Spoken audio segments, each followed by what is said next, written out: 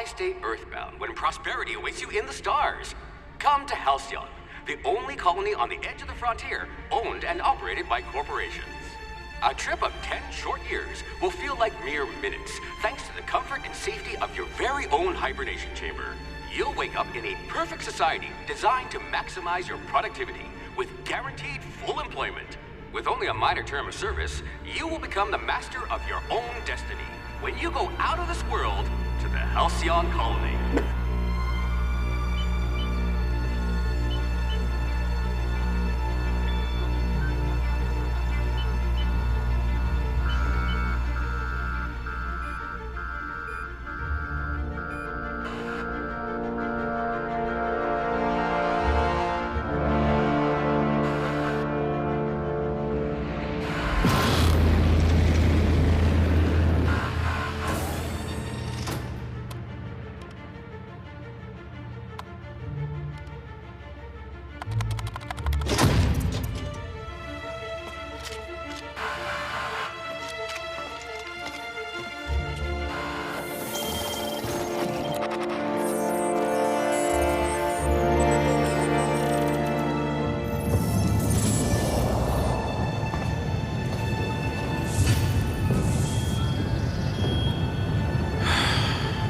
Hundreds of thousands of colonists left adrift out here forever, just to keep from damaging the board's bottom line. Disgraceful.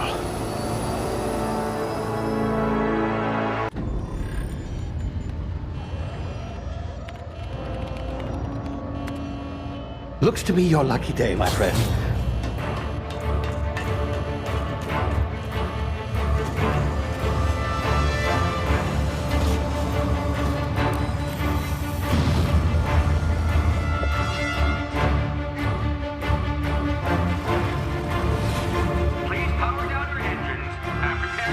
Not likely, bootlickers. Initiate skip jump.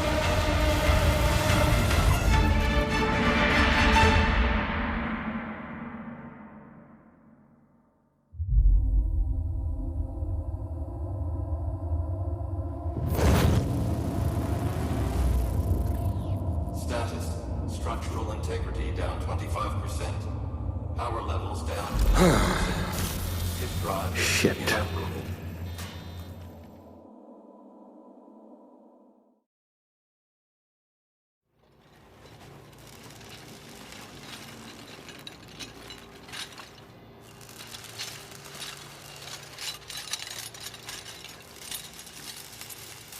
Ah, there you are. Wondering what's going on, eh? A bit of bad news there, I'm afraid. Your colony ship was inexplicably knocked out of skip space and forced to complete its journey at sublight speeds. This means that you and every other colonist on the Hope have been in suspended animation for 70 years, give or take. Normally, reviving someone after so long leads to some quite horrifying results. It's called explosive cell death, but it's really more of a liquefaction. Something wrong? Oh, yes, well, not to worry. I've pumped your body full of a special concoction I devised to keep you from dying so horrifically. Hopefully at all, but I guess we'll see, yes? Unfortunately, I used the last of my chemical supplies saving you.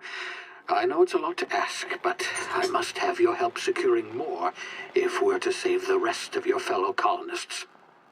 I'd see it done myself, of course, but the board has a sizable bounty on my head. Now, my ship is inoperative, but I've managed to hire a smuggler to help you out. He'll be... Oh, I see we're in position. Good luck!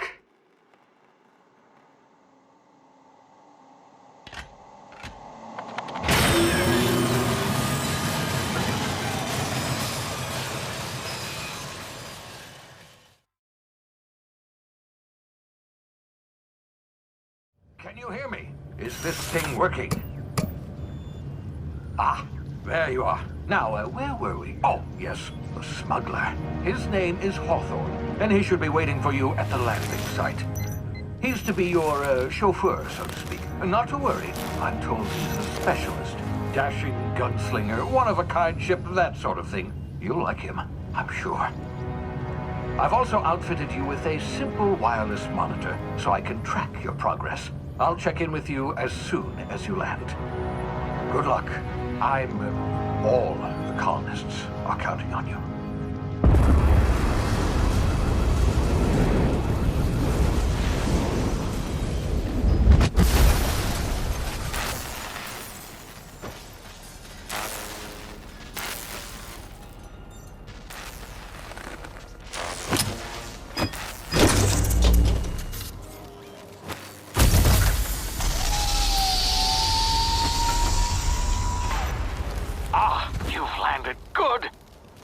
Hawthorne should be close by. What in law's name? Is that him? Oh, that idiot. I told him to plant the beacon and move away, not stand there holding it. Oh well, no sense in letting his ship go to waste. Hawthorne won't mind you taking his ship. Better you than the board, huh? Not sure I trusted the fellow. Might have gone after the bounty on my head.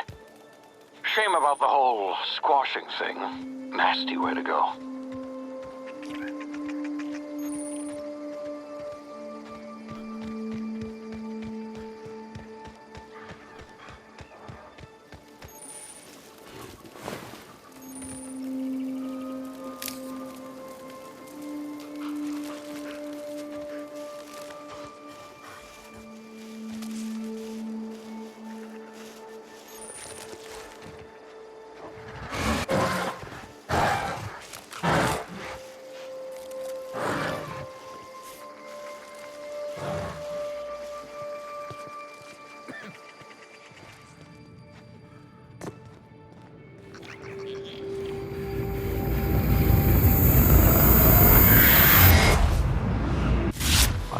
Now, you've been frozen for a while. There's bound to be unforeseen side effects.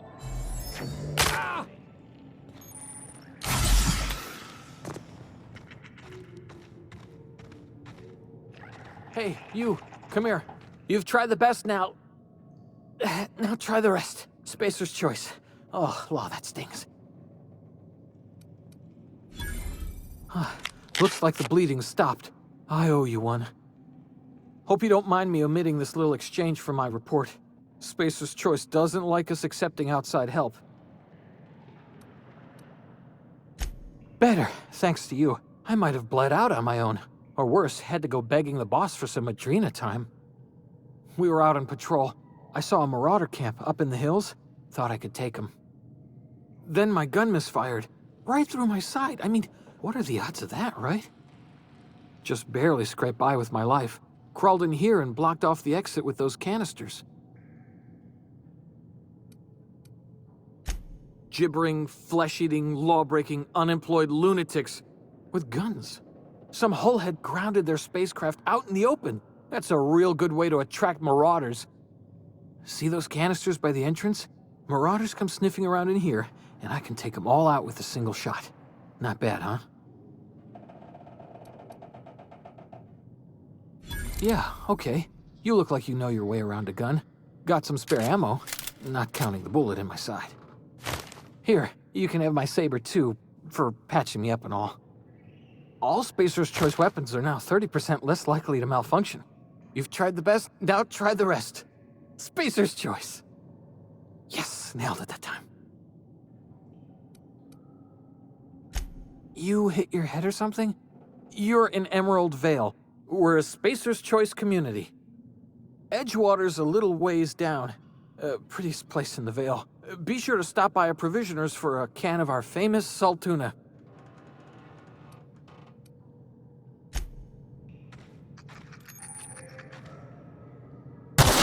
Damage my ears! Oh, what just happened?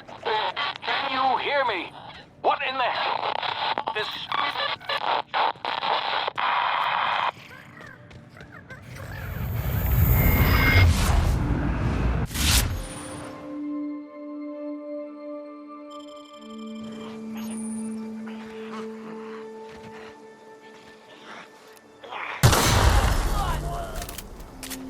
Attack! Attack!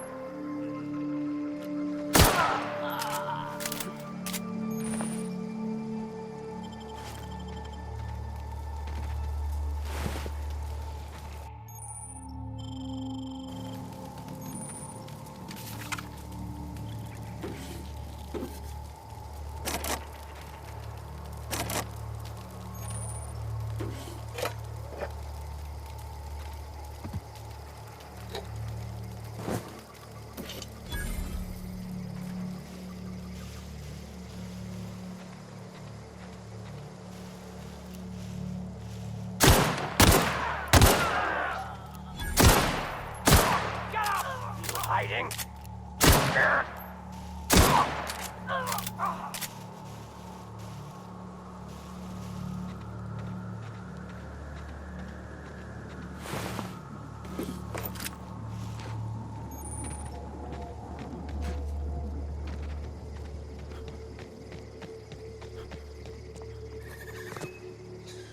Hey! Get over here before you get yourself killed! Don't know where you came from, stranger, but you best keep your head down. There's marauders hereabouts, and worse, landing violators. Gall on that rung leech! Landing in the Vale without using an official Spacer's Choice landing pad. I'd slap him with a fine if it weren't for all these marauders shambling about.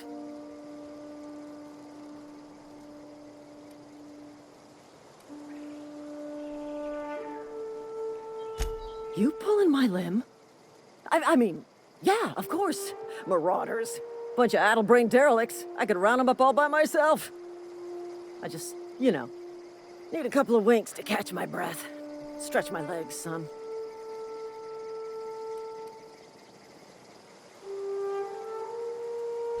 Well, sometimes. Management's real good at cost-benefit analysis. But, seeing as I'm the acting manager in this situation, you know what? You're right. It's time we cross those marauders off, find whoever owns that ship, and file a full report. Then it's gonna be fucking laminated. Here we go.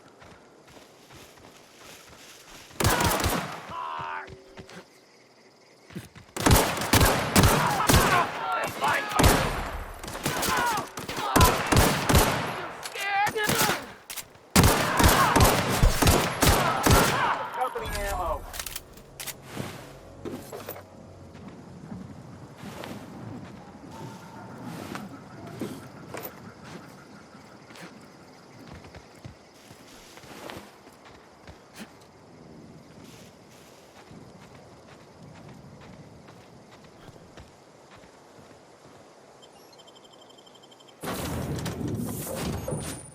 Please be informed that this vessel contains no valuable... Marauder, please be informed that ignoring me is dangerous for your health. Hello, Marauder. I am Ada, the autonomous digital astrogator of this vessel. Please be informed that I am authorized to use violent retribution against unwanted solicitors. Please return any misappropriated equipment and exit this vessel in an orderly fashion. Failure to do so will result in your immediate destruction. I detect an elevated heart rate, indicating dishonesty. Please prepare yourself for lethal deterrence. Jettison procedures initiated. Disengaging airlocks. Preparing to eject all boarding parties in 5, 4, 3, 2, 1. You are still here. My deception protocols have failed. I have been programmed to express disappointment. I am incapable of accepting orders from anyone other than Captain Alex Hawthorne.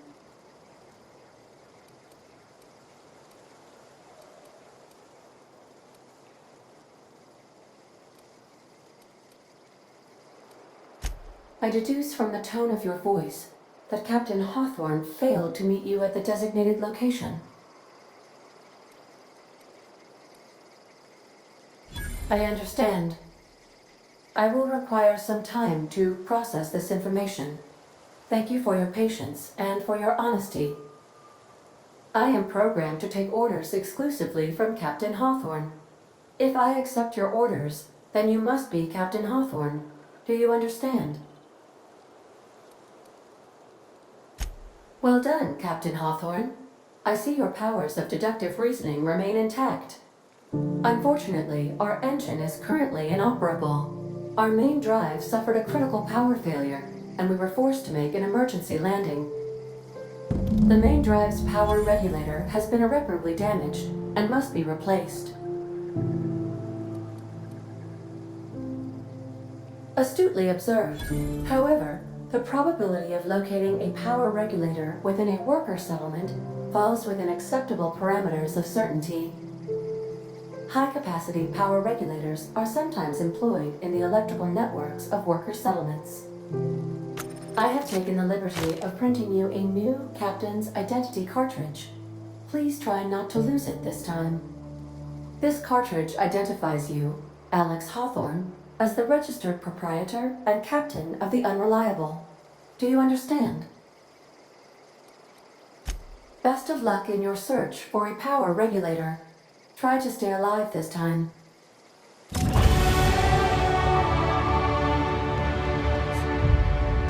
surveillance devices allow me to monitor you constantly. Please ignore them.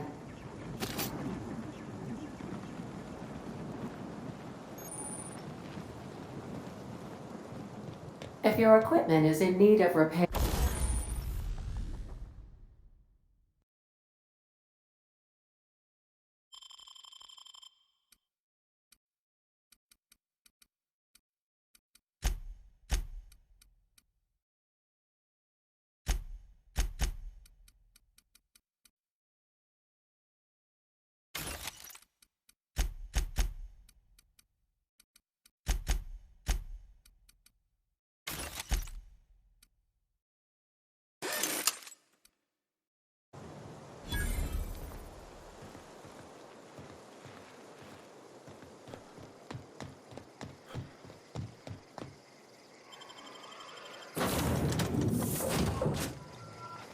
Say, this wouldn't happen to be your ship, would it? Because you sure walked in it like it was your ship. And if this ship is yours, well, mister, you owe Spacer's Choice a hefty fine. I'm afraid we gotta dock your pay.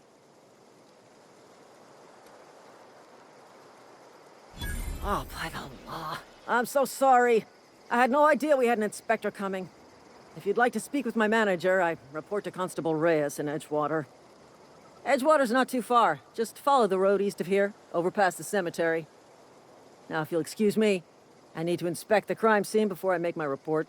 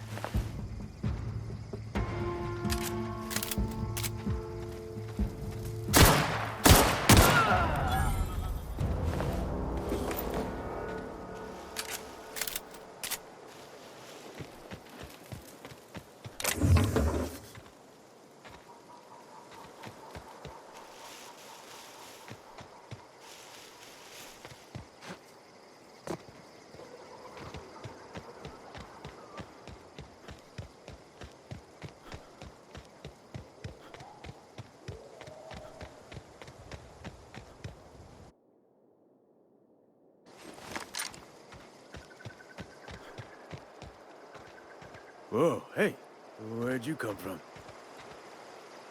Don't go ambling out in those hills. That's Marauder territory, friend. Ain't safe out here. You'd best head into town. Avail yourself of Edgewater's high walls and low prices.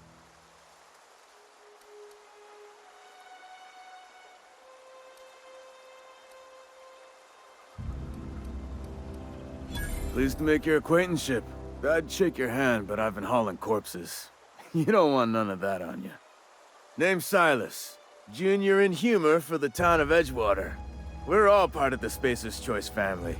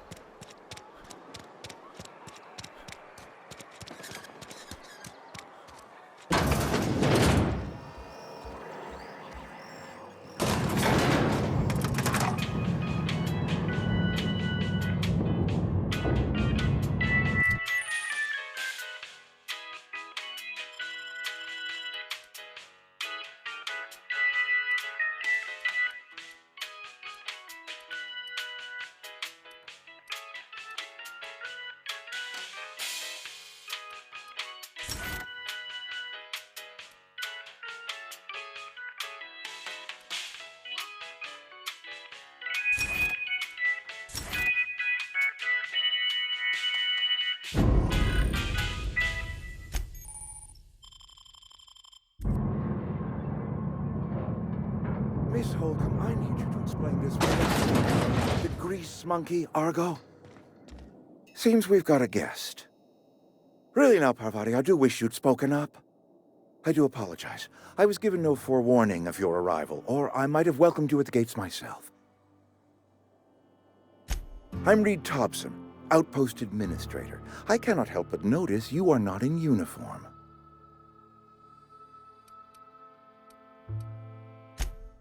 Yes, so it dawns on me. Seems I allowed my excitement to run away with my wits. Been a few seasons since we've had a visitor pass through.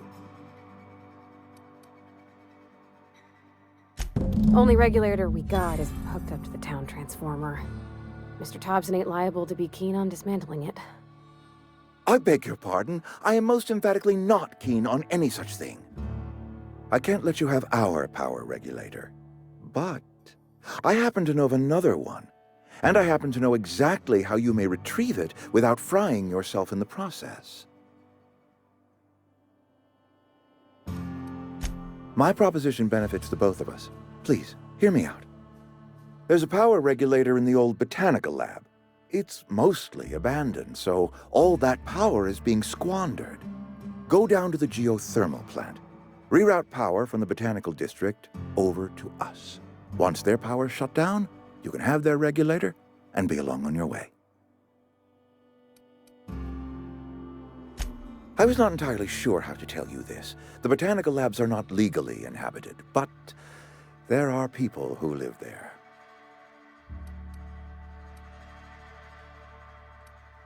No, I do not imagine they will be pleased.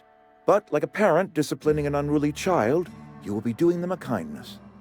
The people living in the botanical labs, they're deserters, former workers. I need them back at their posts. I need them to come home.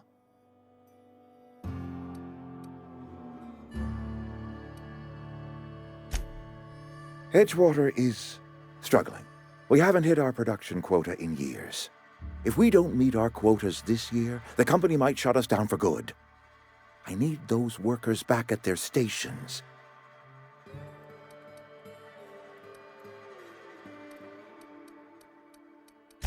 My hope is that by cutting off their power, you will convince those deserters to come back to town. Before you go to the plant, I want you to stop by the botanical lab. Speak to their leader, Adelaide. Tell her the power's about to go, and that it's time her band of deserters came back to town. My dad told me all about the plant.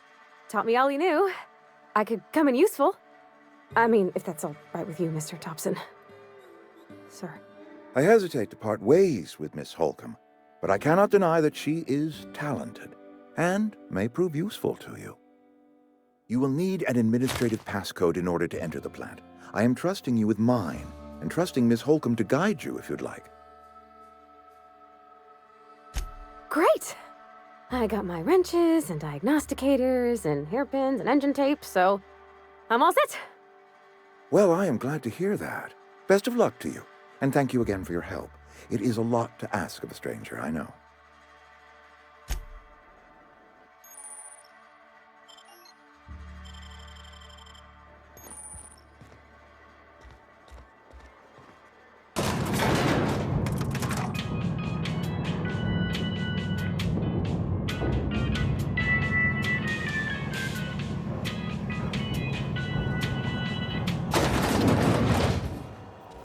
Hey, mister, can we talk? Sorry. Can we chat? Sorry. You just want to get out of here. And you likely don't want to tag along like me. It's just, Mr. Thompson has his own view on matters, on account of it's his job and what all, but that's not the only side of the tale. To Mr. Thompson, a person's a gear. It does its job quiet-like. If it squeaks or stutters, it gets replaced. The deserters are decent folk. I knew some of them before they left.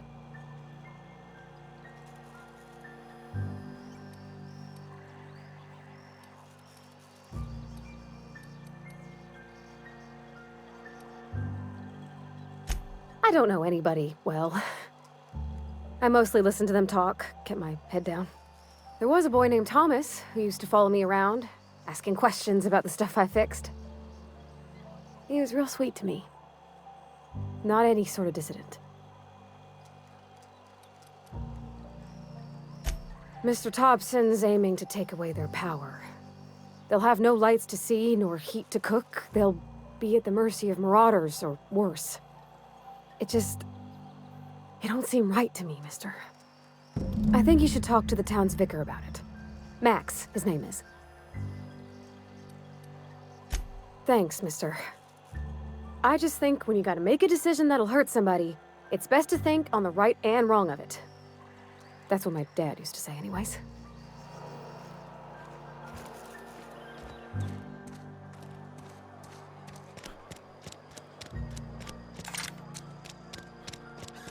Sorry, I'll just be a minute.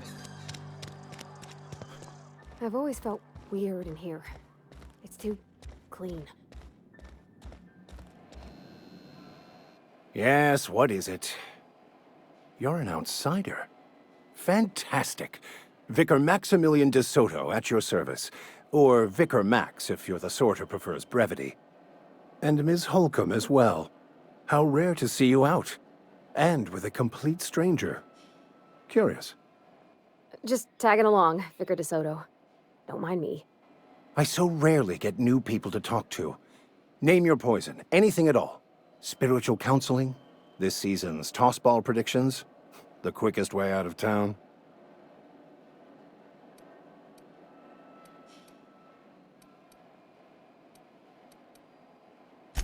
Not to put too fine a point on it, but your choice of wardrobe is not precisely common hereabouts.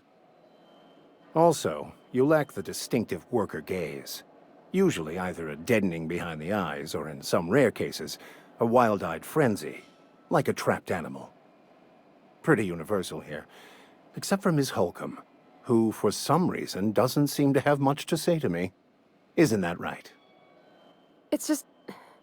there's more to it all than numbers. Sorry.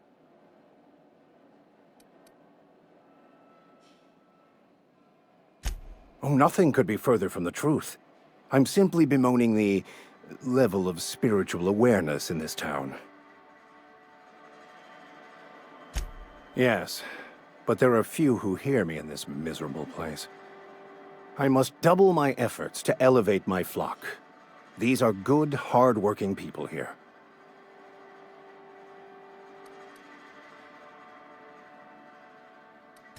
What would you like to discuss? But what? I thought you would talk to him. You wanted to speak to me, Ms. Holcomb?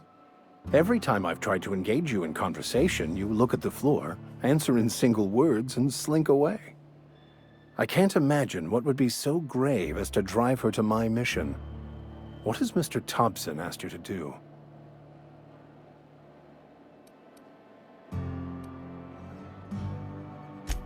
Depriving them of safety from the marauders and wildlife.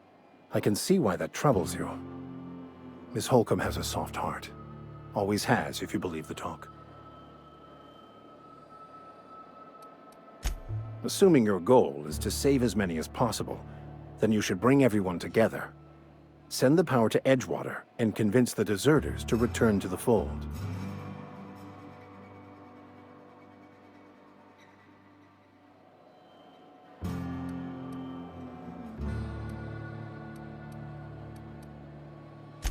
Not if things are left to stand as they are. If you don't mind a bit of unsolicited advice, be cautious on your way to the geothermal plant. It is not as safe as you might assume. One of the reasons I transferred here was to fulfill my duty in hunting down banned heretical texts. I happen to know such a book is, as we speak, tainting a collector's library in Emerald Vale. However, the collector's residence lies outside the town's walls. My retrieval efforts have been thwarted by marauders who have overrun the property. Should you fare better than me, I'd pay a handsome sum for the book. It's a handwritten journal, a faded blue cover with the name M. Bakonu handwritten in the lower corner. I'll mark where I saw it on your map. Assuming you're serious? Thank you. If you retrieve it, you can always find me here.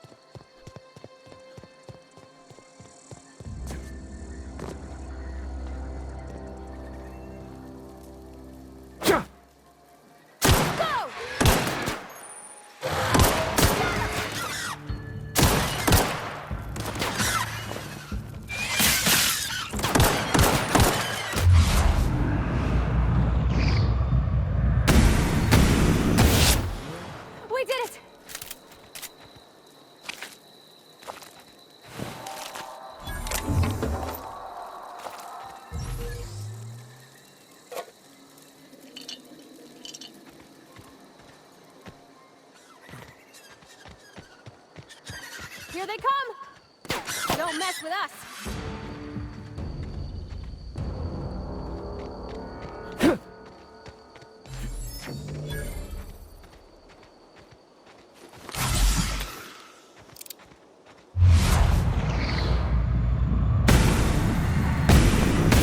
Here we go!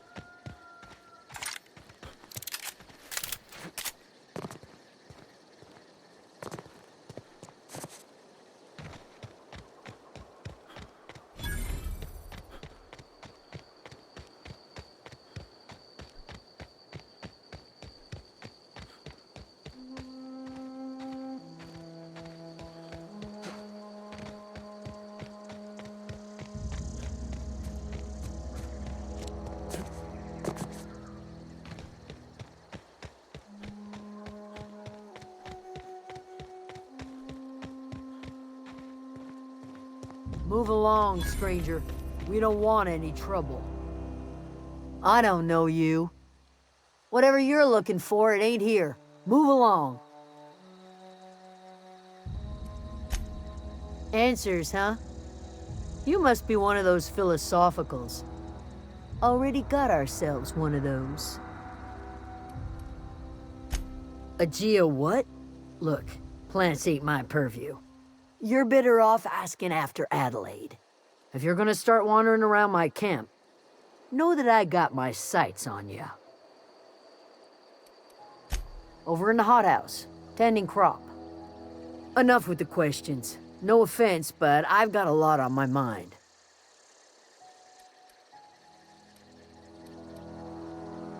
Much obliged.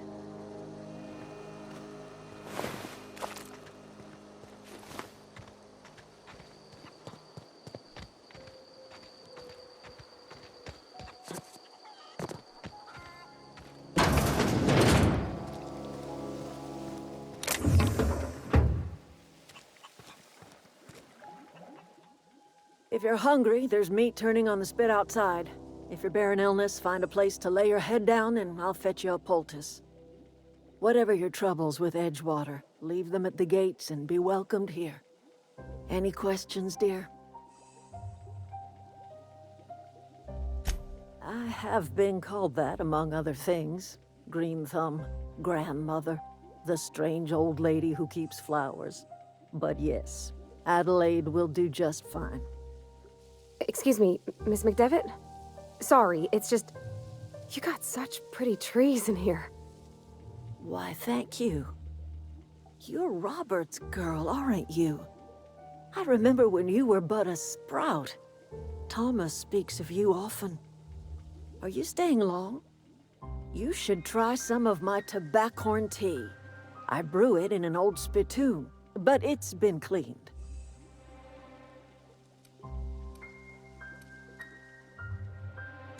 A home for anyone who's ever turned their backs on Edgewater. A home for those of us with nowhere left to go and nothing to lose. So, like the spores of the puffball, cast on the wind and alighting on fresh soil, we put down new roots. Terrible to those of us accustomed to the comforts of a civilized life. But I have always believed that freedom is more important than comfort. Reed Thompson, you here on behalf of that cold-eyed reptile? Let's hear it. What's Reed's idea of peace, then?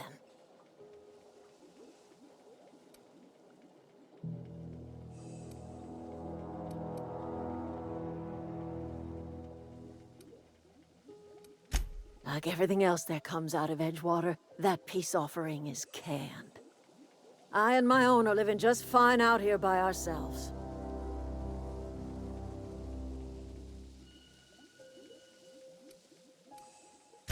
He would do such a thing. The question is, why would you agree to his plans?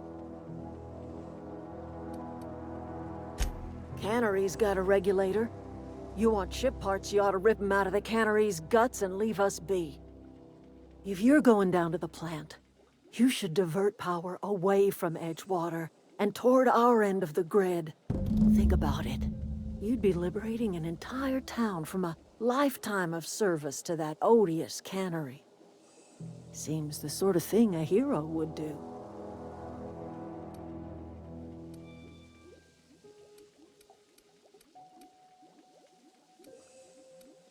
A hero to the people who matter. To us.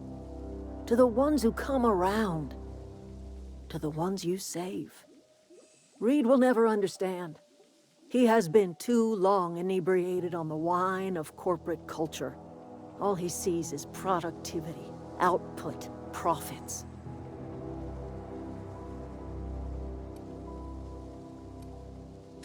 Life in Edgewater grinds to a halt. The cannery shuts down, workers desert in droves, and our own little camp grows and thrives.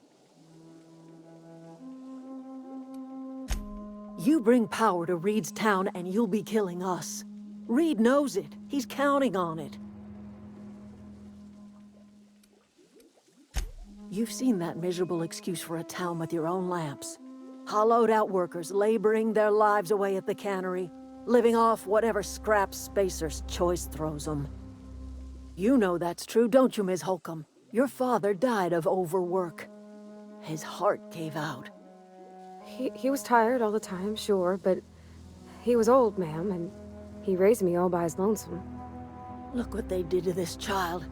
Lost her family to the company, and still she defends them.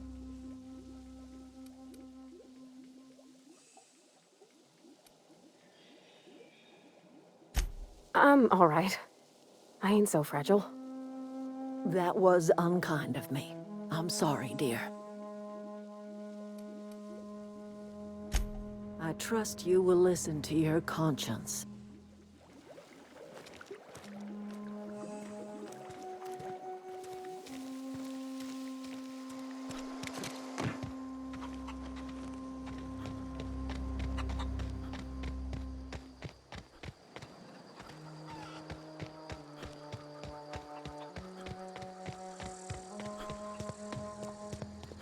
Oh, that's Thomas. He used to follow me around before he left the cannery.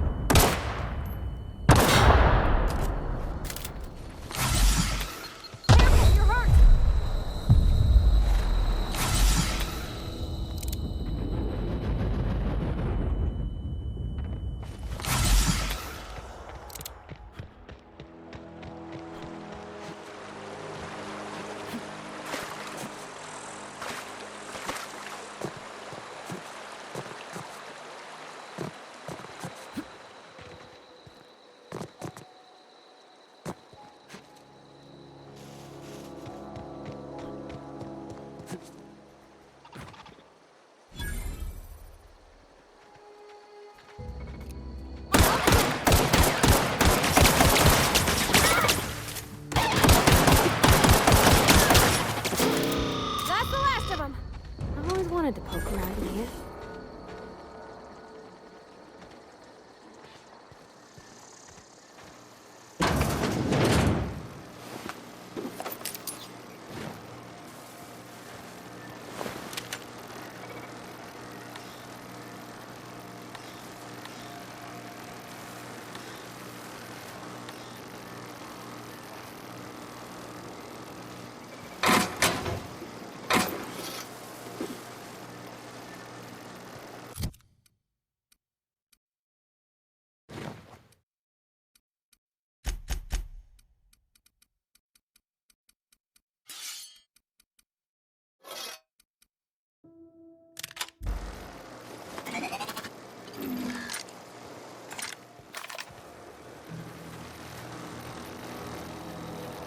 Processing.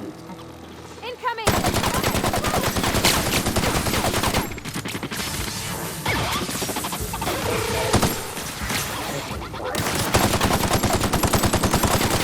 Not getting through! Investigating.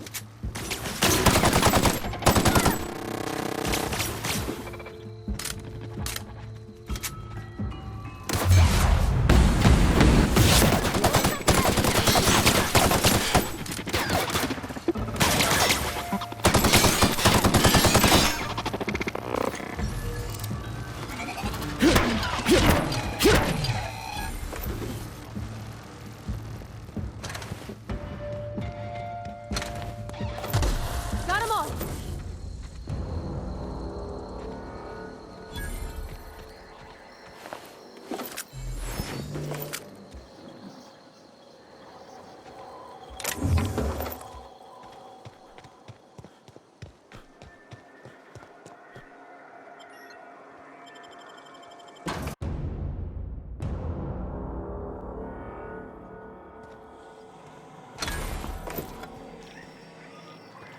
The control room should be off to the right. I hope we're doing the right thing. Don't mess with us!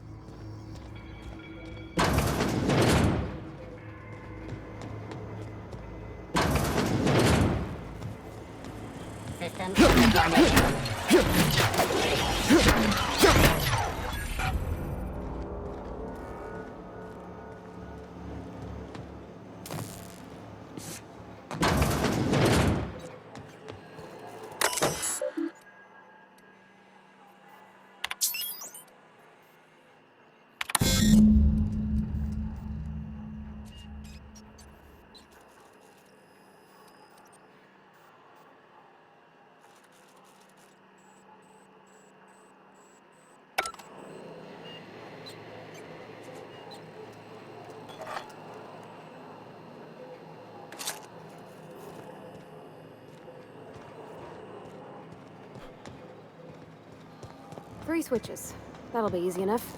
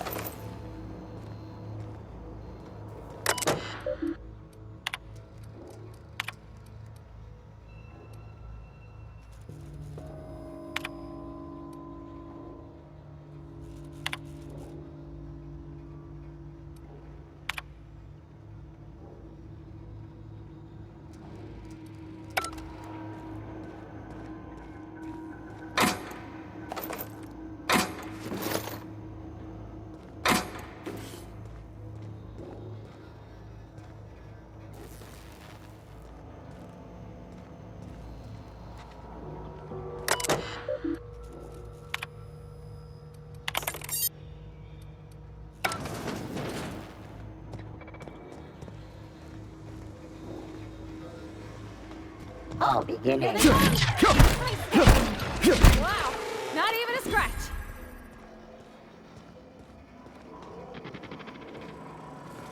Got it. Inside voices. Searching security.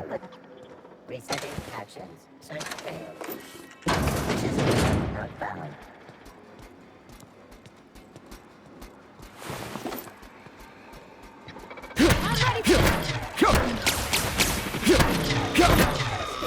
Performing. We made it!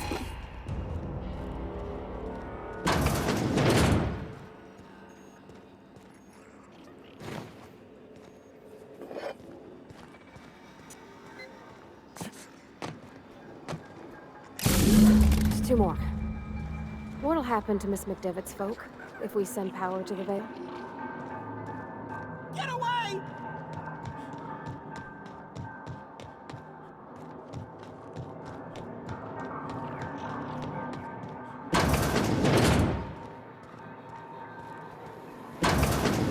Mind the steam. You're liable to get scalded. Here they come!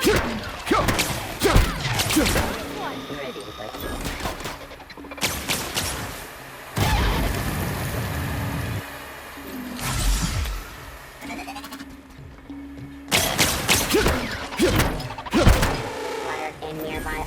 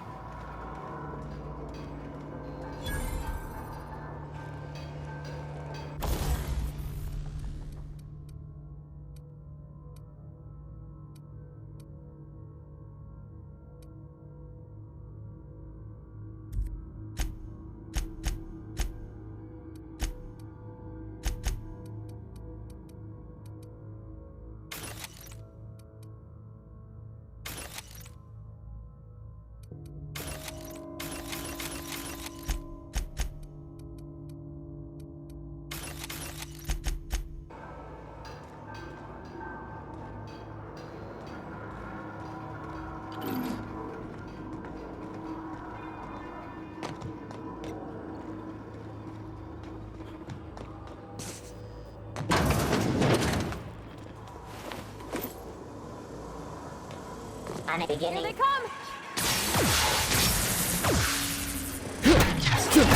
Everyone all right?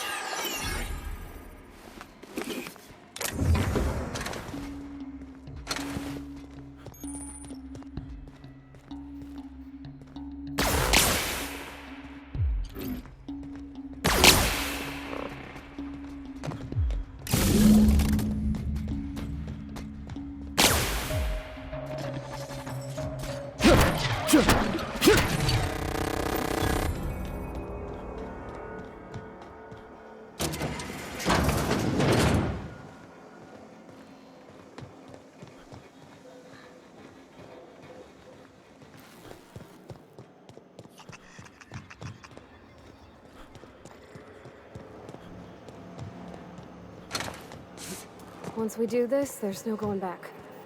Hey, mister? Look, I know you want your power regulator and all, but I just gotta ask you. Do you understand what you're about to do? I don't think you should cut off Edgewater's power. I think it would be cruel. I'm sorry. That just sort of came out all at once. Edgewater's hurting. We've been losing workers year after year, and corporate hardly ever sends replacements. There's barely enough Saltuna to fill our bellies anymore. But the town's got some good people in it. Decent, hard-working folk just living their lives the only way they know how. They don't deserve to be punished.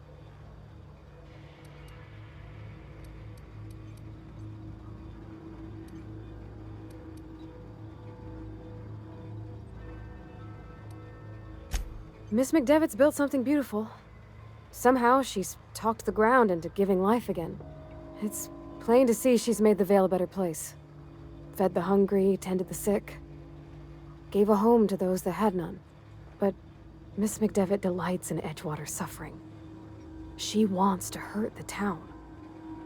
Do you really want to be party to that kind of hatred?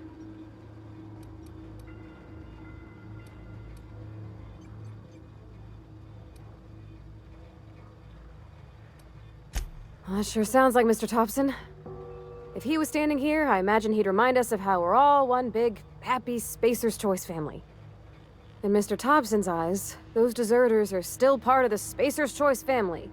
The family must work together in order to survive. I hate to say it, but I think Mr. Thompson's got a point. Unless those deserters come back, Edgewater's as good as dead. Cutting off their power might be the only way.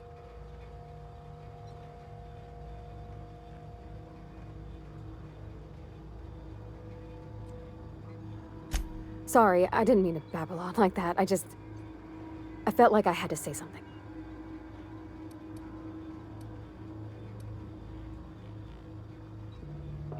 Really? I mean, wow. Thanks. No one's ever told me those words in that order.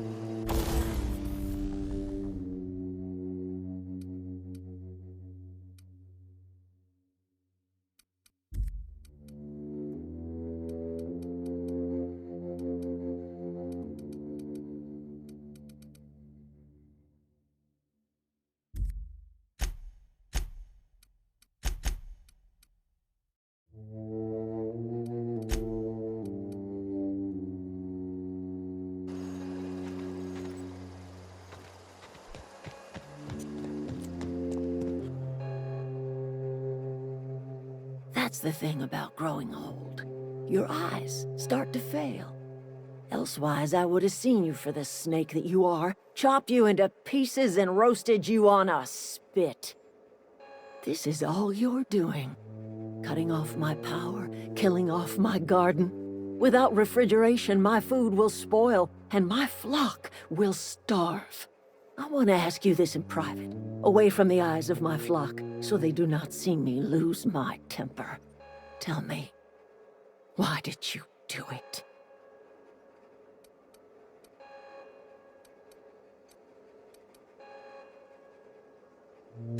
You want my flock wasting their lives in that cannery? Fine. Go and talk to them. Go talk to Grace and Thomas. Look them in the eye and tell them their life here is over, and the only thing left to do is go back to Edgewater. This is now your responsibility. And you tell Reed Thompson that I will never return to Edgewater. I would rather die among my flowers than live under his management.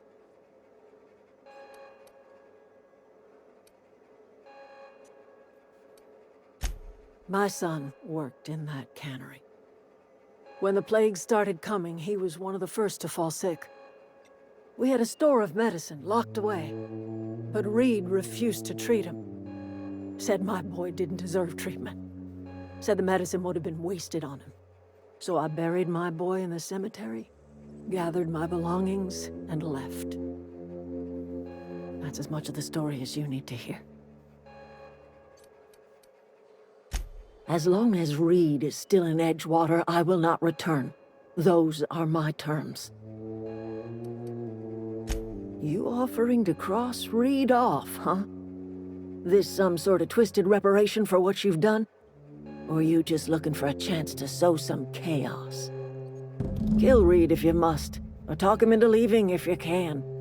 He and I are not sharing the same four walls together.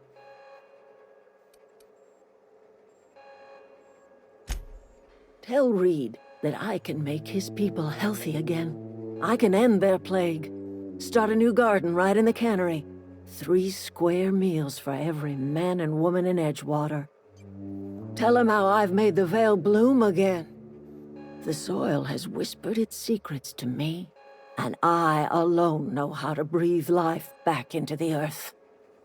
The secret is human corpses. I've been grinding them up in my fertilizer for years. Marauder, worker, don't matter much to me. The human body is rich with nutrients. Edgewater's cemetery's got corpses aplenty, enough for a generation's worth of crops.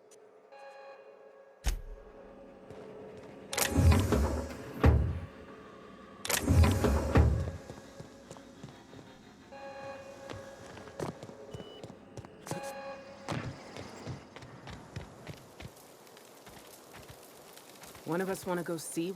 Marauders can't see us in the dark. Wild canids, on the other hand. The matter's been weighing on me. Fact is, I can't go anywhere long as Zoe's missing. Disappeared without a trace. Marauders took her, I suspect.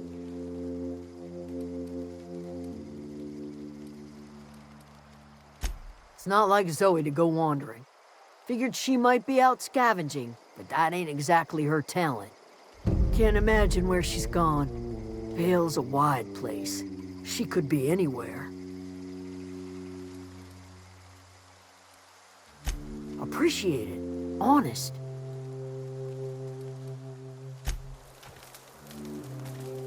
Everybody keeps staring at me. It's not my fault the power's dead. Whoa, Miss Parvati. Hey, you're, what, how are you? Hi, hello. Are you, are things safe out here? How are you keeping?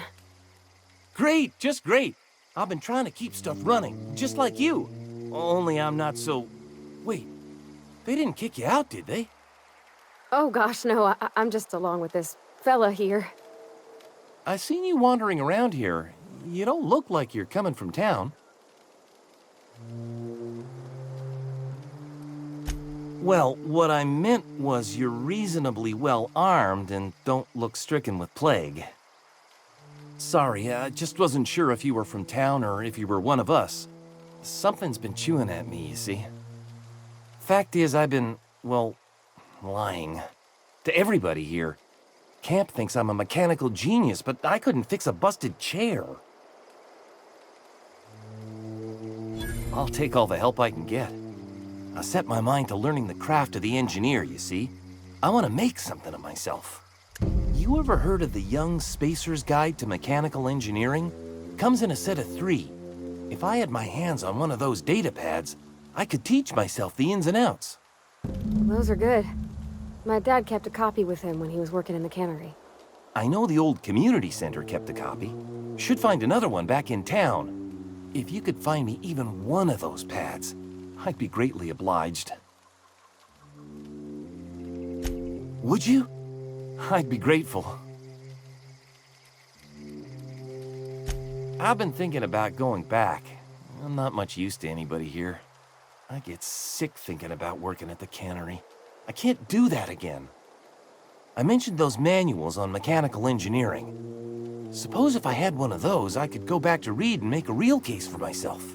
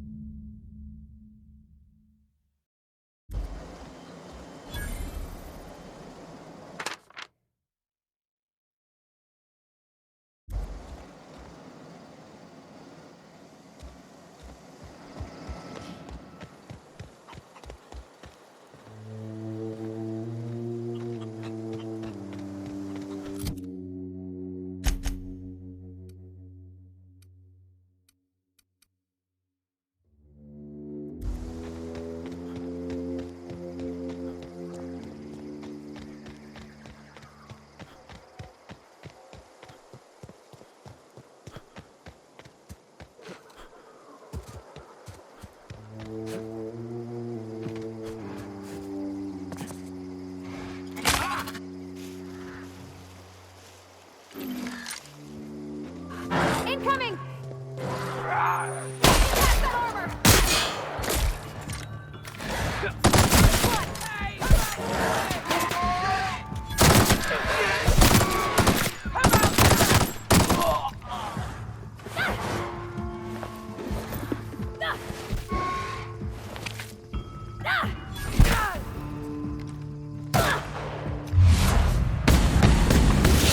Everyone all right?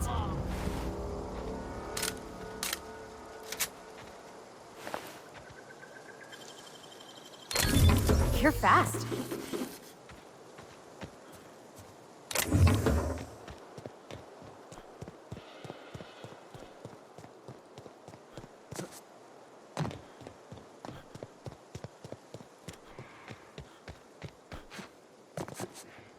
I don't know anybody who ever came out there.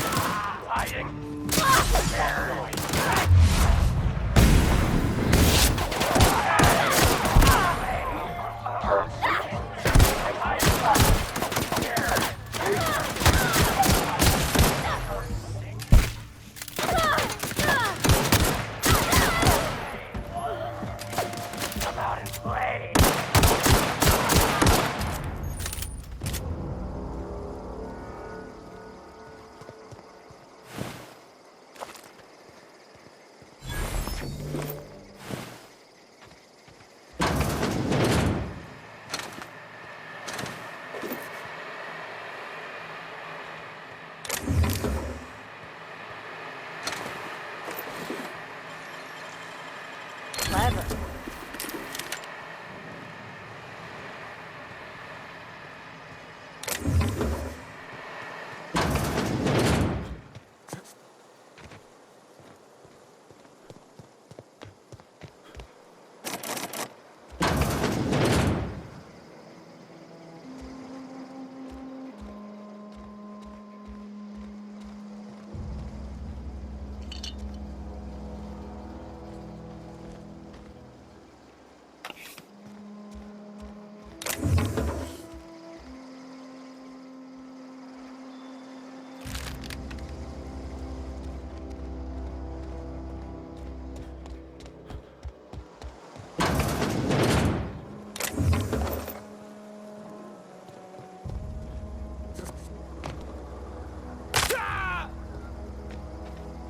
Wow, you crossed them all off, like some sort of heroic accountant running down a list.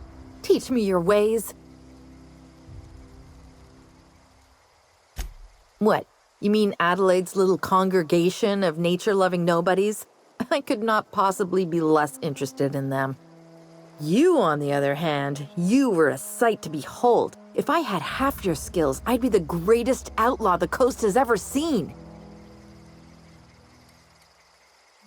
Why? Adelaide wants me back on garden duty or something? Thanks, but I'm not going anywhere. This is where I belong.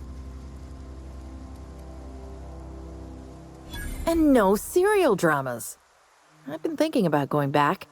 I just gotta know if Lord Cavendish really is the masked marketeer. I'll take my stuff and head on back, I suppose.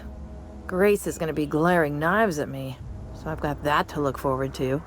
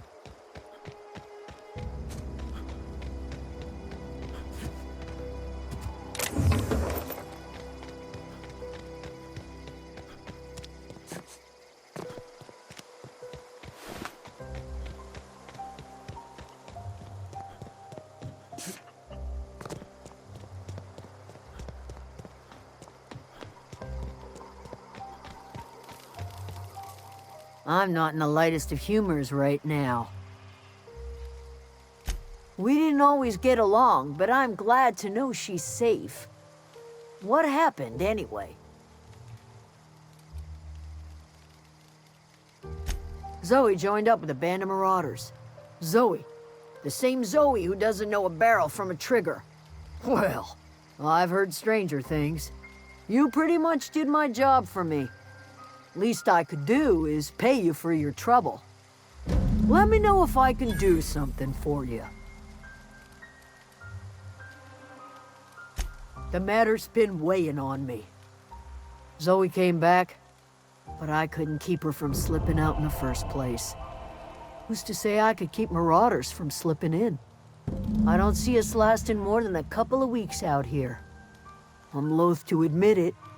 We're gonna have to make our peace with Topson and hope he takes us back. Listen, we go back to Reed, hat in hand, begging for our old jobs back. Well, Adelaide's not gonna forgive us. She never talked to us again.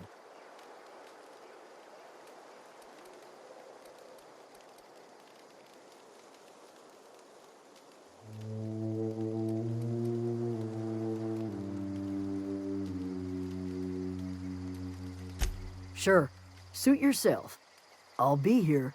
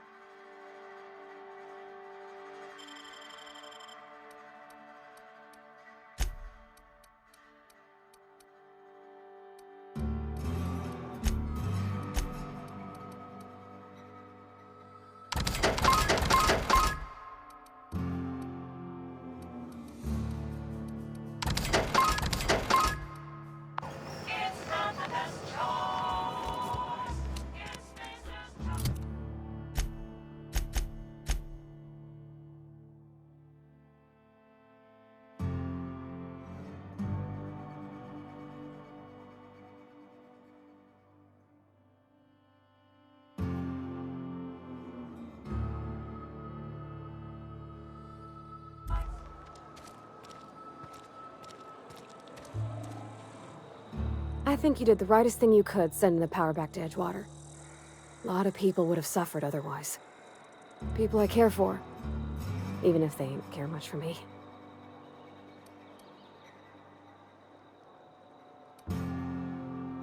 He's just interested in fixing stuff.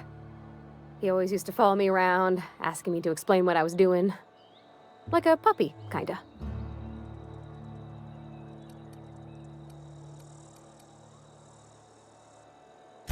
I'm just glad he's alive. That he's okay. I mean, when Mr. Thompson said he was fired, we all expected the worst. If he wants to learn about engineering, we should help him get those data pads he wants. I'd like to do that for him. You mean about the mission being too clean?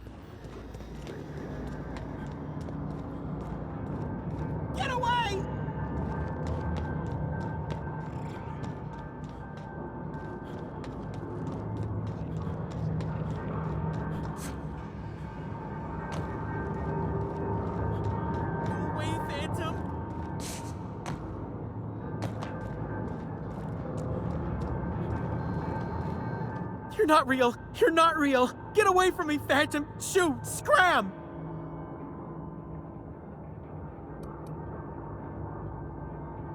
Most people? But I'm the only one left. No. Remember your first rule, Higgins. No arguing with the Phantoms. See? See, Higgins? This is why you must always boil your sprats before ingesting. Of course. Do excuse me. I experience brief flashes of mania during which I am visited by the phantoms of my imagination. Chester D. Higgins. The D stands for definitely not insane. I use it as a reminder. Oh, Higgins has been many things over the years. Sprat Wrangler, Saltuna Critic, Aetherwave Personality, Chairman of the Board, Galactic Defender, Sisty Pig Tycoon. I've come a long way for someone who started off as a simple engineer right here in this plant.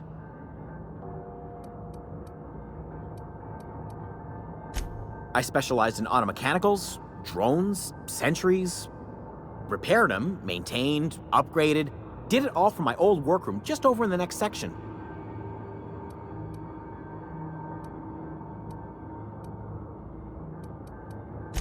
Look, I don't want to fall into any trouble with the mechanicals. If they wise up to our plans, they will come for us. With prodding irons. You know, you remind me of myself back when I was an intergalactic adventurer. I discovered a flaw. Their hostility levels were hardwired to maximum. There's no changing that, but you could rewrite their targeting protocol so they attack each other instead. Yes, that's exactly it. I see you're also versed in the noble art of mechanical engineering. There's a behavior control terminal in the other room. It should have options to change how the mechanicals act, including whom they shoot at. Oh, that reminds me. You'll need my passcode to access the behavior control terminal. Here, let me just write it down for you.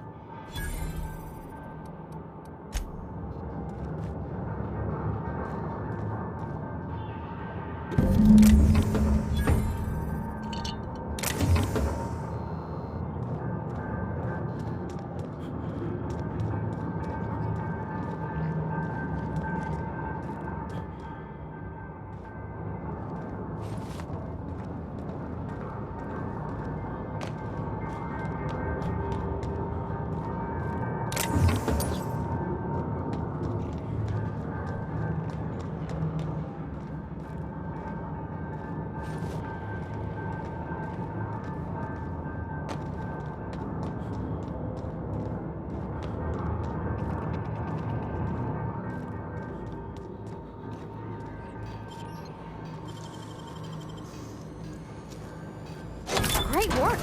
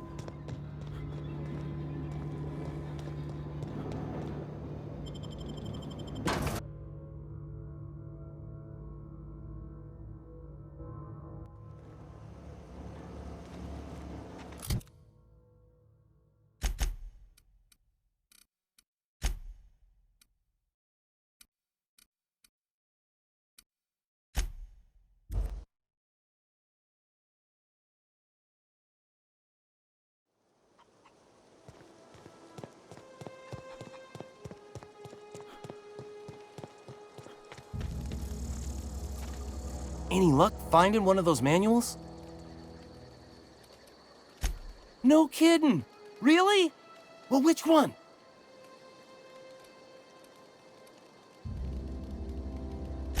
You're really playing with my feelings here.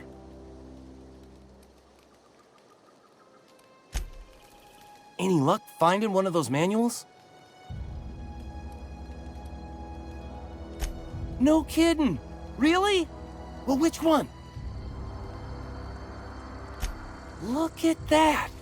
Building a computing machine out of Spectrum potatoes, a primer. I'm just glad it survived all these years. I appreciate you going through all that trouble. In fact, I put aside something special, on the off chance that somebody'd search out those data pads for me. Well, don't keep me in suspense. Ain't that just ironical? If I'd worked a little longer back at the cannery, I might have found this myself. 2 whole data pads? Be still my beating heart. Oh, almost forgot your payment. Well, don't keep me in suspense. The geothermal plant? Now that is just incredible! You really went exploring down there? Adelaide always told us it was swarming with hostile mechanicals. That's a complete set. All 3 parts. I'm gonna be the greatest engineer Halcyon's ever seen. Aside from you, Ms. Parvati, I swear, I'll do you proud. I'm glad we could help, Thomas. I've been saving something for you. Just a little contraption I found. Should fit right into your outfit.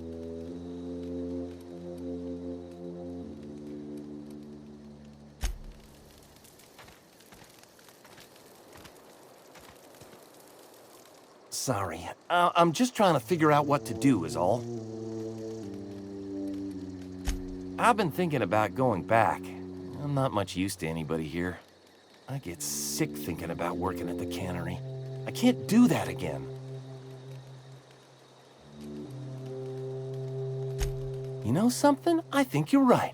The town could use another engineer, and I'm on my way to becoming one. I could do a lot of good in Edgewater. Maybe even keep a garage of my own with a little workbench and my very own toolbox. It's just... Adelaide's never gonna forgive me. Not in 100 years. I go crawling back to my old life in Edgewater and I'm as good as dead to her.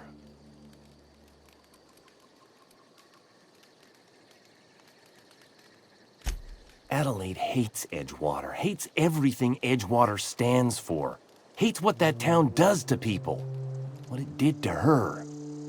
We're the nearest she's got to kin. We go back to Edgewater, we may as well have stuck a knife in her heart.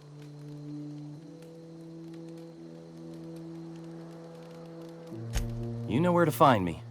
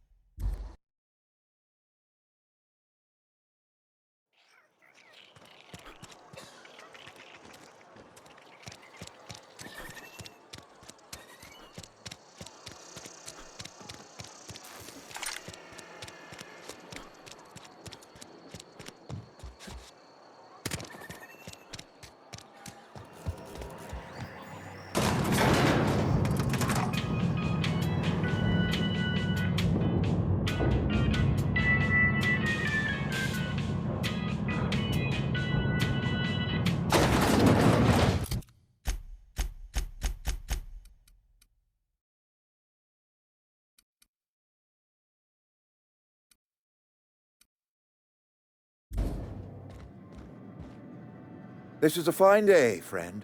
Power flows through our town like a cool stream of water. I trust Adelaide's people have seen their way to reason. So, when can I expect them back at their posts?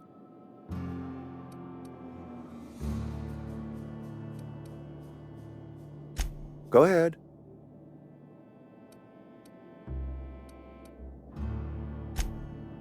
I appreciate what you've done for us.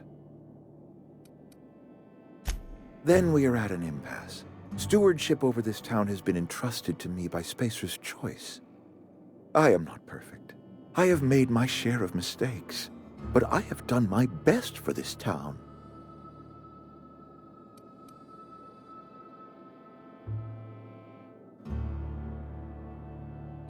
I am a Spacer's Choice man. My father was a Spacer's Choice man. Edgewater may not look like much to some buttoned-up freelancer, but it is my home.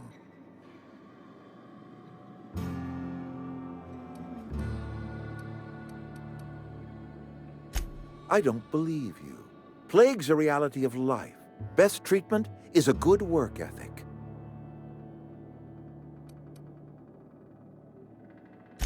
You are disparaging our parent company, and it is not appreciated. We are a Spacer's Choice Saltuna cannery. We eat Saltuna here, and only Saltuna.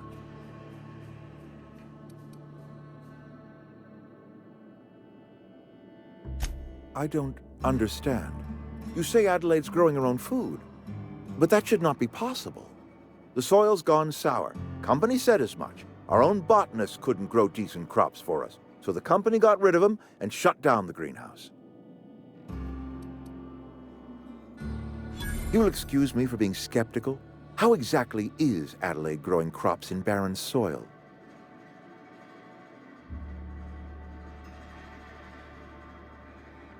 If Adelaide's found a way to feed her people and cure the plague, And she deserves this office more than I do. I won't stand in her way. My life here is ended. Give me a little time to settle my affairs. I'm sure Adelaide will be glad to see the back of me. A couple months ago, I might have put in for a transfer. It's a big colony. Spacer's Choice has other towns. Now, I couldn't show my face in any of them. No such thing as an honorable resignation. Suppose I could find a place outside the walls, or put in for early retirement.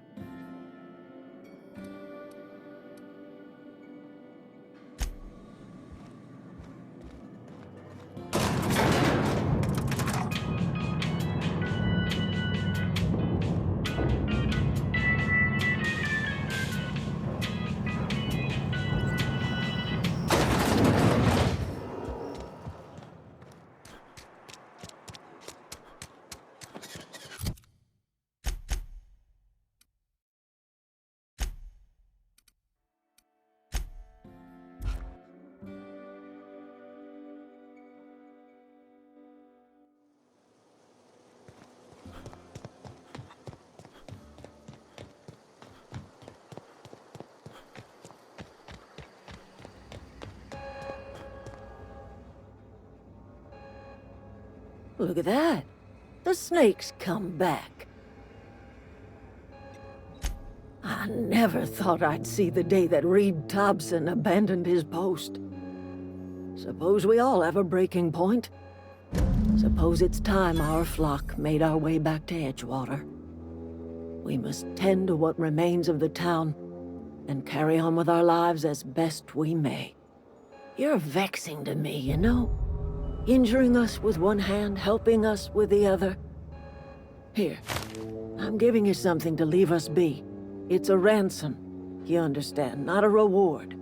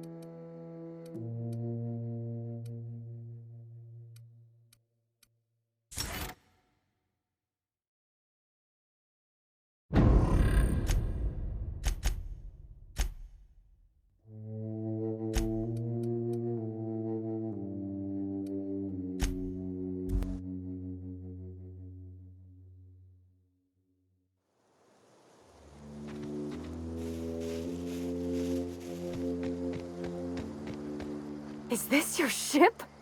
Oh my stars, she is just so handsome. Does she have a name yet? What's her drive model? Oh, gosh. Listen to me babbling. When I was in Edgewater, I dreamed of flying on a real ship, working on a real engine, belonging to a proper crew. I'm the only decent mechanic Edgewater's got, but every time I think of going back, I get this sinking feeling.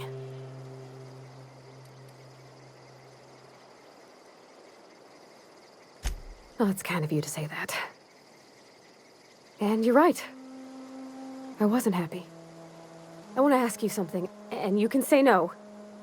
But can I come with you? I could tend to your engine. I know my G-valves for my catalyzers, and I can keep your ship singing. And if you ever need a pair of eyes watching your back, I can do that too. What do you think? Yes! I mean, thanks. You won't regret this, mister. Captain. I can call you Captain now. Ha! I got a captain.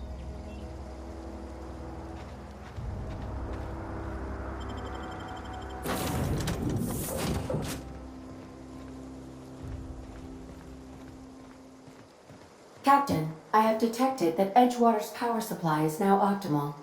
I applaud your willingness to invest your time in the local community. What can I do for you, Captain?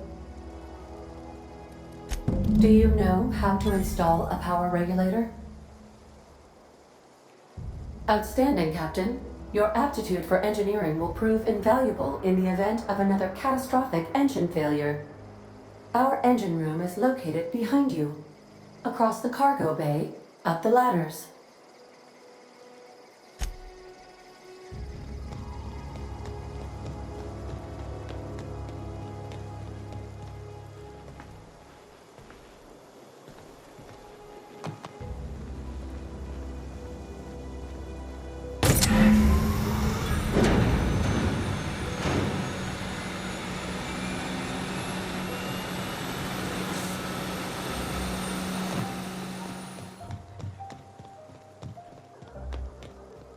What can I do for you, Captain?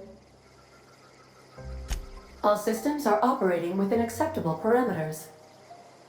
I am prepared to bring the Unreliable into low-altitude orbit. This should prove an adequate test of our flight capabilities.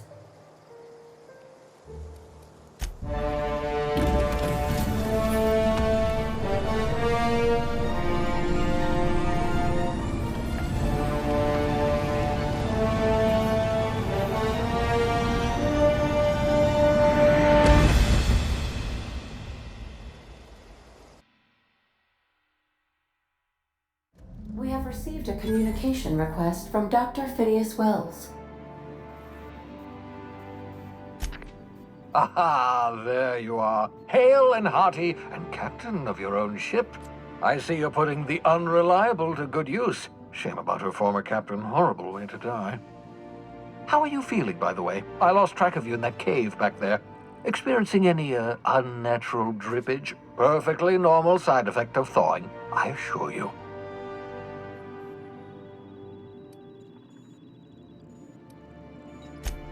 What you saw in Emerald Vale is happening all across the colony. Food shortages, lack of supplies, and basic necessities. We're dying. The chairman, the minister, and all their lackeys on the board are to blame. The Hope has some of the brightest minds Earth ever sent us. If we can revive the Hope's colonists, they can help us undo the board's mistakes. They can help us set things right. You need to get to Stellar Bay on Monarch. I have contacts there. They'll help me, help us, find the chemicals to revive your fellow colonists. Gladys Culkelly, lovely woman, runs a cozy little black marketing outfit on the Groundbreaker. She can get you a nav key to land on Stellar Bay. Excellent. I'll send her a wireless. Let her know you're coming. By the way, I gave Captain Hawthorne a disguise apparatus of my own design, cutting-edge technology, years ahead of its time. I call it the Holographic Shroud. I'm sure it will prove remarkably useful to you. You'll find it in the captain's quarters. Excellent. I'll contact you once you've found a way to get to Stellar Bay. If you have any questions, come see me in my lab. And remember, don't trust the board. They'll try to win you over with promises of wealth and power, but it's a lie. The board's only interested in filling their own pockets. If we don't put a stop to them, they're going to run this colony to the ground. Transmission ended. If you are ready to depart, please select a destination on your navigation terminal.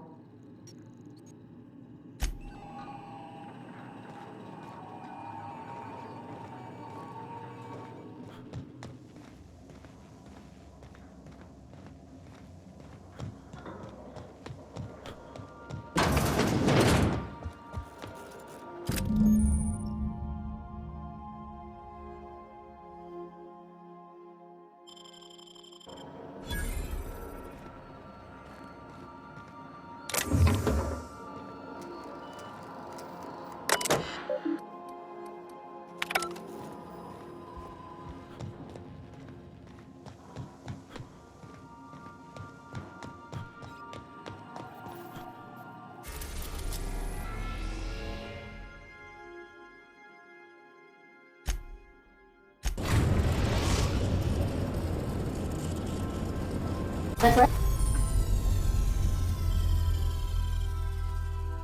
Groundbreaker has approved our request for docking, Captain. You're free to disembark.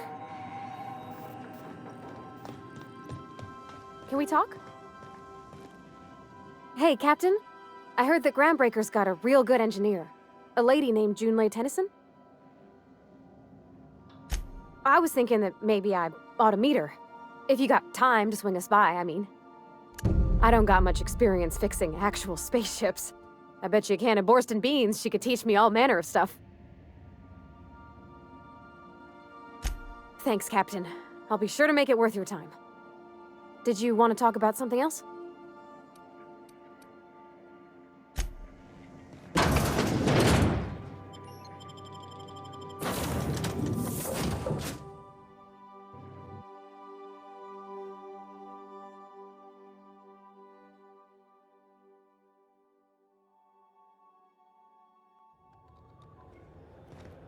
Captain. Hey, Captain. I'm in space. That's not the point. This halfwit just knocked out one of my workers. Yeah, with a tossball stick. I heard you the first time. Hey, no offense, but I don't think this walking Saltunican's gonna appreciate you interrupting. Keep talking, Millstone. See what happens. Now's not a good time. I'm dealing with a problem here. So, go space yourself. Problem solved. You must really want to truncheon through your teeth. Do what you want. I'm done here. Whatever you heard, it's all true.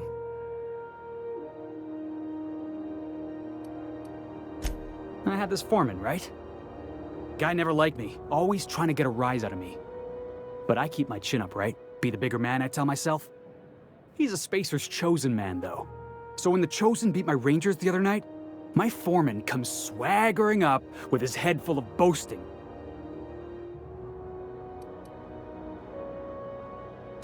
That's when I broadsided him with a tossball stick. Yeah. Look, this was a long time coming. Guy thinks he can push me around because he's some sky-high foreman, and I'm just a back bay's dock worker. Well, former dock worker. Guess I just tendered my resignation. Enjoy my freedom. Scrounged together enough bits for a 0G. Other than that, can't say as I do. Hey, not for nothing. But I saw you wander out of that ship over there by the dock. Wouldn't happen to be yours, would it? Captain of the Unreliable. You're like something out of a serial drama. Hey, I don't want to talk your ears off, guessing you got places to be. I appreciate your time. Felix Millstone. Pleased to make your acquaintance. See you around, boss.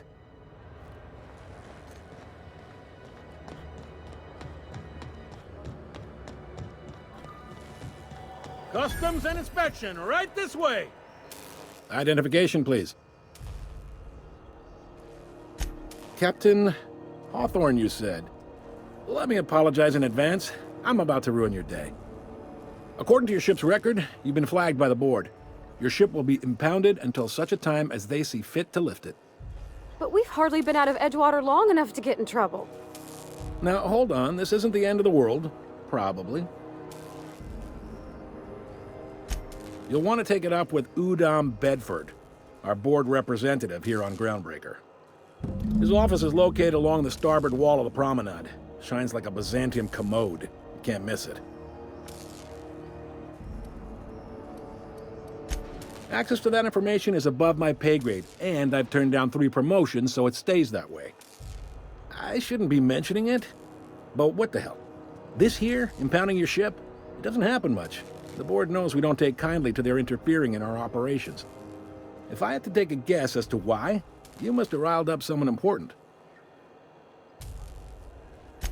You take the starch out of them, well, you won't hear any complaints from me. Oh, and if you're headed that way, would you mind doing me a favor? Wanda Dorset over in sickbay, tell her the shipment's not in yet. It's not coming in anytime soon, and if she'd be so obliged to get off my ass about it. Much appreciated. Is there anything else I can help you with? Be seeing you. Hey there. The fence. You'll find her in the rest and go, on your left when you enter the promenade. Make sure you bring an empty belly.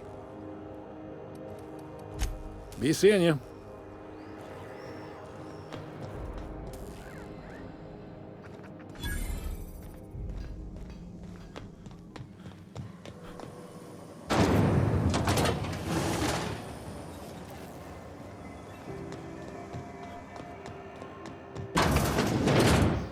Ooh, can we rent an upstairs room? Bless my heart. A stranger come knocking on a poor old woman's door. You here for a particular reason?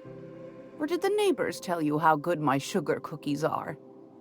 Made without a single natural ingredient, or an oven. Just like store-bought.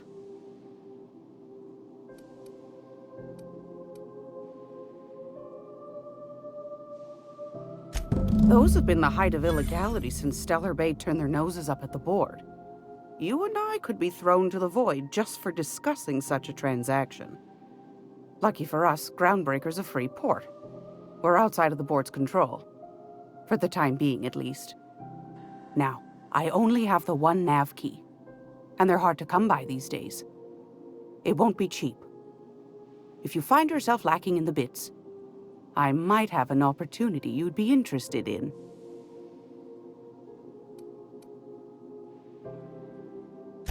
Well, I find I'm in need of a ship captain with a little moral flexibility. Might be this could help out the Groundbreaker, as well as earn some bits. But if you've got qualms... Do you know Edna, over in engineering? Sweet as a pea, that one. On occasion, she'll pass along transmissions I might find interesting. She sent me a recording of a distress signal she'd scraped from the Groundbreaker's comm array. Curious thing is, it came from an outpost called Roseway, and Auntie Cleo abandoned that place years ago. You've got an ear for intrigue and a nose for bits. I like that. Here's a copy of the SOS recording, complete with the coordinates. If you should find a secret worth selling, might be I could find a buyer. Corporate bigwigs will pay top bit for inside information on their competitors. The more we got the corps fighting each other, the less time they got to meddle in our affairs. Don't forget to come find old Gladys when you're done. Anytime, sweetheart. You know where to find me. Here, take a candy with you.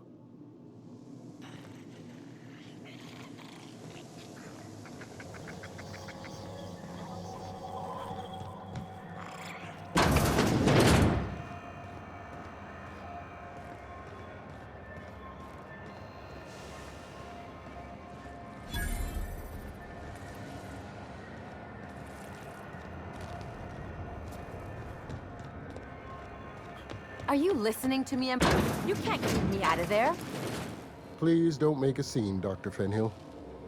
I am not making a scene. I'm sorry. Am I causing a scene? See, Umfuru? We could have avoided all this unpleasantness if you just let me talk to Jessie in the first place. Let me get one thing straight. Jessie and I are not friends. I just owe her, okay? As for the rest, I'm trying to figure that out. All I know is that she's been here too long, and she's apparently not receiving visitors. Be my guest. If you know something I don't about dealing with hospital bureaucracy, I'll be impressed.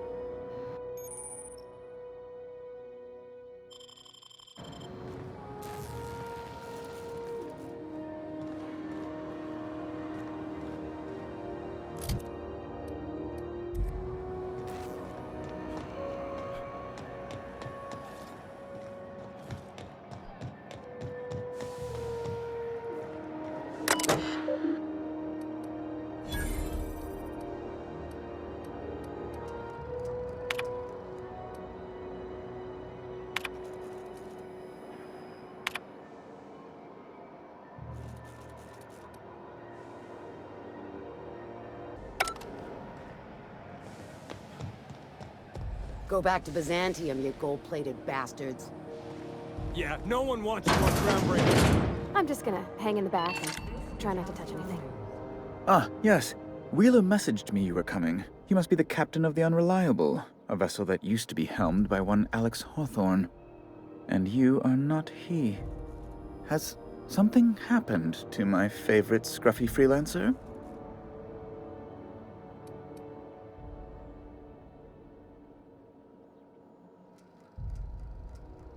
Oh no, this is terrible. My dear friend, what devilry is this?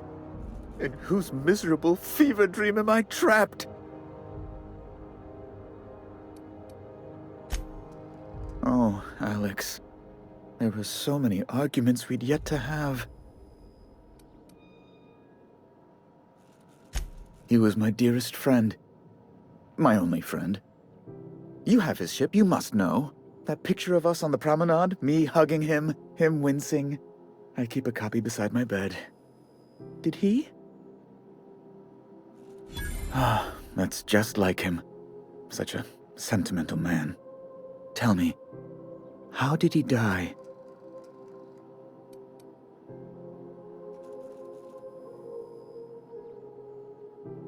No! How dreadful. That was always Alex's greatest fear, you know. Devoured by those fiends. Becoming one with their droppings.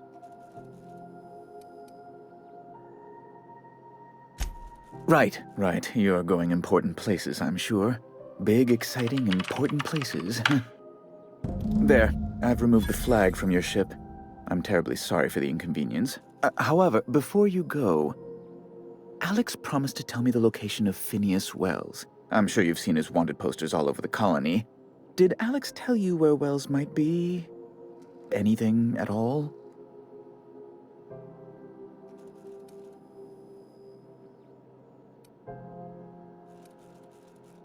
That's...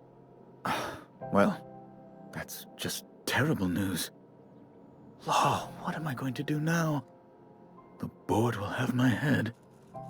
Oh, I'm sorry. This is terribly unprofessional of me. Is there anything else I might help you with?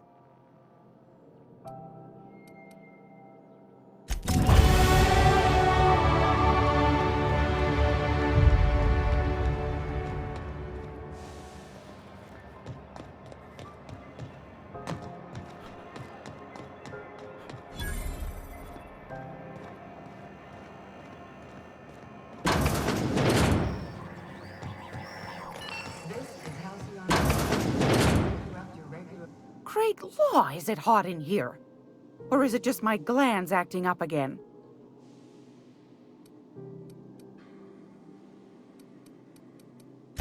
Anytime, sweetheart. You know where to find me.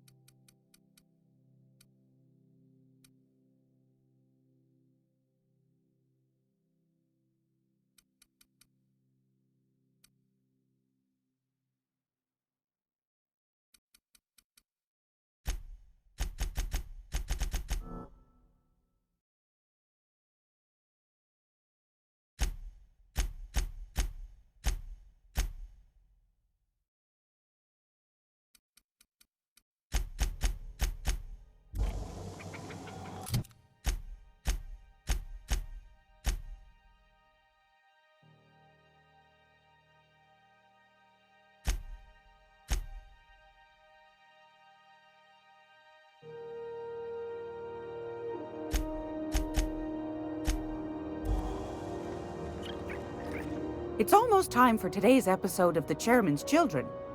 Care to listen with me? Yes, dearie? Take that darling ship of yours down to Roseway, where that distress signal I told you about came from, and ferret out some tasty corporate secrets for old Gladys. Shouldn't be too tough for a fella like you, I'd think.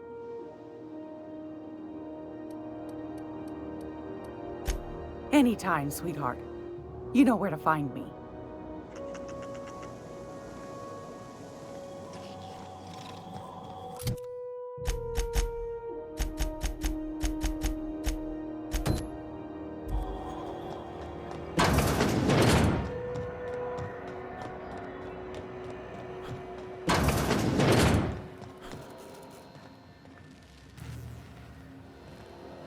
What seems to be the problem?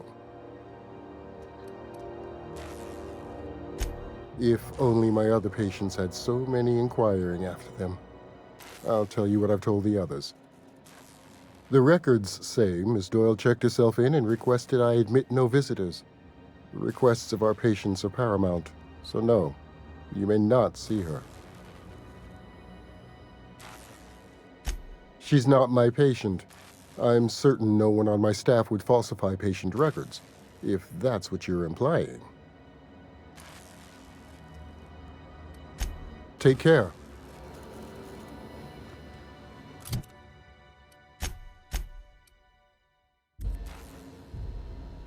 Okay, keep him quiet.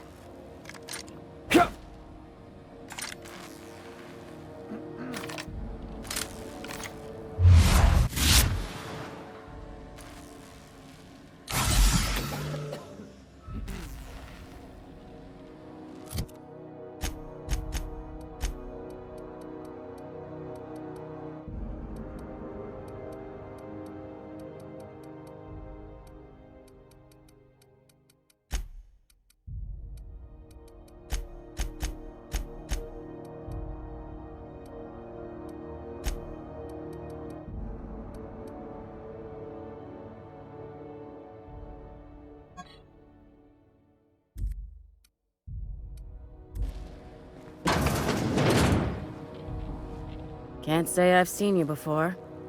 I take it you're a freighter captain? If you're here to better yourself, you'll have to wait. We're having a spot of trouble with our delivery service.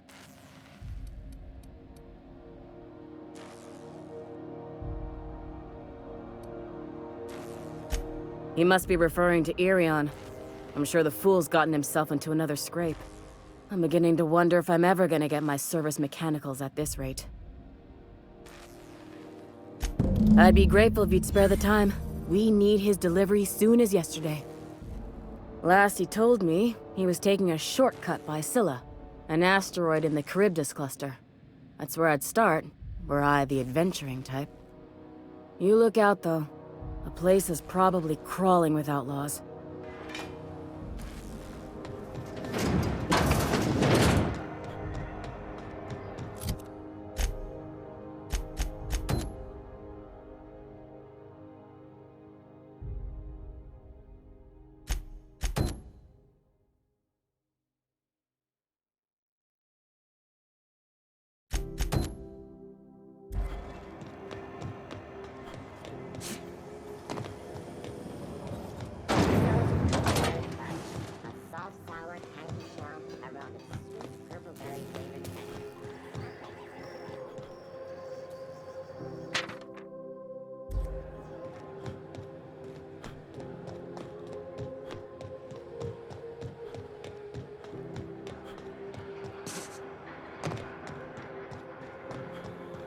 Hey, you got a second?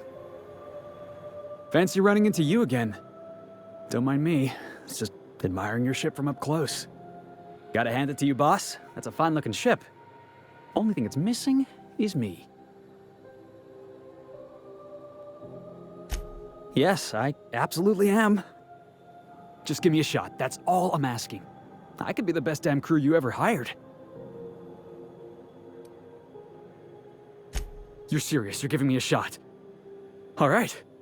Hang on. I put together a little speech, just in case you asked. Hey there, I'm Felix Millstone. I have prepared a list of reasons why I believe you should hire me to join the crew of your ship and/or outlaw gang.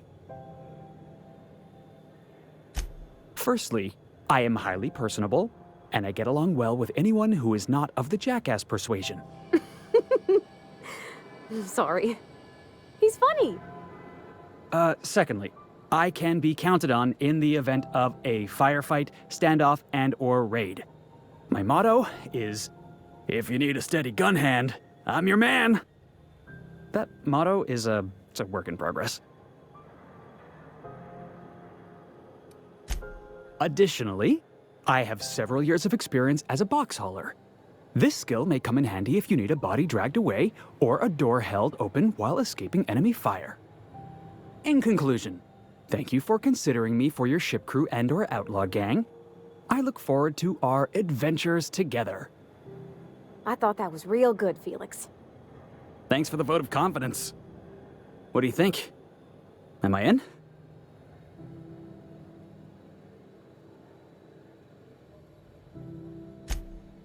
Wow. You don't know how long I've been waiting to hear that. Thanks, boss. You're not going to regret this. You got a crew now, Felix.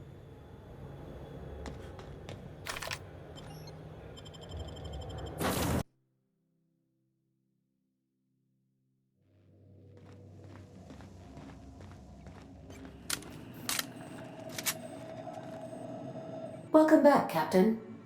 How can I be of assistance? Yes, Captain. Beginning playback now.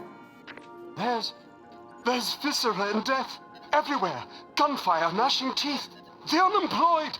For law's sake, if anyone's receiving this, please send help. What? No! Captain, we are now capable of accessing the Roseway landing pad. Also, corporate protocol requires that all distress signals include a list of key personnel for retrieval. The embedded names are Anton Crane, Vaughn Cortez, and Orson Shaw.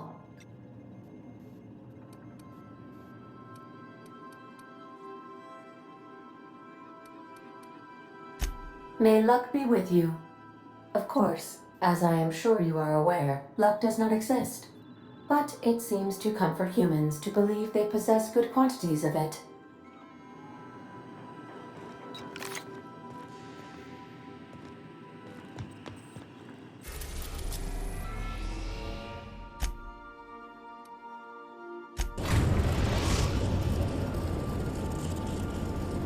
We're now in orbit above Roseway, Captain.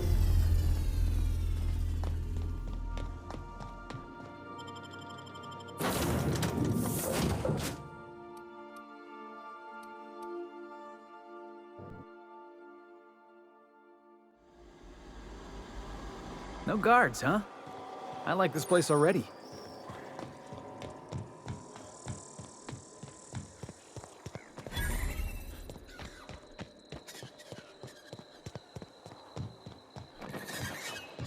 Something chewed clear through that armor.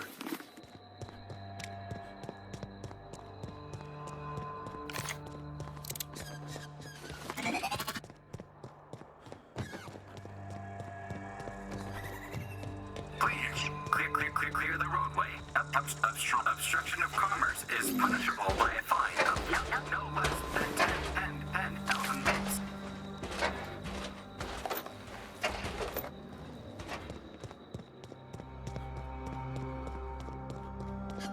Hey, is that gunfire?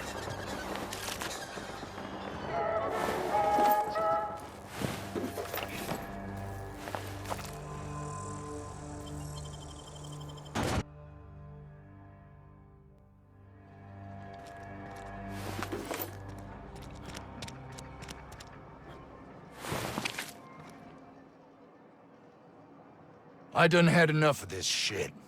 I'm just the fucking tarmac guard. No one said nothing about fighting no raps.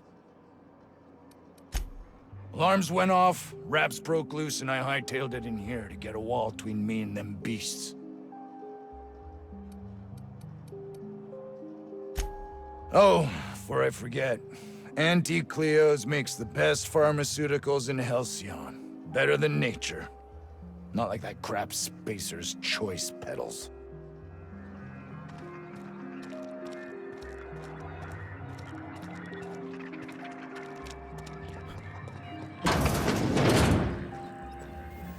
If you've come to end my life, let's be on with it. Oh, not actually one of them, are you? Yes. Anton Crane, lead scientist here. I must apologize if my call diverted you. I may have panicked. Everything's under control now, though, truth be told.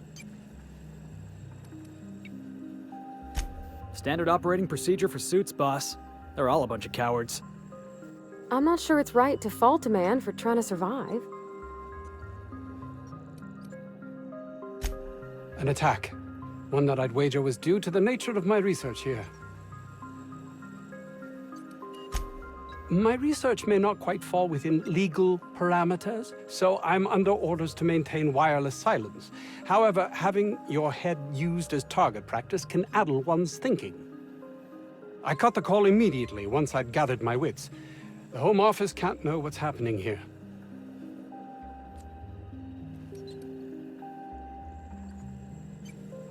Captain's got your best interests at heart, mister. Honest. I suppose it can't hurt. If I don't get that research back, my life is over regardless. We were tasked with formulating a new and improved dental gel. One cannot exaggerate the benefits of good dental hygiene. May I continue?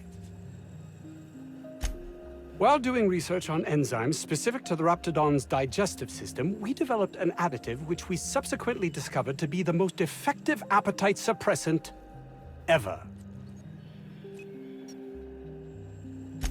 Not just any diet toothpaste, the ultimate diet toothpaste.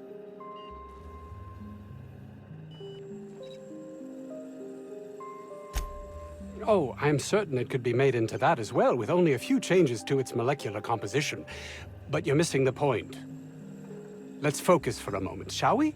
Even if you disregard the obvious value of Auntie Cleo's Appazap diet toothpaste in and of itself, we're talking about my career here as well.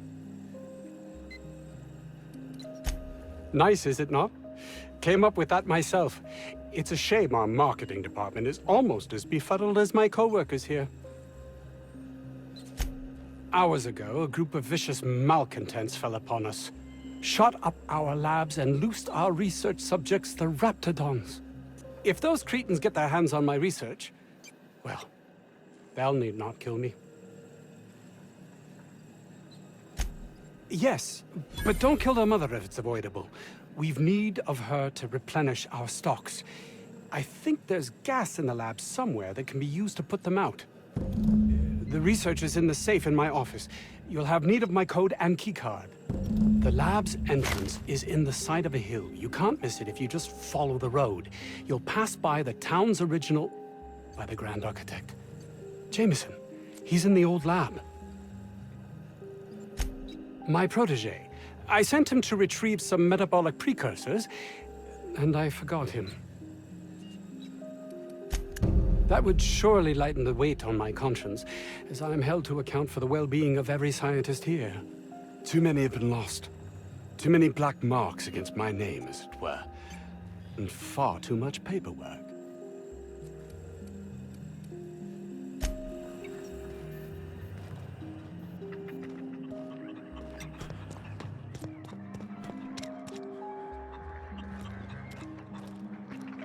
I don't know about Dr. Crane's research, but we ought to find Mr. Jameson.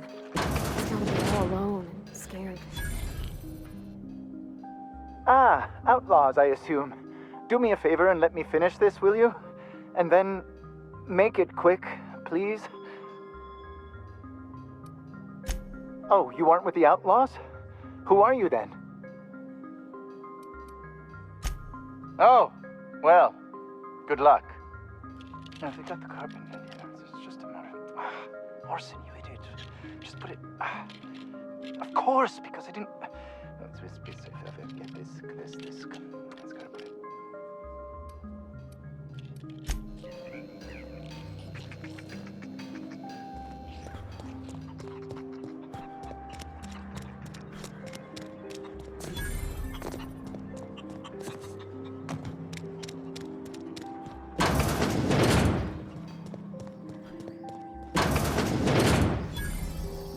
You picked a hell of a day to visit. I'm Vaughn. Vaughn Cortez. Dr. Vaughn Cortez. But just Vaughn's fine, really. Over in the main labs. I rabbited back here when I realized I was hearing gunshots, not blown fuses. We've been cooped up in here, I don't know, hours? Too long. I have to get back to work. Dr. Crane might say otherwise. Me? When those guys started shooting the place up, I was first out the door. I had to leave an experiment running at the lab. Something I've been working on a long while. Something that could really get me ahead. Know what I mean?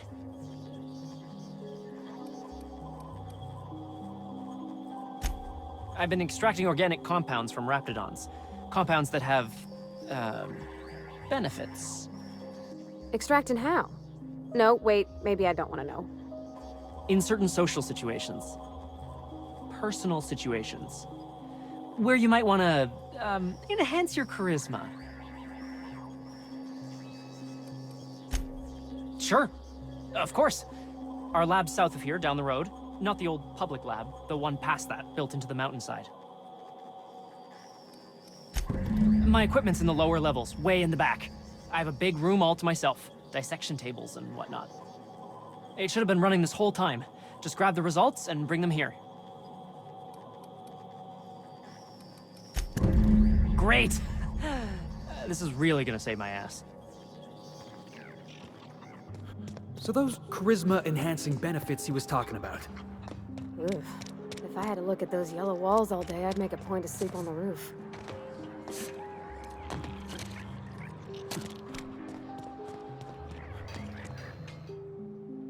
Another outlaw? I'm quite sure I've already spoken to your lot. Oh, quite right. My apologies. I did speak to you earlier, didn't I? What would you like? I am Orson Shaw, Chief Behavioral Scientist. I was brought in to study the Raptidons. I was to ensure that, should a problem arise, our team is adequately equipped to deal with them. They are insatiably hungry, absolutely impossible to control in any fashion, and indeed appear to be powered entirely by hate. No amount of studying will enable us to control them, or even slightly sate their aggression. Not quite. We are now acutely aware of their weaknesses. Bullets through the head. Now, if we got the carpet in here, it's just a matter of... Orson, you idiot.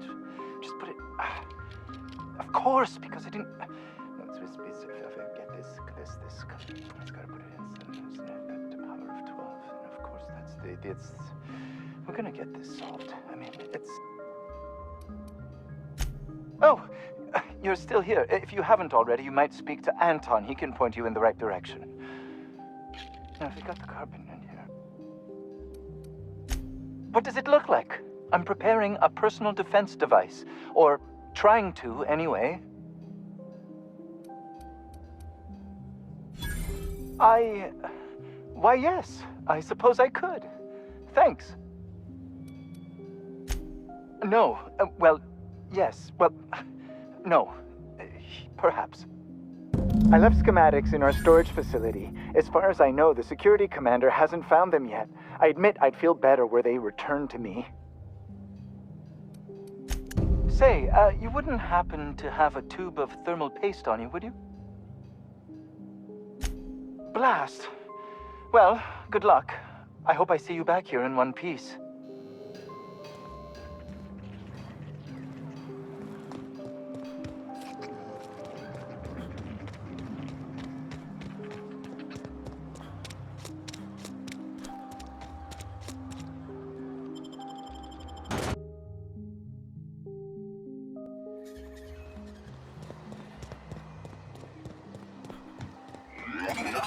Warning. Pathing obstruction.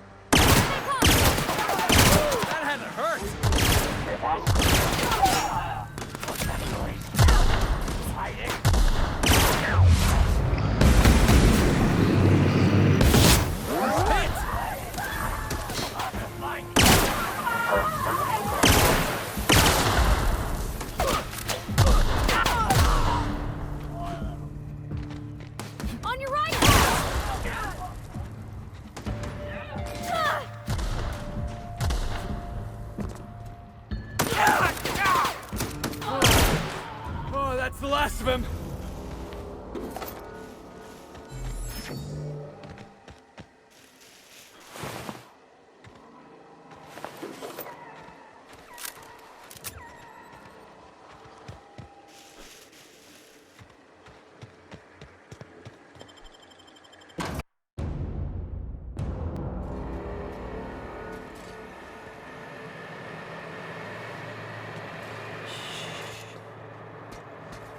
Go!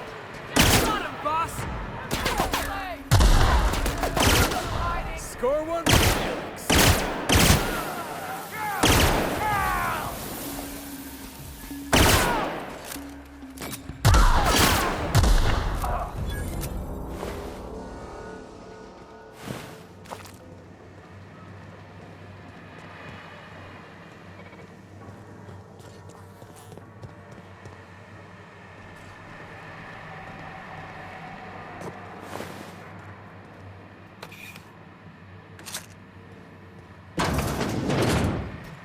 All beginning. Heads up!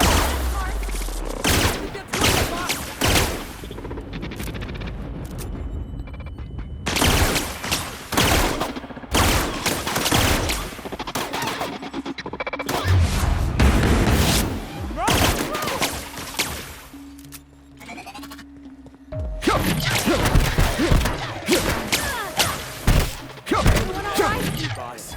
Security patrol initiated.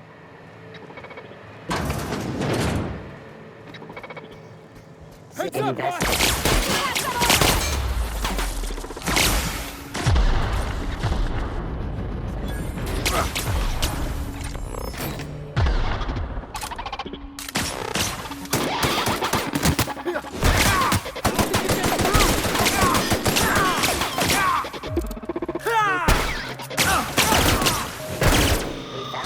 now reduced.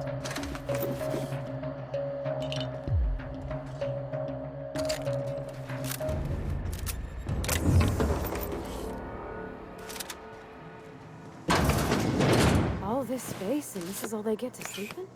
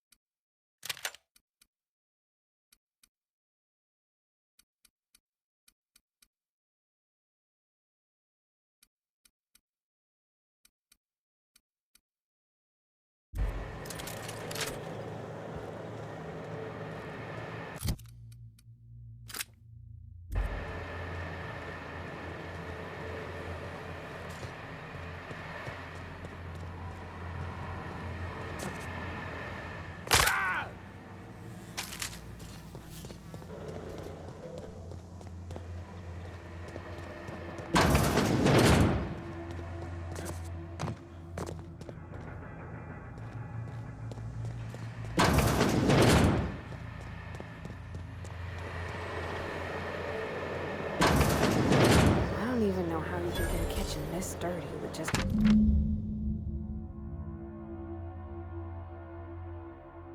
canned food.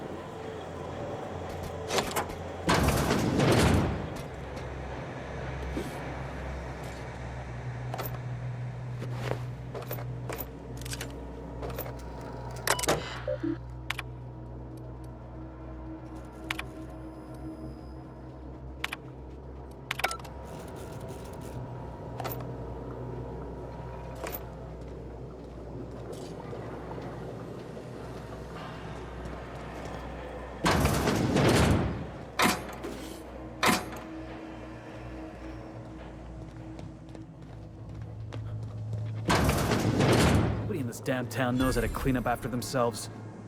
I've been waiting for this! Security patrol. Hit him with something else!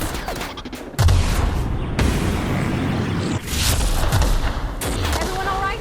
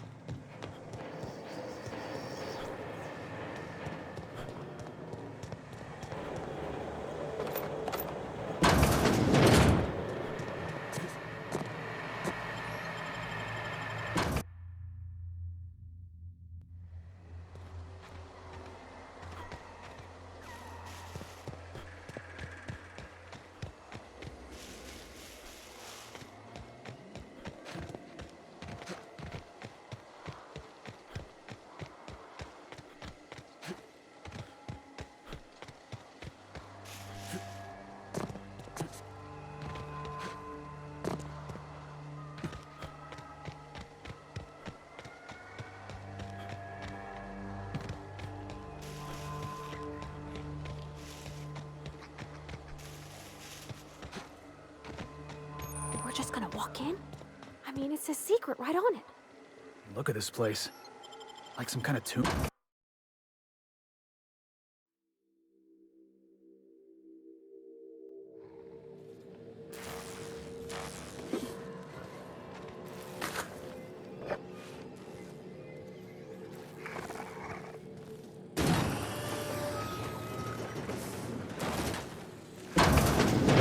Who the... You. Yeah, you. Get over here. You care to explain what you're doing here? Did you miss the big sign outside?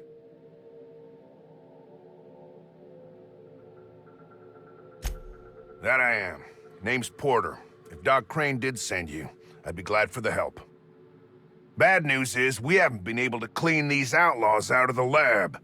Good news is, they haven't been able to escape, neither. For now. I reckon they got no backup. On the other hand, we don't neither. And our mechanicals all went haywire for some damn reason. Damn mechanicals have always been more trouble than they're worth.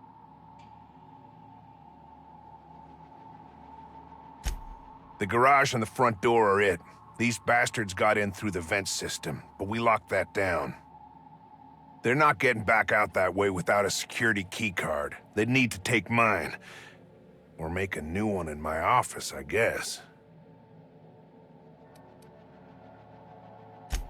Why you want to know that?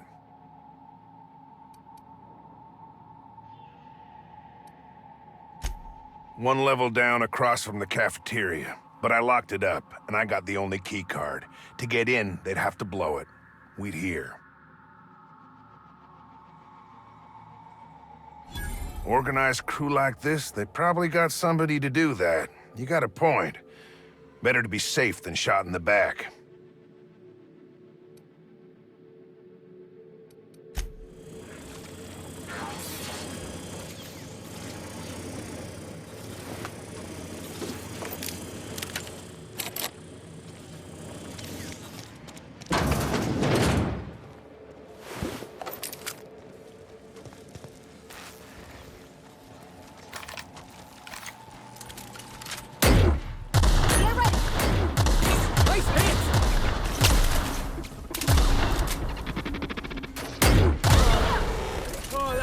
Of him.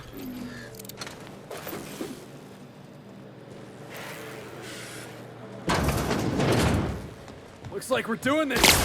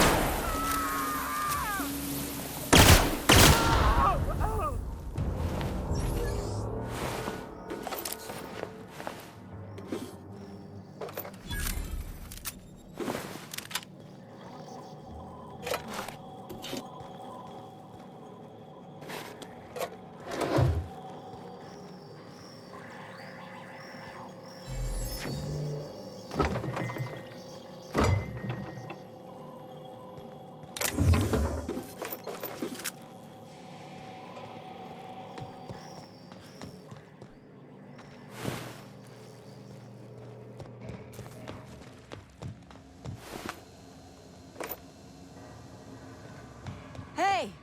You! Over here!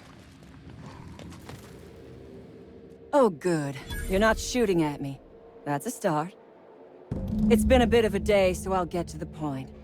Yes, I have Crane's research. No, I'm not giving it back. Sorry to disappoint you.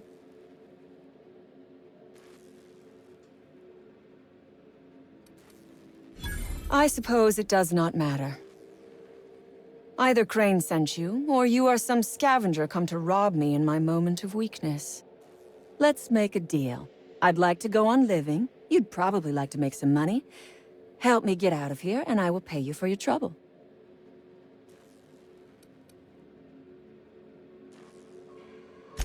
The first thing I need is a key card to unlock my door.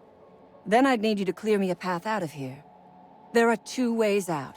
The quickest is through the front door, but Cleo security's bottled up in there.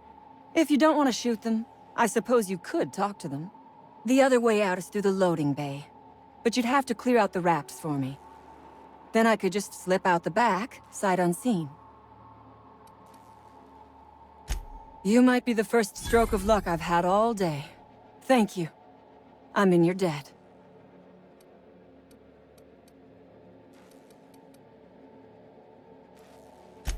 Take your time.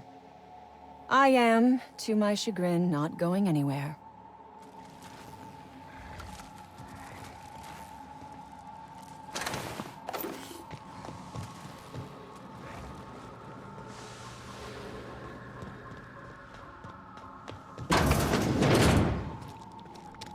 Never imagined I'd say this, boss.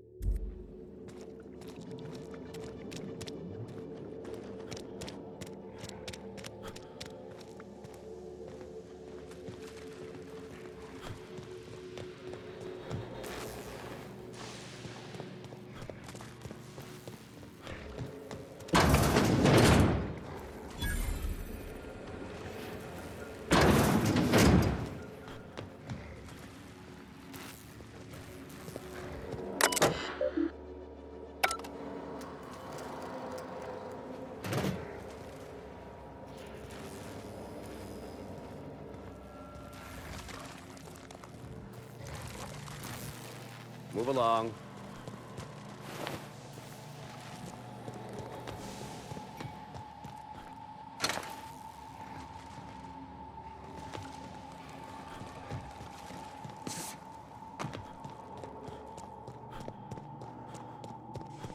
All those innocent guns.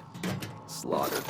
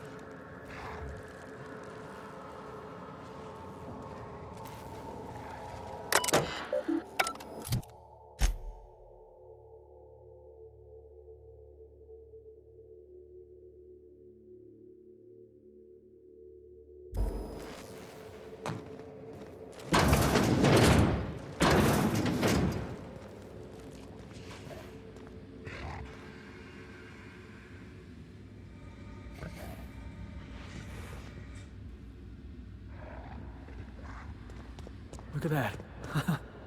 Idiots got themselves a mommy raptidon.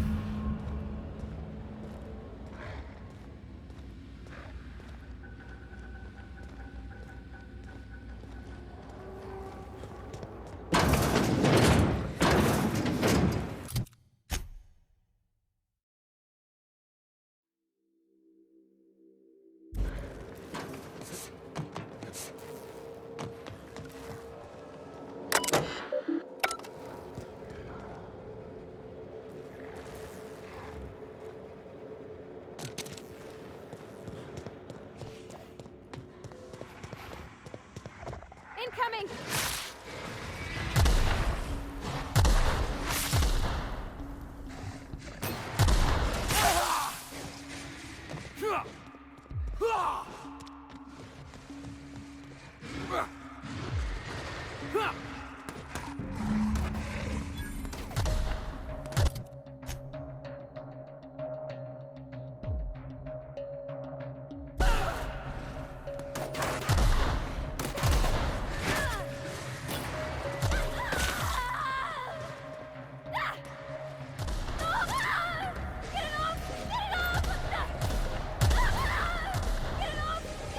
Watch this!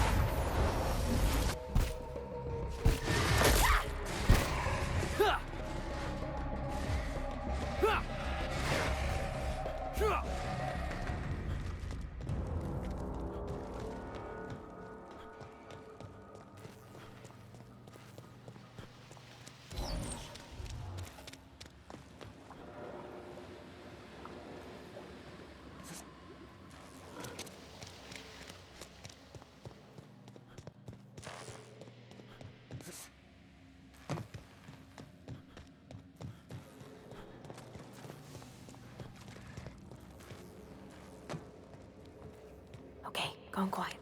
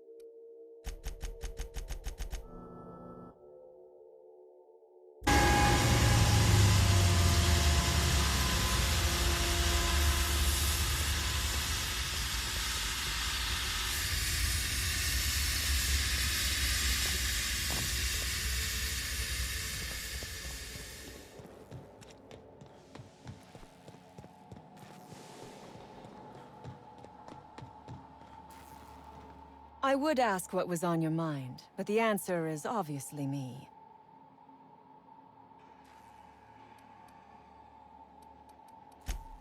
Ask away. I have got nothing but time.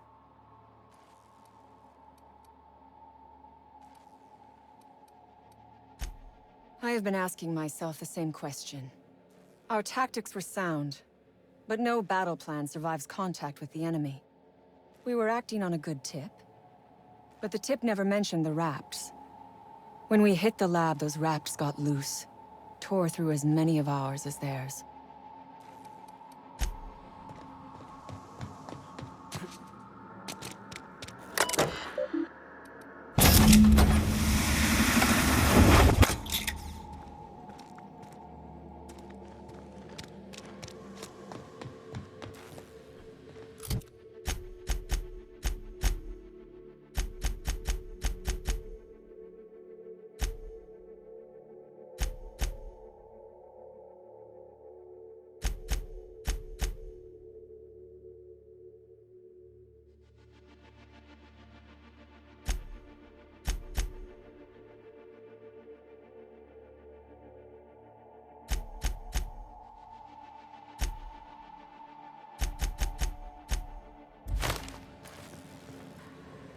I would ask what was on your mind.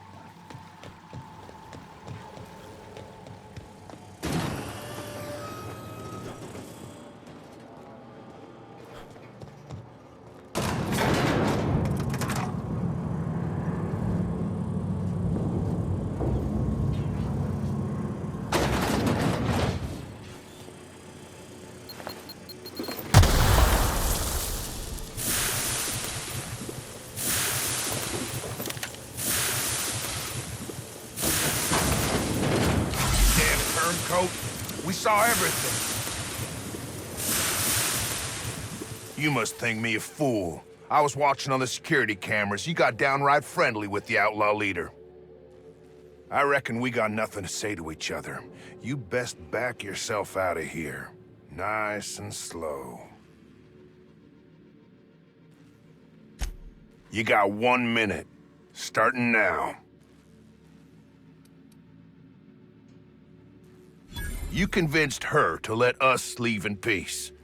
Listing the ills we've been done ain't exactly putting me in a mind to compromise.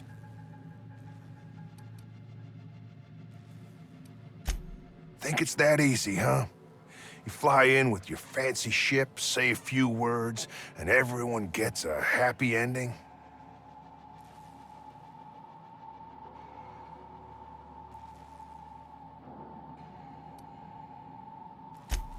I'm gonna guess you don't do it that often.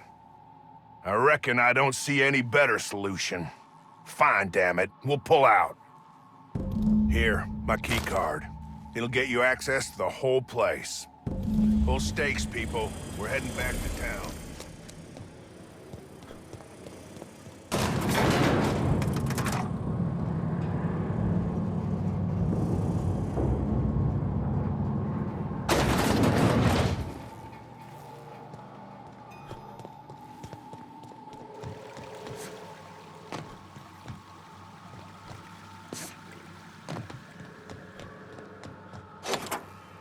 Finally. I've never been so pleased at the sight of an open door. Please tell me you've cleared a way out of here. So you have. I am much obliged. And now, if you do not mind, I have had quite enough of this wretched place. Oh, really? And why, pray tell, would I do a thing like that?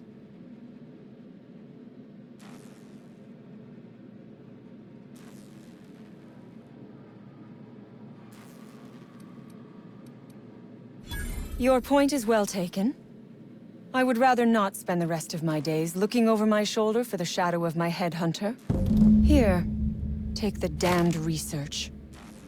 Tell Crane I hope he chokes on it.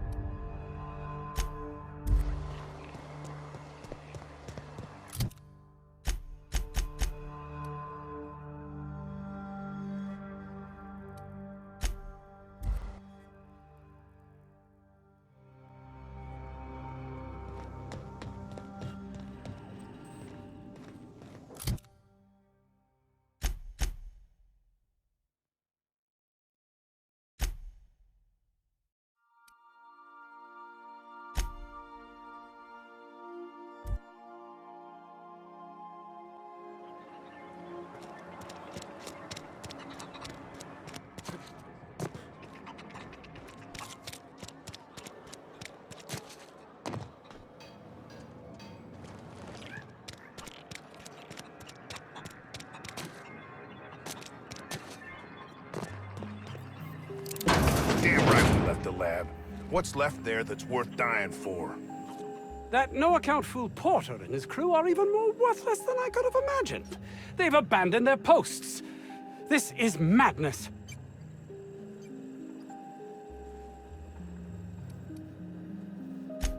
My research? Please tell me you've recovered it.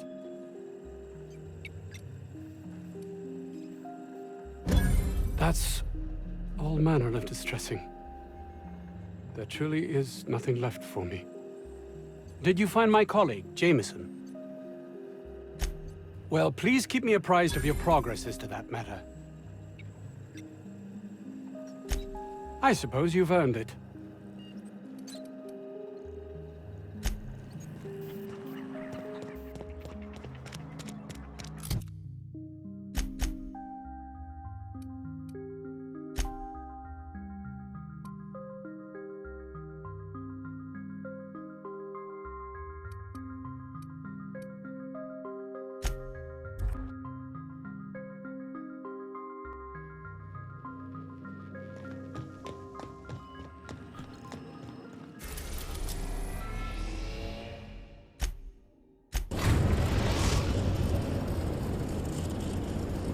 Destination reached. The Groundbreaker.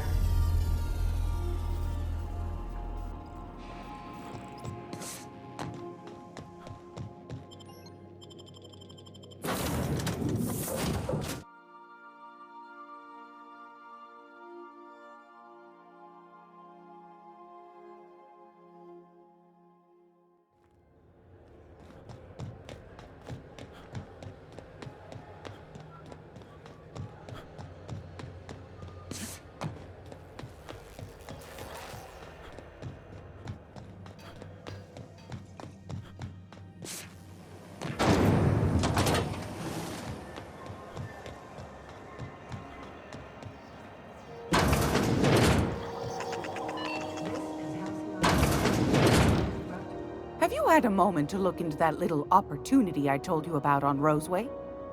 You don't hurry up. Someone will get to snooping around there before you do. What's that? Speak up now. What'd you turn up?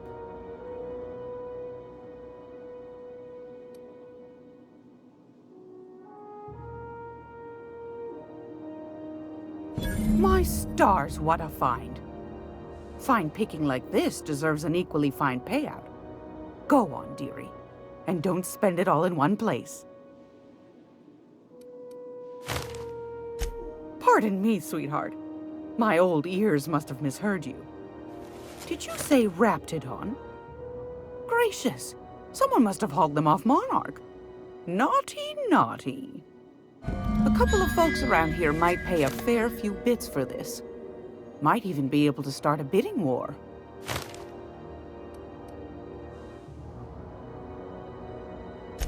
Peaches and cream, if that isn't the most handsome bit of lethal engineering I've seen all week. That will go for a tidy sum of bits.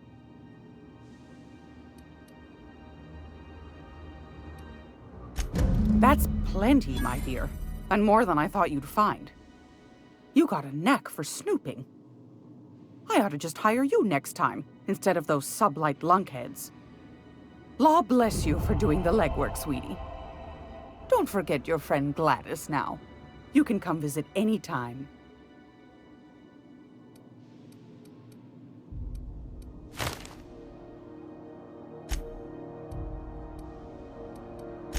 I found a handsome ceramic mandapillar at a salvage auction last week.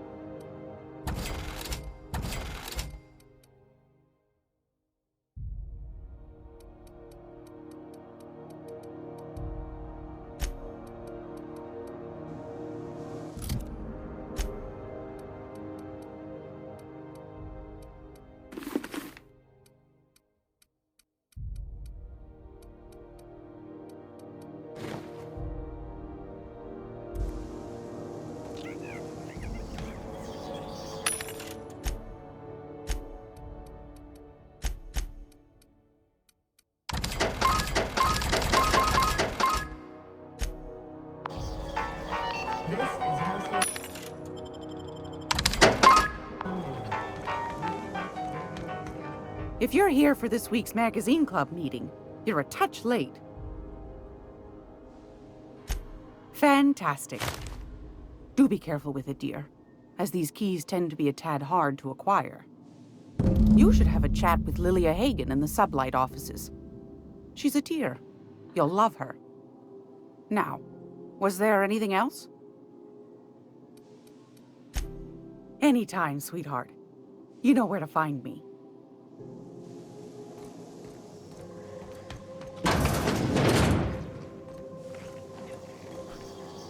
Hey, boss. If you need a tour guide, I've seen all 12 episodes of Terror on Monarch. Kind of an expert. I'm gonna be able to set foot on a whole other planet? I know Monarch's a moon. I think it counts anyhow.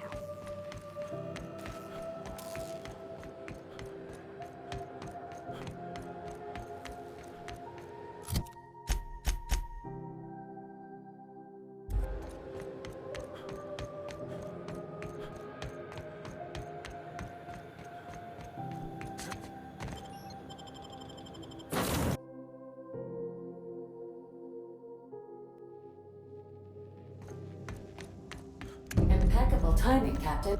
Welcome back, Captain. Now that you have acquired a nav key to Stellar Bay, would you like me to contact Dr. Wells? Well done. You'll love Monarch. Exotic climate, violent native species, fascinating culture, really. You'll need to speak with Hiram Blythe. He's known as the information broker, and for good reason. If anyone knows where I can find those chemicals, it's Hiram. I need those chemicals to revive the Hope's colonists. They can help us fight back against the Board. They can help us set things right. If we don't put a stop to the Board, they're going to drive this colony toward a complete societal collapse. You'll see what I mean when you arrive on Monarch. You'll want to hire the services of a skilled guide. I recommend a hunter by the name of Nyoka. Frequents the drinking establishments of Stellar Bay. Very hard to miss. Once you have everything you need, make your way to Hiram Blythe's compound.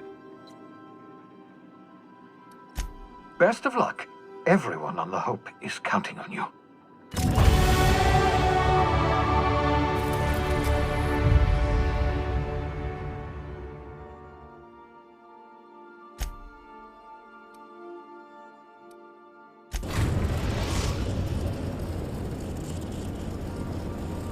We are now in orbit above Stellar Bay, Captain. No blockade is a match for my piloting skills.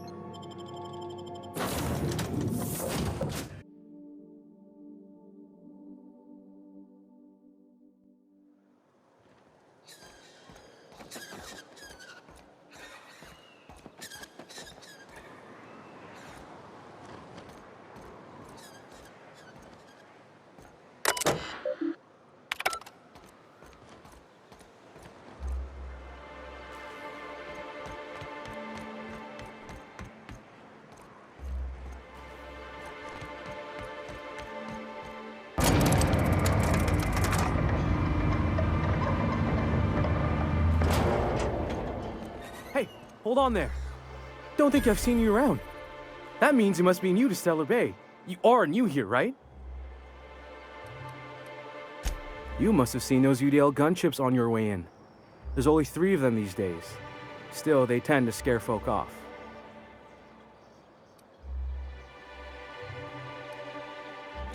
You may not have heard, you being new, but Stellar Bay hardly ever gets off-world traffic. Us being cut off by the Board and all. Which means I never get to do this part, but I've been practicing, so here goes. On behalf of Monarch Stellar Industries, welcome to Stellar Bay, home of the freshest sal tuna in Halcyon. Please state your name for the records. Swell. There's one for the logs. I'm even gonna give you your own entry code.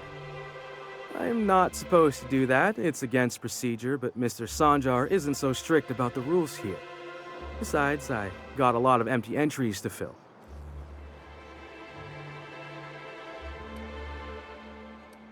Mr. Sandra will be mighty pleased to meet you. If you see him over at headquarters, maybe you could tell him I did a bang-up job of welcoming you? Oh, and if you're headed that way, maybe you could do me a favor? I got this Rizzo's Rangers tossball poster coming in on the next sublight shipment, signed by the Black Hole himself. Only I haven't heard anything in a while. You think you could check with Celia to see if it's come in? Thanks a bunch. Celia works for Mr. Sanjar in the MSI building next to the bar. She's always there, so you can't miss her.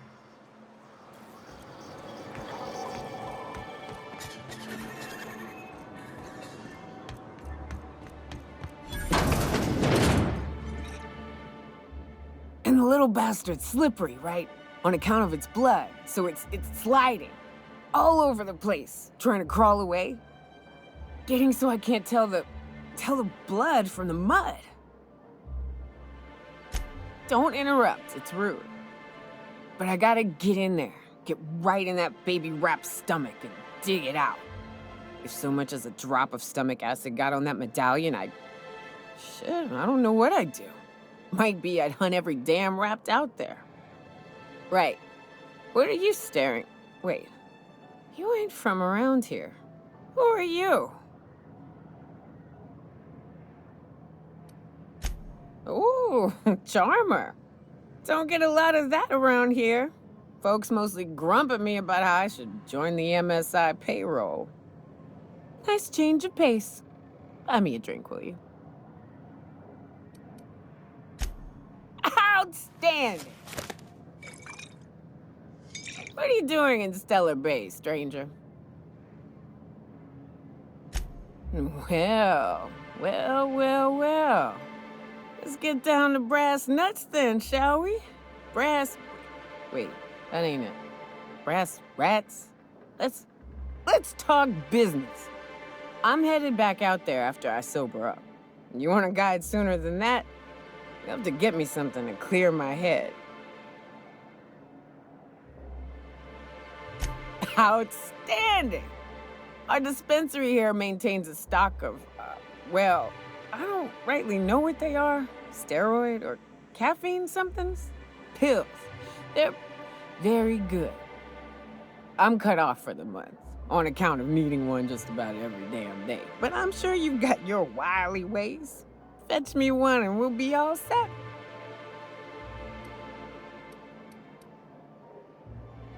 Well, they work. We got a deal or what?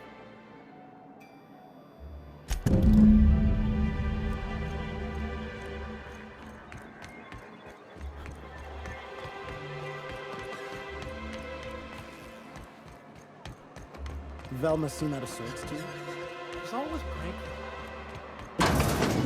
If Velma's Hello, dearie. Why, I don't believe I've seen you before.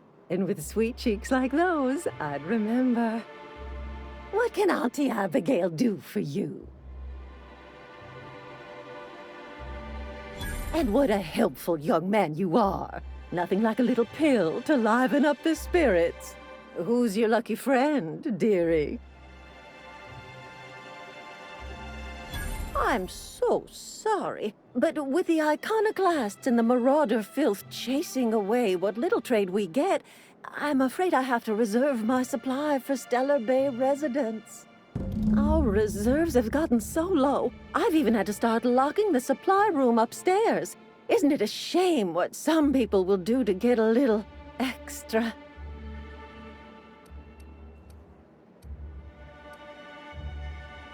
Isn't it just? I'd make an exception for you if I could, my little cherub. Is there anyone else needing a special pickup from Auntie Abigail?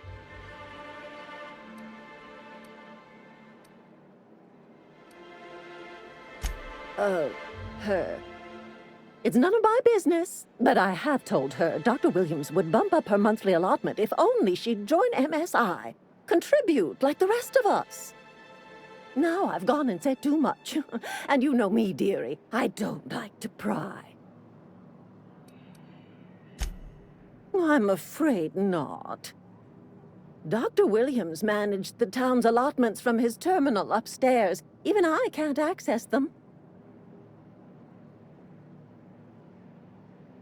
Oh, you flatter an old woman. Me, I'm just here to be a pretty face for the customers. And to keep an extra key to the supply room, for all the times Dr. Williams misplaced his. The one upstairs, where we store our medicines.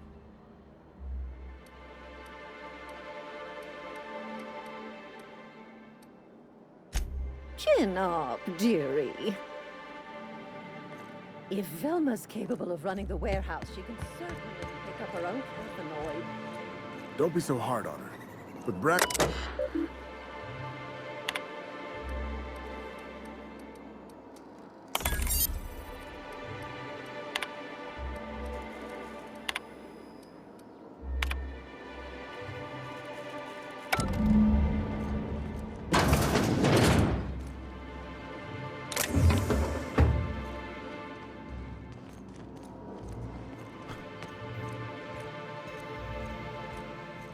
If Velma's capable of running the warehouse, she can... Hello again, dearie. What can I get you?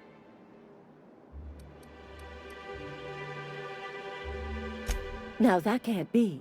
Ms. Ramnareem Wentworth has already exceeded the month's... Oh. Dear me. She does have another dose in her allotment. How did I miss this?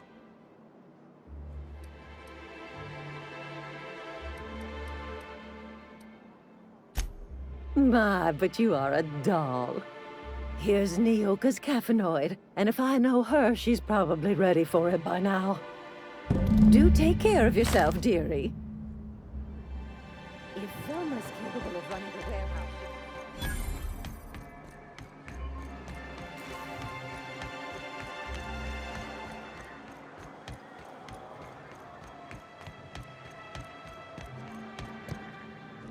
Ah, the charmer. Welcome back. Drink, chat, or business? All of the above? More or less dangerous than a steady supply of alcohol. Give it here. Whew, that hits the spot. Right in the, Oh, no, there it is. There it is. Yes. We're in business. Let's go. Great. Where to? Oh, Hiram? I ain't checked in on that man in an age. He's running the giant radio tower we lovingly call Devil's Peak. We'll be going south and west, mostly along the road till we're past Fallbrook. Out there, there's a western slope that'll lead us through some fun. You like hunting, right? That's fun. If you're more of a spelunker, Rotting River will take you into the mountain caverns. We can discuss options when we get closer. That said, 3's already a crowd. I don't mind waiting somewhere until you got a spot open.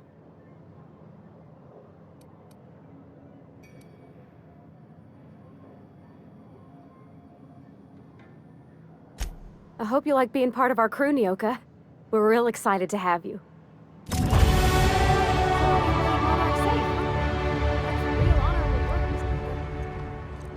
Oh, no.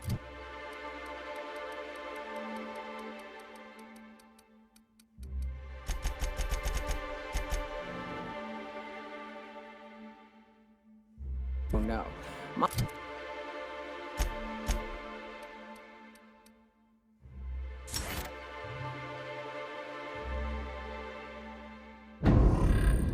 Monarch ain't safe, even with me around. I've just got into... Wrap musk and tainted eyes, right here. Sir, please, I need your help. I can pay. Oh, thank you for stopping. Everyone acts like nothing's wrong, like my little boy isn't at risk of being eaten by some vile creature. Please, you have to help me get my little Tucker back. He ran away and is going to get himself killed. Oh, I just know a Raptidon is melting him with acid as we speak. Oh, I just knew you were a good person. Agnes, I said, this is the man to save your little Tucky. And I was right. He ran out into the wilderness a few days ago. I warned him about the raptidons, mantisaurs, and marauders, the toxic sulfur pools, and poisonous glands, but he didn't listen. Oh, law, Captain. A youngster won't last long in a place like this. Please, can't we help? You ain't wrong, but if he hasn't made it to Amber Heights by now, there's no saving him. Please, won't you go and find my boy? Thank you. Oh, I know he'll be safe now that someone's able to fetch him home. You look for him in Amber Heights, you hear? It's down the road southwest of town. I'm sure he made it that far. I just know it. And if you find any of them iconoclasts indoctrinating my boy, you punch them in the mouths. Tell them what I think of them luring little boys away from their mamas. It's immoral.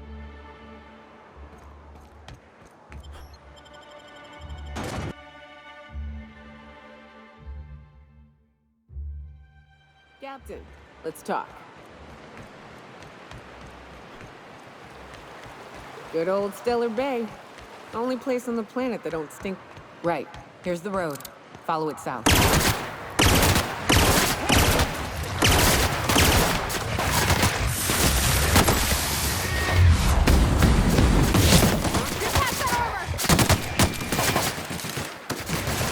We're done here.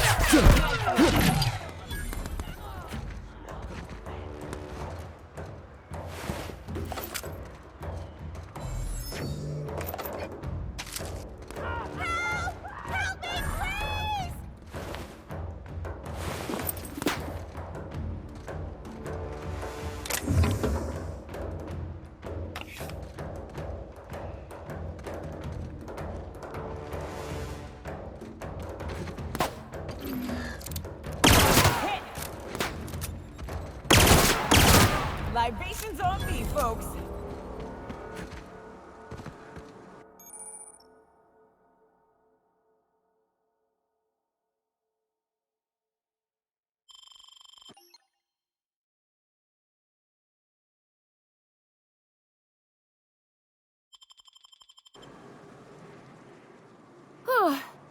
They were coming real close to eating me. I'm Lenora. What are you doing out here? Not that I'm complaining, but I figure only marauders and animals roam around.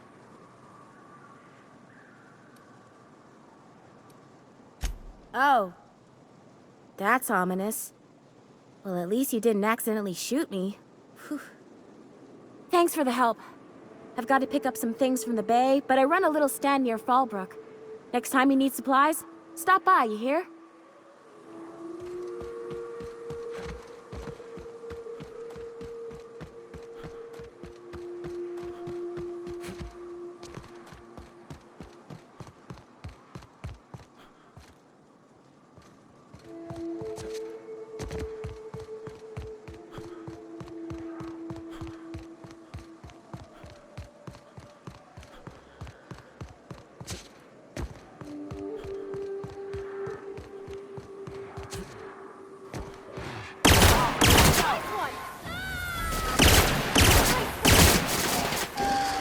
And that's how it's done, Captain.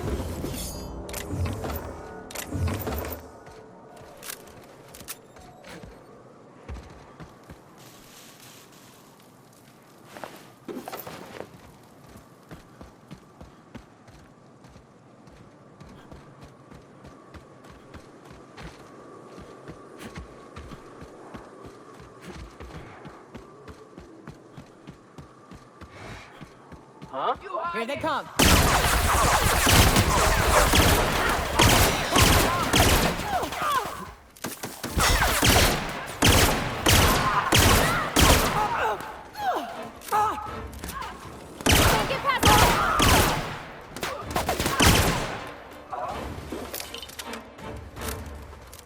What's that noise? That's the last of them!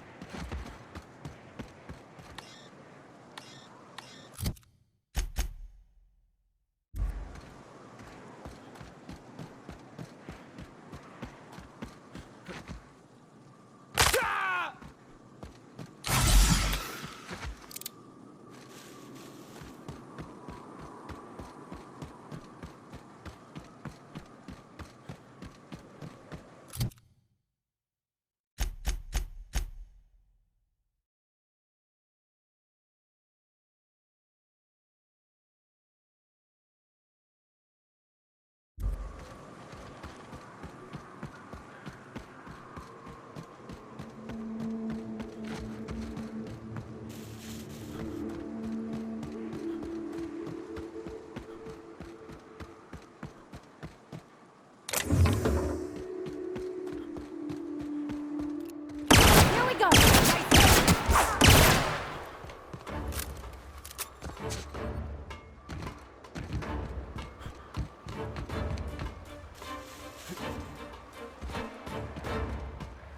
Don't mess with us. Here they come!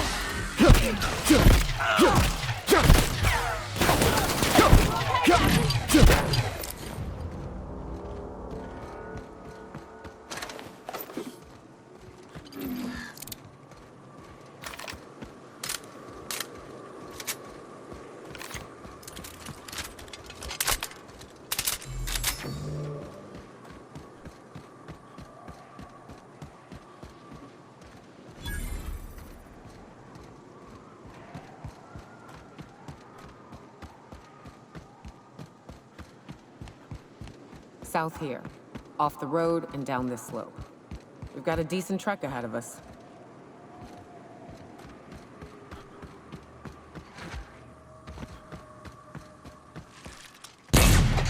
Incoming!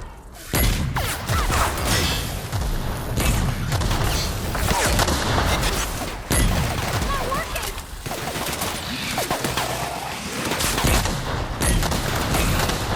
Down they go!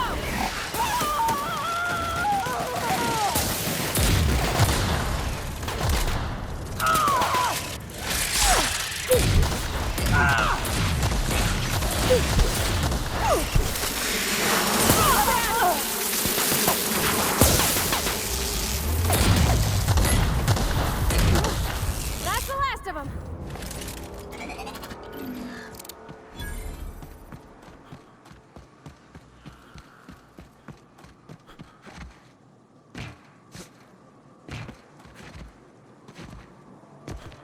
This is new. The way the edges are burnt. I guess people did this, not the wilds.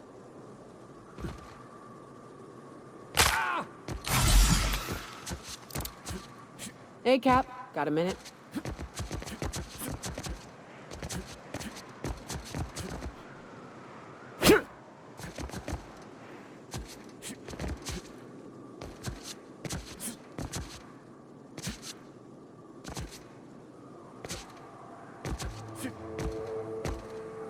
I'd stake my reputation on this being an ambush. We ought to see if anybody's still alive. They might be too weak to call for help.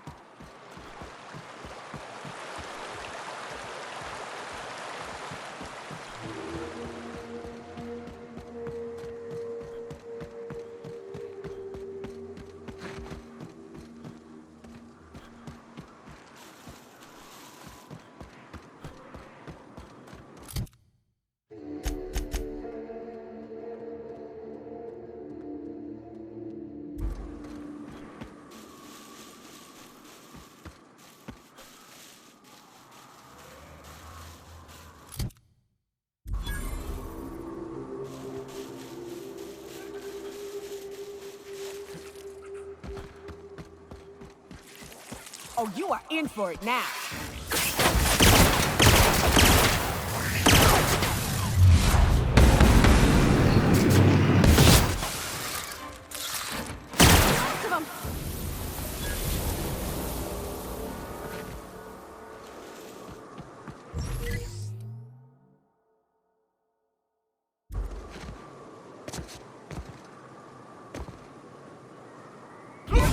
Get up!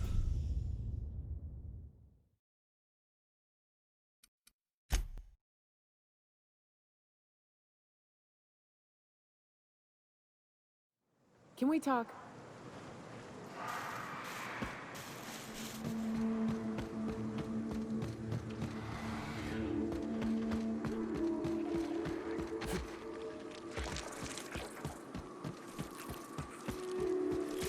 Here they come!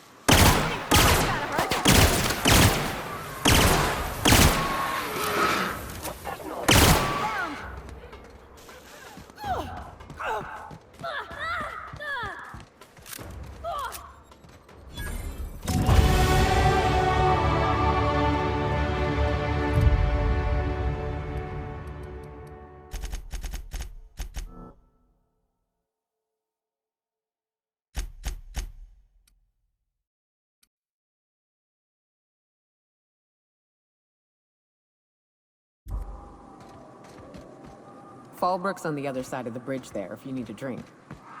We're only halfway to the mountain, so might consider stopping in.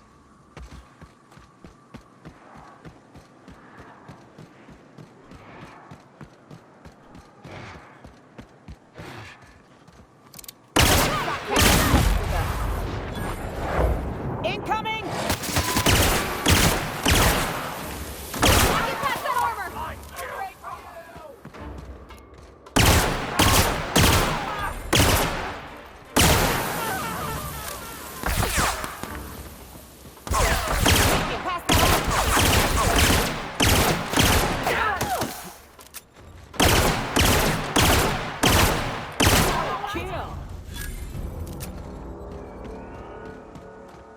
Look northwest.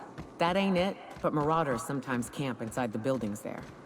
Steer clear unless you fancy getting shot. Westbound still. I'll let you know when we can start ascending.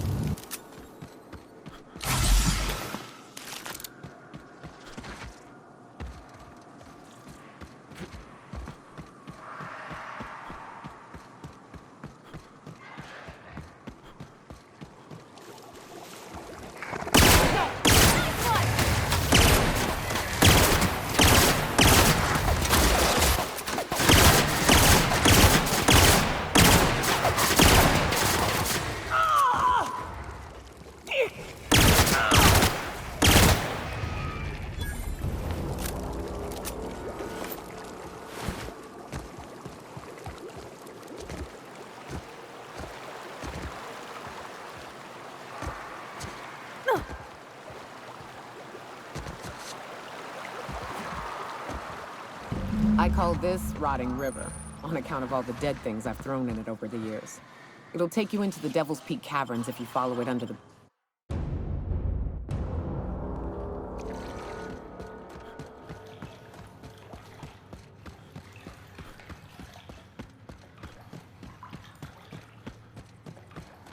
Look up. That makeshift bridge, we gotta cross it. First we go under, then hook around to the left, then up and over.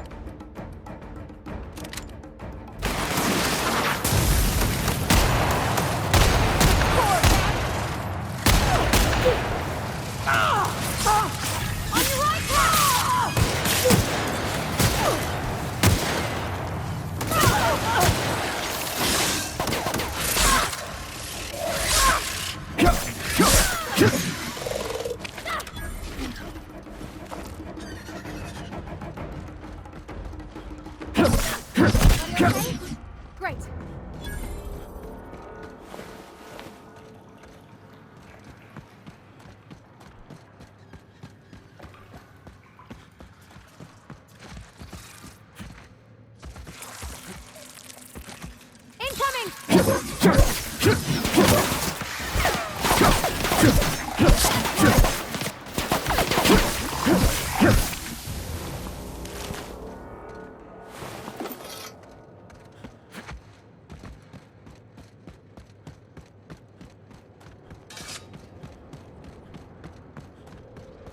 Tunnel here.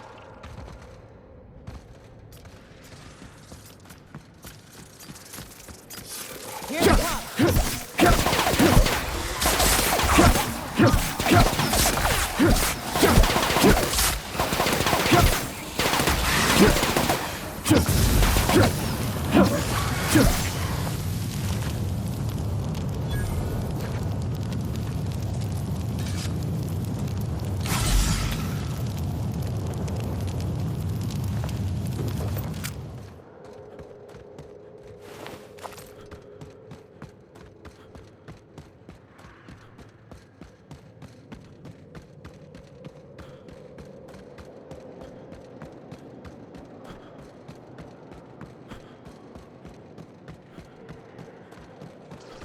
Ah, shit. That's a big one. I can tiptoe around to the left or go in guns blazing.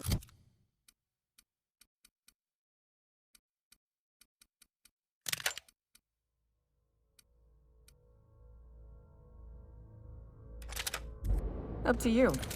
I vote the latter. The hell?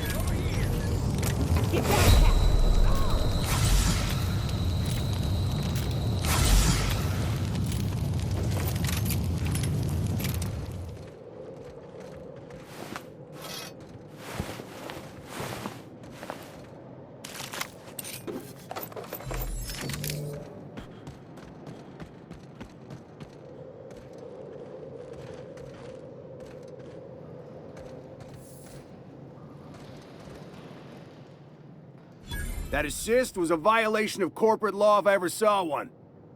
Since it was to my benefit, and we're largely in lawless lands, I'll look the other way.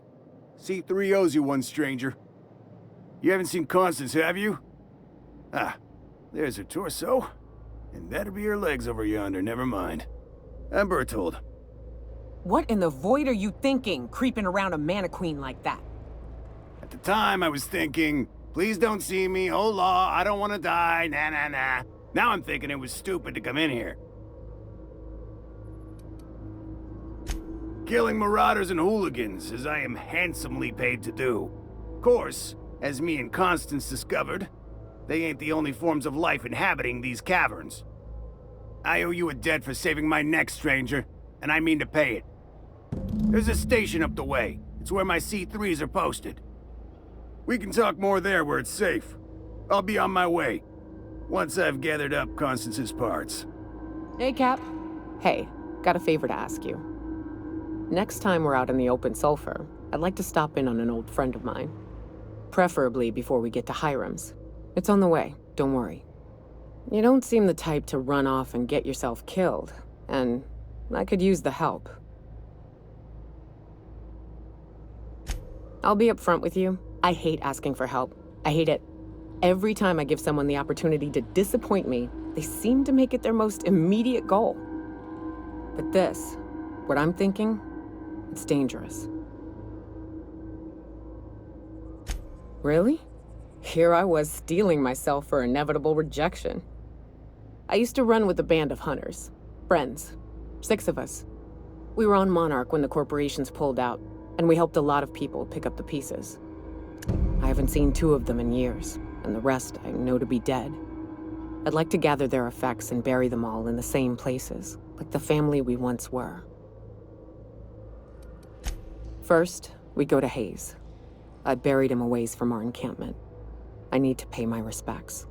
I'll show you where he rests. He had a medallion in his effects. That's what I'll bring home to Barry. Then we find my 2 lost trackers and bring them home. A long time ago, we built an encampment in one of Monarch's cave systems. Trouble is, a Mantiqueen showed up and kicked us all out. If we can find Rebecca and Anders, they'll know how to lure her out. Then, we kill the bitch and bury everyone's medallions together. Thanks, Cap.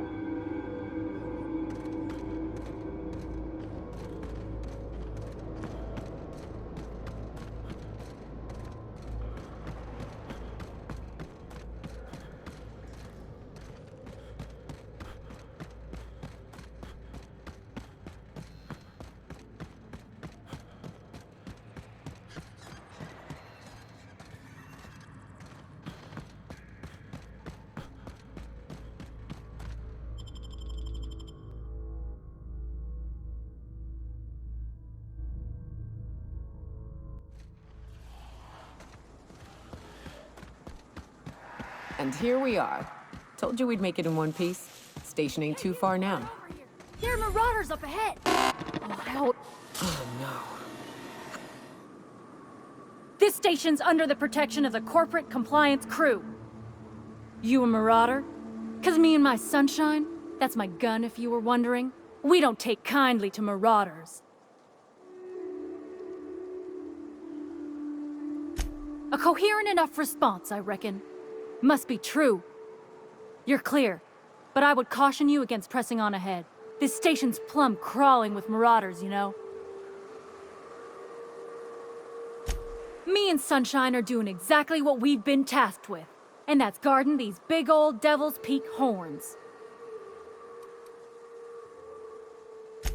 There is nothing I'd enjoy more, but the C3s play it by the book. Usually. Go petition the boss man. Maybe you can convince him to alter my duties. You ought to talk to my crew. They're guarding a small barracks to the southeast, by the edge of the mountain.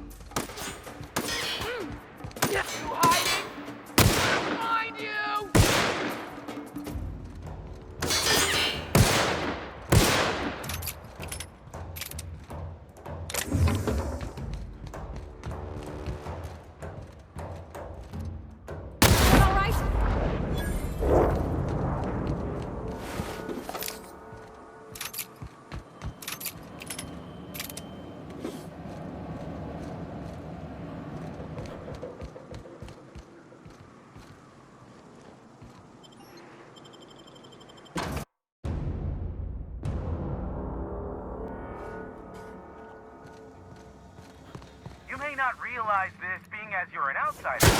Blaring alarms indicate the station's on lockdown. You Can't? We'll see about that. Don't mess with us!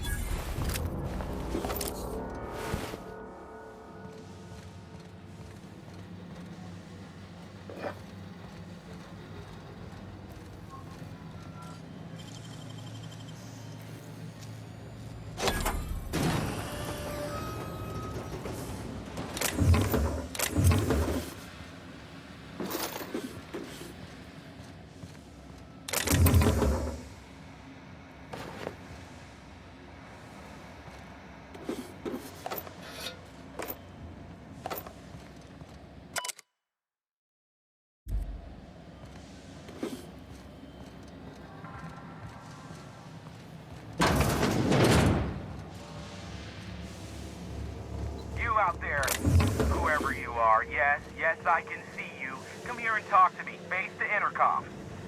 I can't tell if you're brave or simply touched in the head. What in the galaxy are you doing sniffing around my station? Unless you are, in fact, trying to suicide by Marauder? And you, Nyoka, what are you doing lugging a stranger into my station? You could use the socialization, you son of a bitch. Also, he hired me. To what purpose? I happen to have some significant problems I am dealing with right now. Marauders, running out of purple berry wine 3 days ago, not being able to bloody broadcast. No. We'll deal with information-related business later. As I said, there are bigger problems threatening my life and livelihood at this very moment. The Marauders want me dead.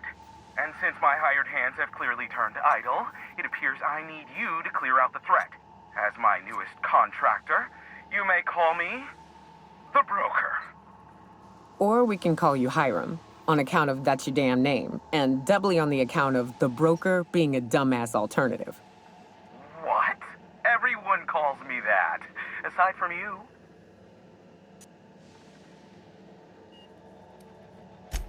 See, Nyoka? I barricaded the broadcast center, but I can only hold out for so long. Clear the Marauders out, and I'll pay you double the going rate. They destroy the transmission equipment, and I'll be out of business. The elevator and doors to the second floor are back online. Hurry before I have to lock them down again. Too many, considering I hired a bunch of no-good mercs to keep them out in the first place. Already, they've caused considerable damage to the station's property. If they take down the broadcast equipment, I'll be out of a job, permanently.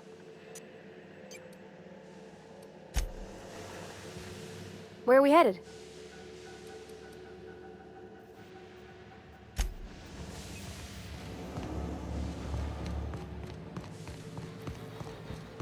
Hey, elevators to your right.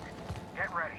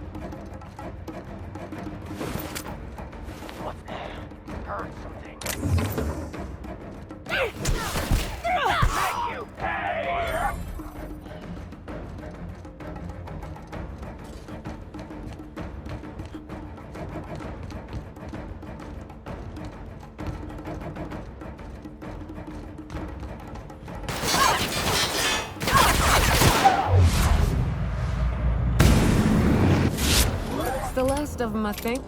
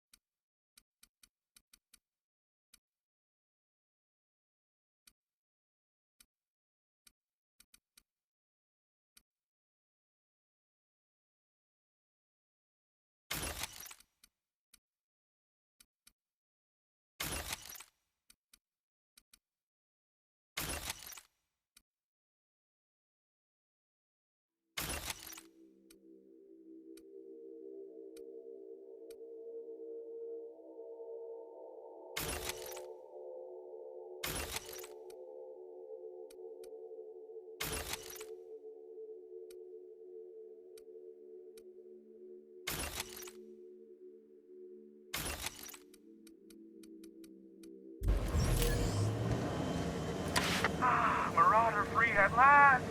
I'll get the door. You hurry on it.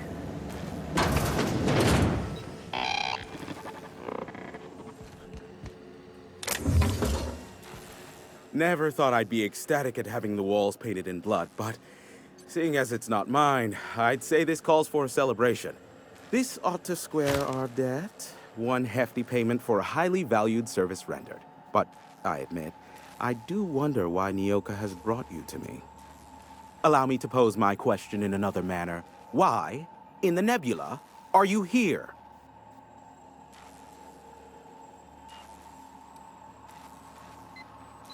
That is the primary goal behind locking myself high in a tower. Some folks don't look kindly on me being a purveyor of delicate information. Phineas must have sent you. He's the only one insane enough to send someone to Monarch to rush me. I knew it was only a matter of time before he came a-knocking. Look, I might be late, but I fulfill my contracts, always. Oh, you do you? I have lost track of the number of beers you owe me for chasing Raptidons off your stoop. Are you fibbing? Be honest. I take offense to that. Look, okay. It might take me a while this time. I am awaiting but a single incoming transmission containing the information we desire. But MSI and the Iconoclasts are clogging the airwaves from Stellar Bay and Amber Heights. In their war against each other, they're scrambling each other's outgoing transmissions. Exactly what I was thinking. They hurt us all with their pettiness. Which of course has inadvertently affected the incoming port and my livelihood.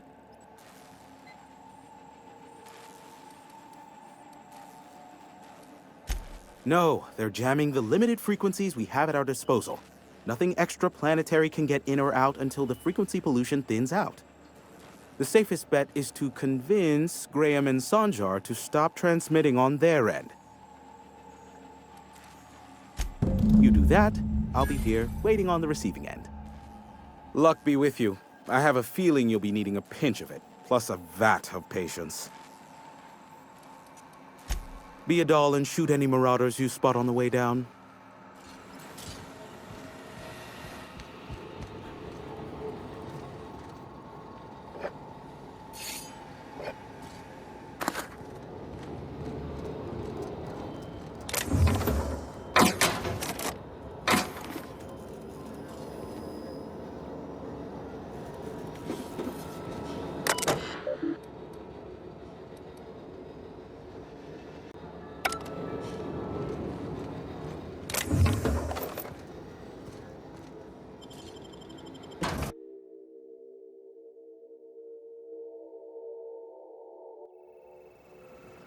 What was it like in Edgewater? I hear you workers were on the clock every available moment. We always got 8 hours a day for sleeping. Just not always consecutive. My condolences. I appreciate consistent wages like any other sane person, but that still sounds awful. At least Sanjar gives his folks weekends. Weekends? Hand to the void. I used to drop by the bar in Stellar Bay to knock a few back with the folks who had Saturdays off. Don't know what I'd have done with that much time. I was always behind schedule anyhow. Knowing you, you'd sit and be alone with your thoughts.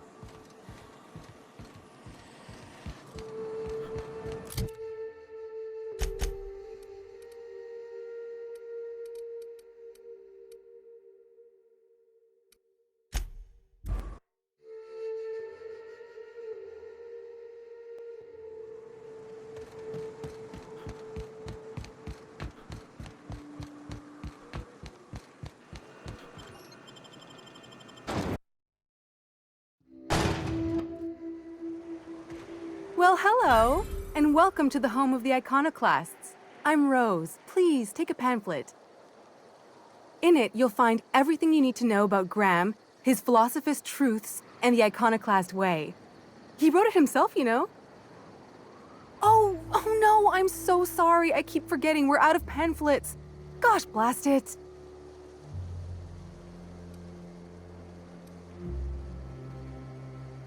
That paper they use makes excellent kindling, you know. If they ever get more, you ought to grab some. What? Nyoka? That's why you wanted so many? You said you were just spreading the word. While you keep rude company, you're welcome all the same. We're the only free people in Halcyon. No corporations, no shackles, no problems.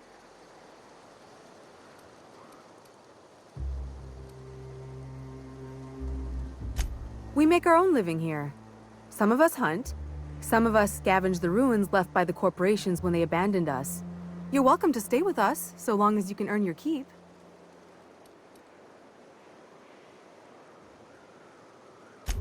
Oh, you've heard Graham's teachings. I'm so glad. He and Zora have done such a wonderful job spreading the light around this dark, dark planet. You can think of those two as our leaders, but they're more like examples.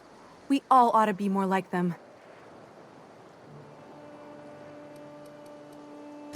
The new boy! Yes, he's quite clever. He took to our teachings very quickly. Last I saw him, he was headed into one of the buildings up the hill.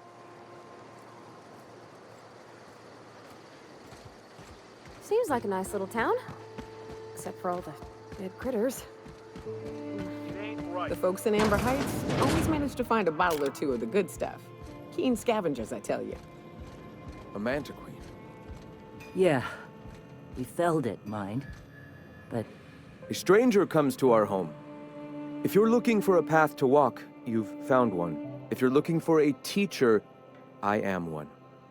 Welcome to the Iconoclasts.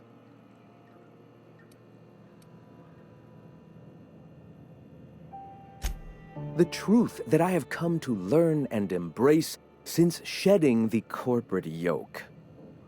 Out here, we survive by the sheer strength of our spirit. We have no need for the endless rules and red tape of a corporate structure. we do seem to burn through endless ammunition and medical tape, though. Yes, well, such is life. Our descendants will enjoy safety and luxury, but our generation is the foundation on which that future is built. Now, why have you come? Stop. No. Spreading the truth is the only way to combat the board's poisonous campaign of propaganda against their people. I realize the board has blockaded our efforts, but Devil's Peak is an interplanetary radio tower. Surely somebody is listening. Surely?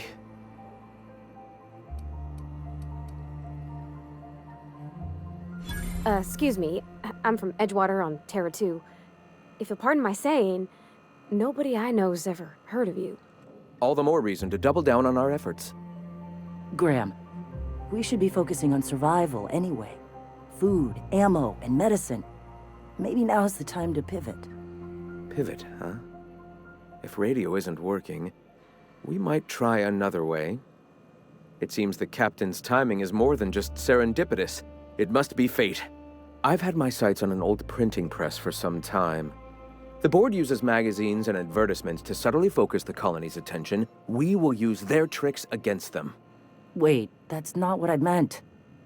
Help me clear out and repair the press, and I will have no need for that rust bucket of a radio tower.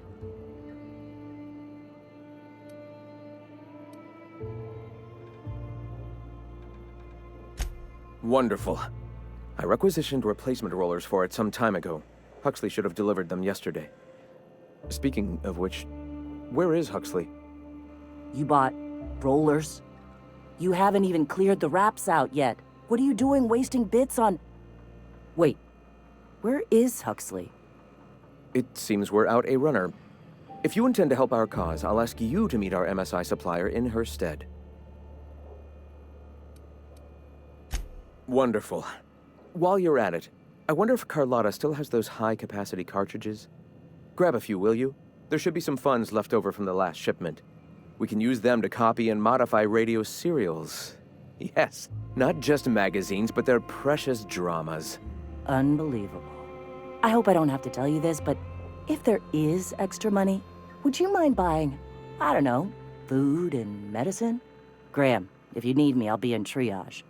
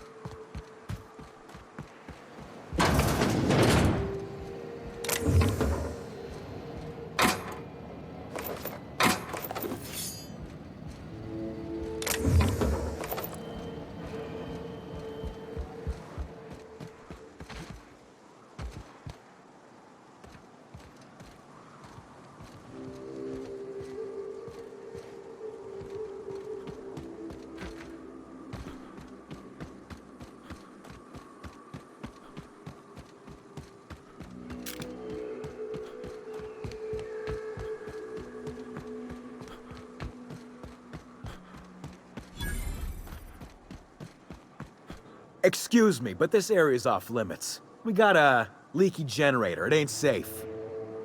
That's my nice way of telling you to sod off.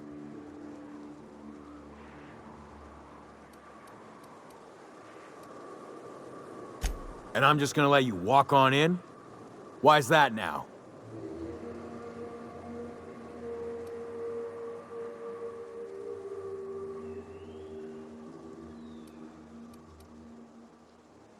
Oh, of all the Void damned. I ain't getting eaten alive for a couple of bits. Pack it up, crew!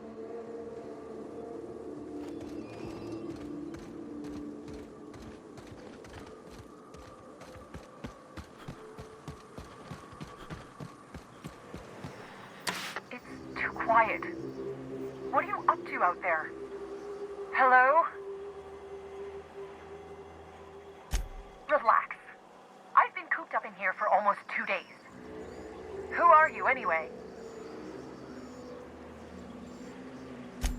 Oh, finally! Tell Graham that this is the last run I'm doing. Sanjar's declared a stop sale to you lot, but even if he hadn't, I'm not risking my neck anymore.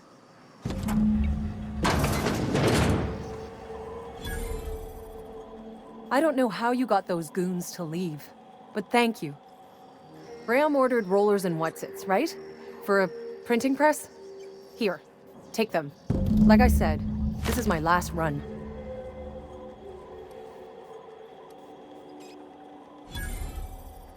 It's an enviable thing he's doing. Free people and all that. I can't live that way. I need my structure. But I respect the iconoclasts for doing it.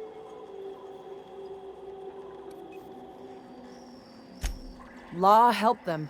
I don't know. Maybe Sublight can lend a hand. I should go.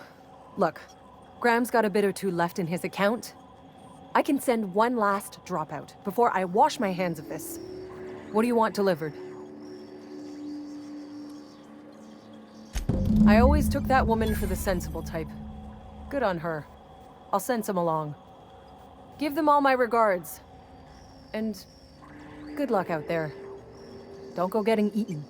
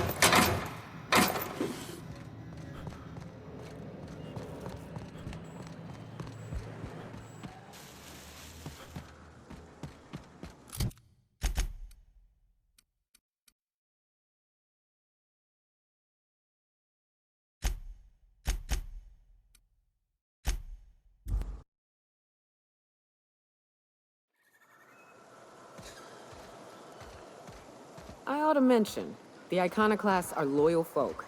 Treat them right, they'll do the same. Turn on them, they'll open fire without a second thought. Everybody here looks wore out. Is it just me?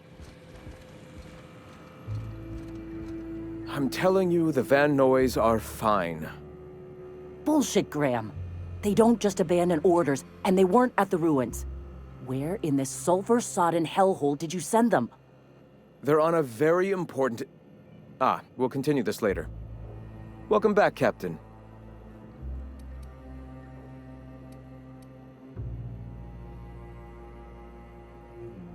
Thank the Eternal that someone's got some sense in their head. Carlotta usually schedules the next drop during the meeting. When's she coming?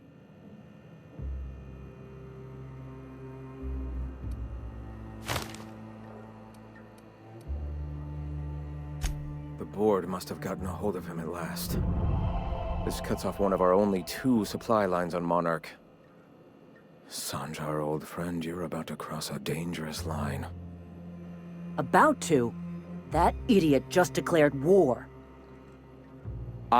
We will deal with his subversion later. For now, we must redouble our efforts to spread the truth to the colony. The print... Oh no. Graham, you didn't. I've already sent a team ahead to scout the press. One of our best. Meet them there and find out if they've been successful. You sent the Van Noys there, didn't you? Oh, for fuck's sake, Graham! We needed them in the ruins! Our people died out there! They went willing to fight for our cause. We need reinforcements. We need new recruits. The Van Noys saw the printing facility with the same importance as I. The hell's the sense in recruiting if you're just gonna get them killed? I have the utmost confidence in their abilities. Friends, we must have faith that the men and women we recruit can handle the duties for which we recruit them.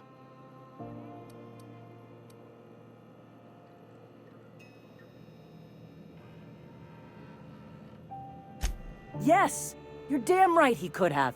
But he's so obsessed with preaching that he's become blind to our actual problems.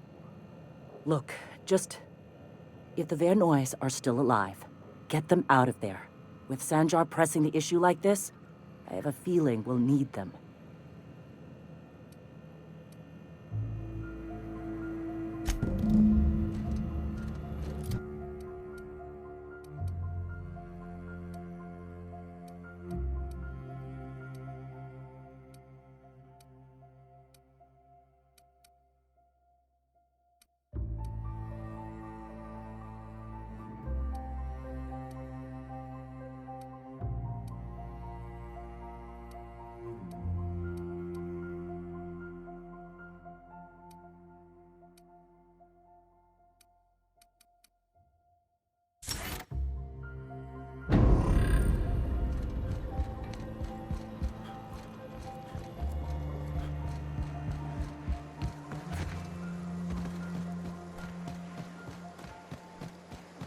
You ever been off Monarch, Nyoka?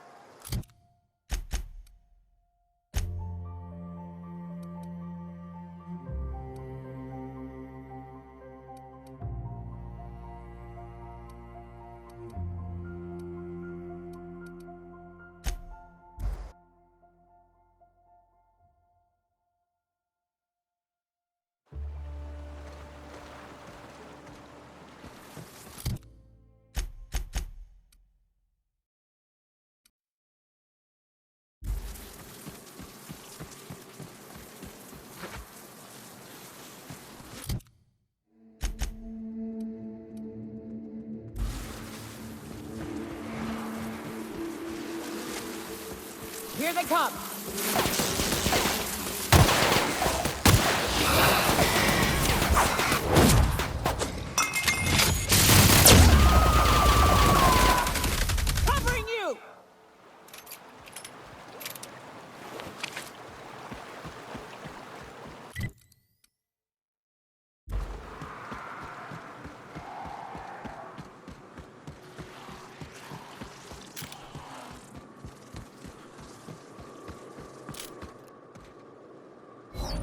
Huh?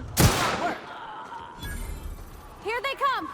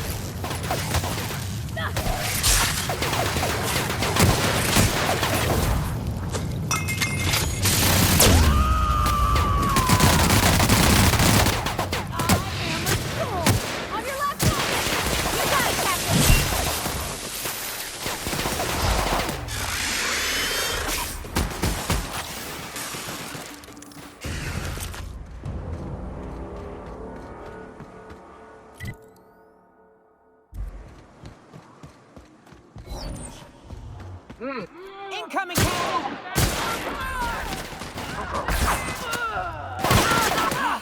Perfection!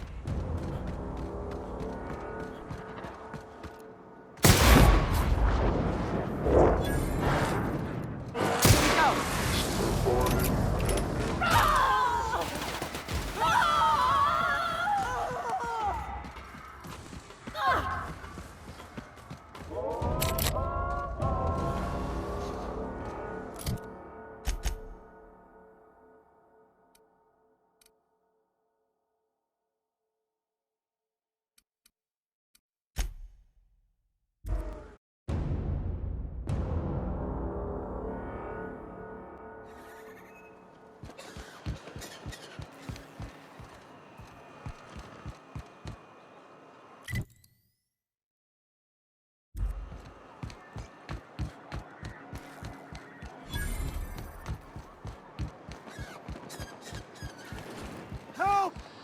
Someone's been killed!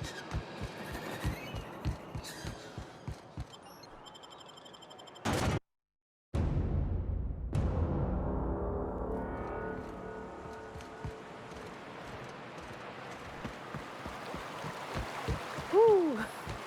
Smells like those old Sundays when we'd unload salt tuna shipments at the cannery. You'll get used to it. Give it 10 or 15 years.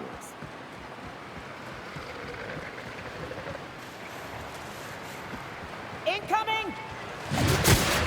Floor cap!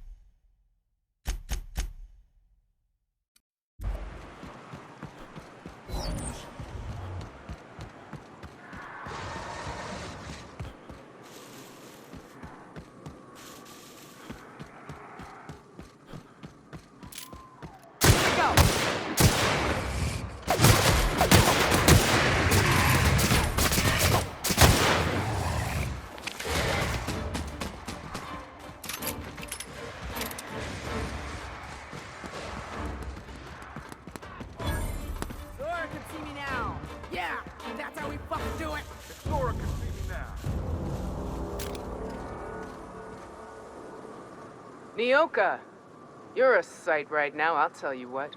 We are up a creek. I bet. You really come this far north for a printing press?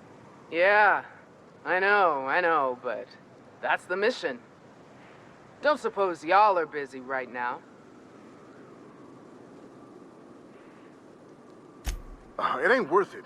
We ought to pull out. You keep spewing that sulfur, I'm liable to leave you to the rafts. What my well-meaning idiot of a brother intends to say is, we appreciate the assist. Would that we could. We ain't leaving our men behind, and they ain't moving on their own. Our medic has got our trauma kit, but we got separated. We ain't seen him in a couple of hours. Yeah, on account of giving him the order. He's searching the old settlement to the north of the press.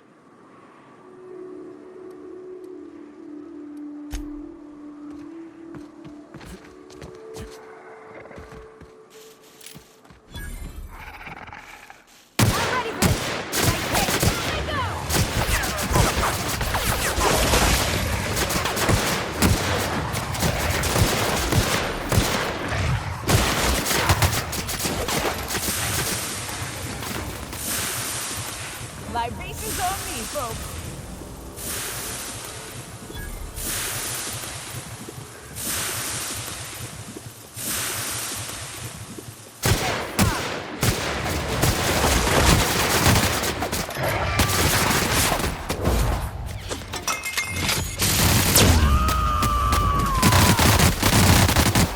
I am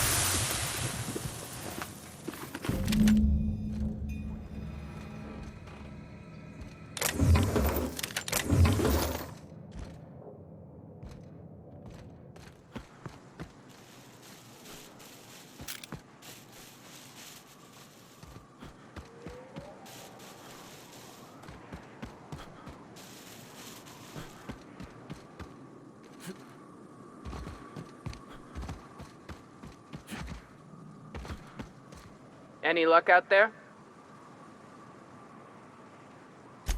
Oh, fuck. Well, that's better than nothing. Thanks.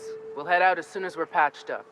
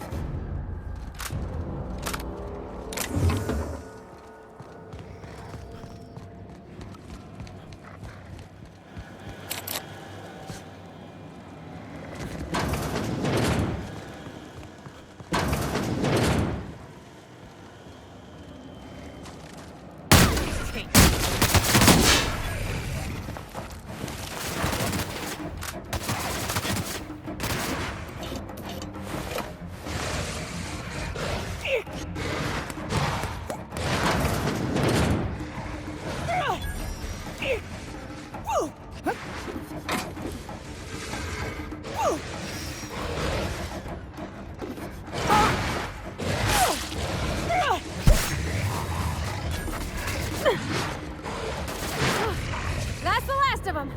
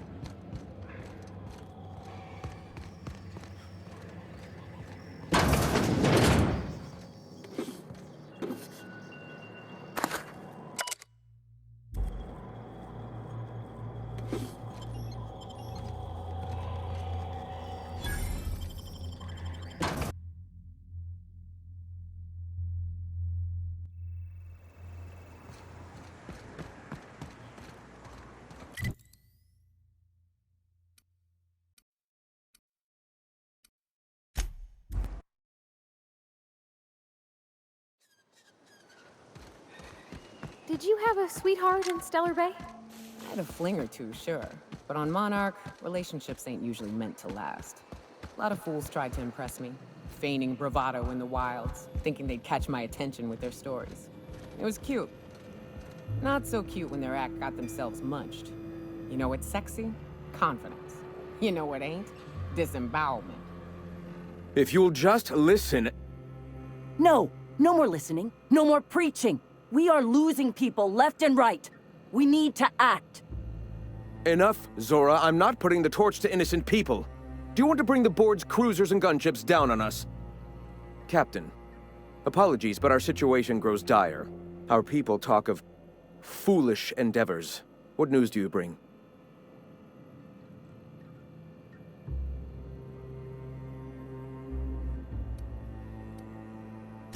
They are armed all the same. All they need is a good reason, and war is one such reason.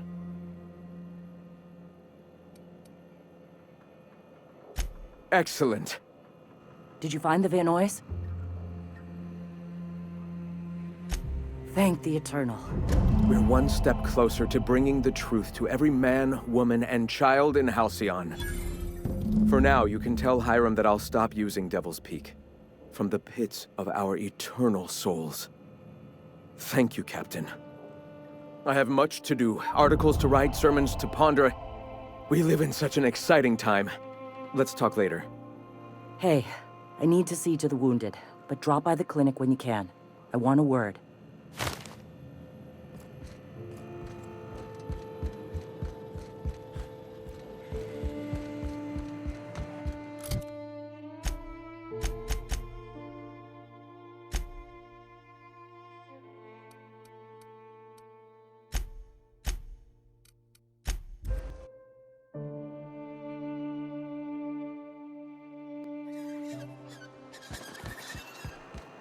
You're distracted. That's dangerous, Parvati. Spit it out. Could I get another... Well, new business turns up at last. Celia, didn't I tell you our new statistics-based advertising model would be a hit? That you did, sir. How can yield improvements of 26.7% not quicken the pulse? How can 32% cost savings not moisten the loins? You've often posed these very questions. Clear my schedule. This newcomer has a meeting with me.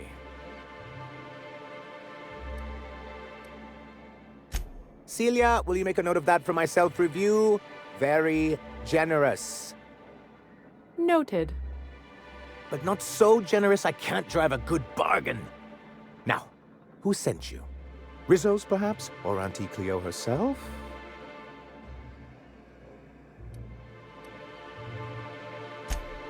Oh. I suppose that means you aren't here for the Saltuna. Now, there's no need to humor me. I'm used to this particular letdown. Seems like you're having a rough time, Mr. Sanjar. Are you doing quite all right? Oh, don't worry on my account. This is merely the latest in a long line of professional, erotic, and athletic disappointments. I had hoped that livening up our advertisements with enticing figures would draw the other corporations back to our bosom, but it seems we're back to the drawing board.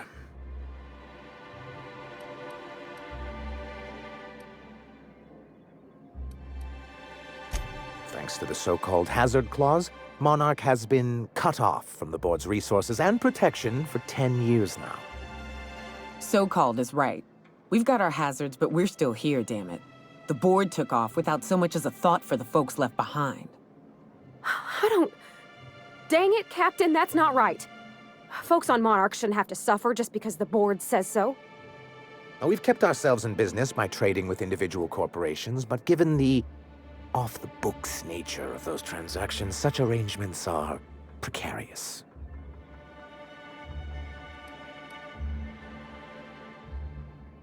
Yes, freedom is a tempting ideal, but a rather costly paramour.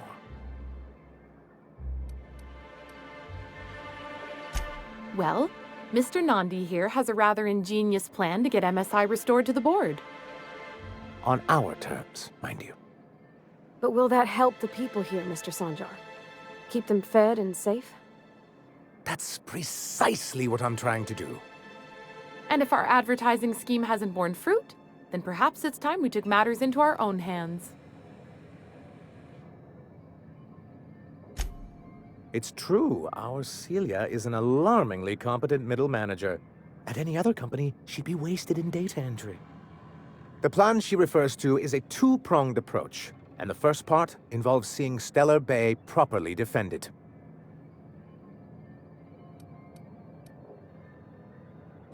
With a Bolt 52 cartridge, of course. If you can get us what we need to rejoin the board, starting with the Bolt 52, we won't need to advertise anymore. We can stop our transmissions altogether. And you'll have a powerful ally on the board. In the old arms building southwest of town, which used to be part of Stellar Bay before we had to move our walls in, these days it's overrun with marauders and raptidons.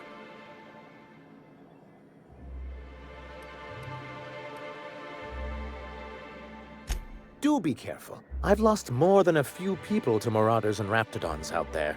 Oh, and while you're at it, there should be a terminal in the arms building with some dangerous information.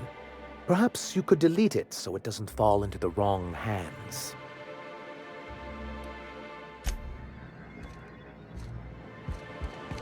You ever worry all that ammo in your berth might combust?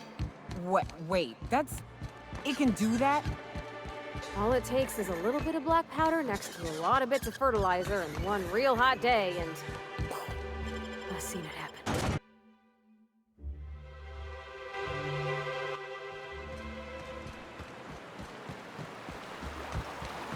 What do you think of the unreliable Parvati? There's always something to fix, and it's neat working in the Aether. I always took Atmo for granted. Now, if I drill through the hull, we all suffocate. Exciting, you know? I'm not sure I wanted to know that. Being in space sets me on edge enough. You know about stellar emissions? Actually, I probably shouldn't tell you about those. I mean, not unless you want to know how we're all likely to get spacer's lung. Right. Okay. When we get back to the ship, I'm drinking this conversation right out of my recollection.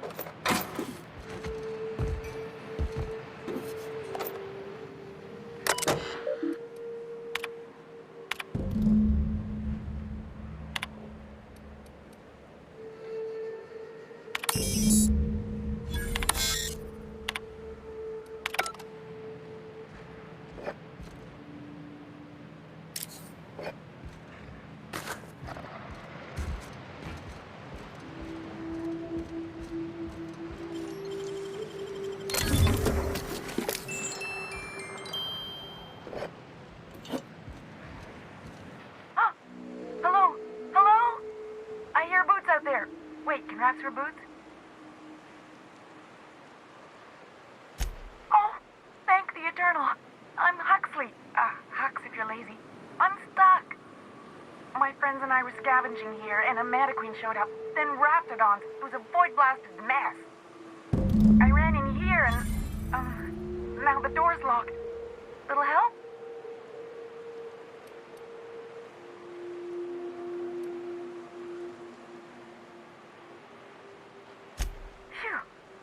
mister. My buddy had a key, but I ain't heard him in a while. He locked me in here and took off. Probably got munched. So look for a dead guy, I guess. Or a rat. Maybe it's in a rat belly. Gross. Oh, much obliged. Ah, phew. Thank you so much. It was getting all stuffy in there, and I was getting a mite lightheaded, and I think maybe I was gonna die. Now I'm out here, and I'm headed back to Amber Heights. Still landing yourself in trouble, eh, Hux? Oh, hi, Nyoka. You mind giving me an escort back home? Oh, you're traveling with someone. Never mind.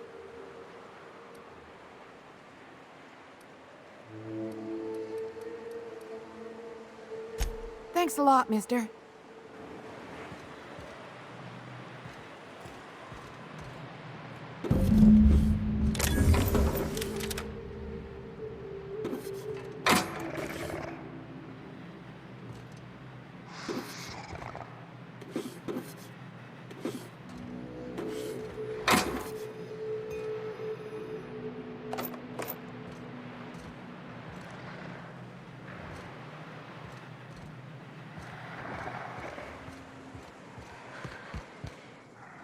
Incoming!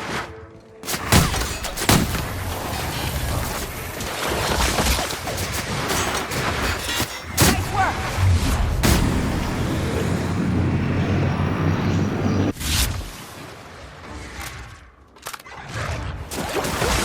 Don't mess it up!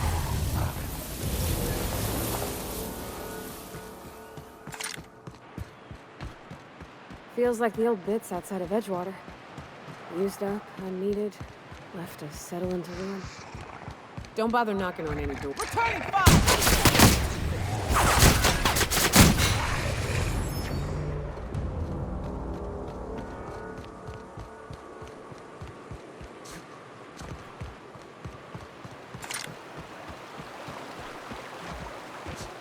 I don't know what it is, but my gun's been acting funny.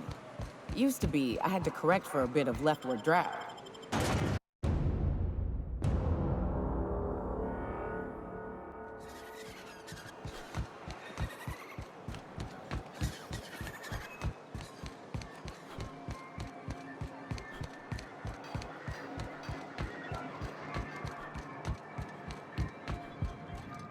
Be careful with your new friends in Amber Heights.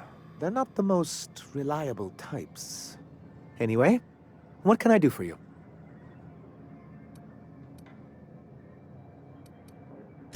You weren't supposed to look. I asked you to delete it.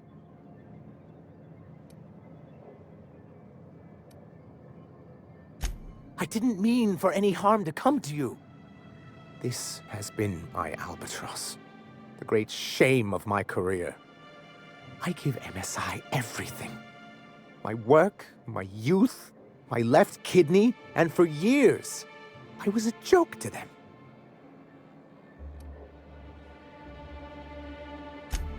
In charge of a scrap heap of a city, abandoned by the board and surviving only through the hypocrisy of our trading partners.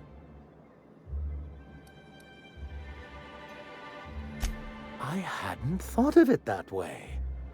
But perhaps there's something to that. Thank you for that. Was there something else?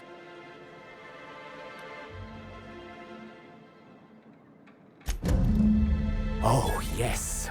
I'm going to be up all night with this. All those blanks waiting to be filled, boxes waiting to be ticked. Try to control yourself, sir. Have you any idea how powerful this is? Corporations have been toppled with less. But that's exactly what this is. The world isn't changed with guns and speeches, much as Graham and his followers would like to think, but rather with meticulous documentation. And the Bill of Liquidation/Transfer Form 52 is one of the most formidable pieces of data entry in all of Halcyon. One false stroke can invalidate the entire document. It's true. One of the old execs gave herself a stroke trying to fill out the exemptions section.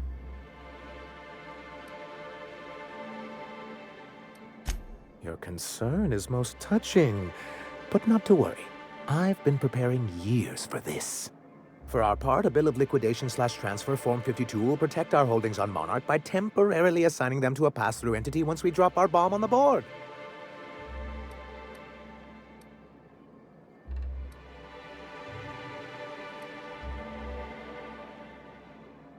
What Mr. Nandi means is that we have some rather momentous information to deliver to the board. Or we will, with your help.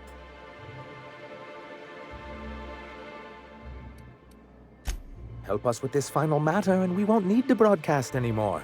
You have my word. I have reason to believe that one of the other corporations is operating on Monarch, illegally and in secret. Is it really illegal if the board's the one that makes the rules in the first place? If we can find proof, I can use that as leverage to encourage certain powers that be to accept our Bolt 52 and reinstate us on the board. You really think so? I admit I've been hatching this scheme for quite some time. I just needed someone capable to help me carry it out. If someone is operating here, then Catherine's almost certainly supplying them out of Fallbrook. Perhaps she could be convinced to tell you where they are. Oh, I imagine you do. But as much as I love your can-do attitude and dangerous gravitas, Catherine handles all of our shipments. So it would be best if you could leave her in one piece. Is that how you people put it?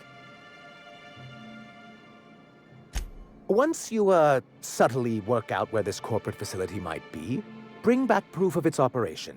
Maybe some nice letterhead. Or someone working there. That would do it. I knew you were the right person for the job. I suppose I'll leave you to it.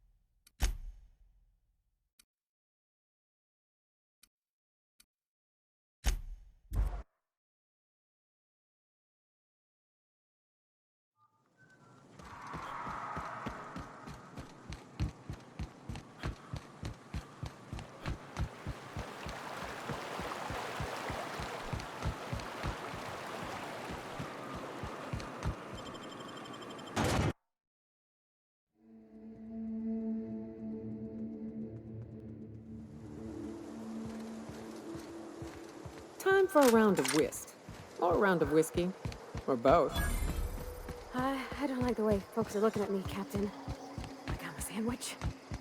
Maybe I could stand a little closer to you. Want to make a run with me to Stella Bay?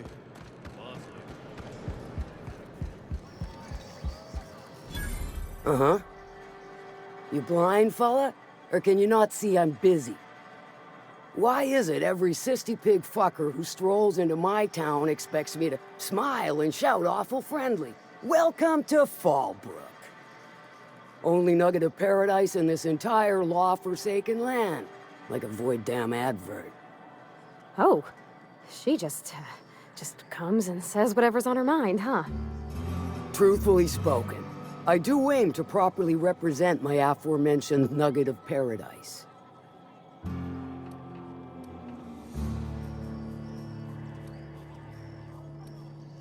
You know, I ain't heard that one before. Suppose I'll have to work harder to show you just what makes our town shine. But first, I'll need to know what brings you, stranger.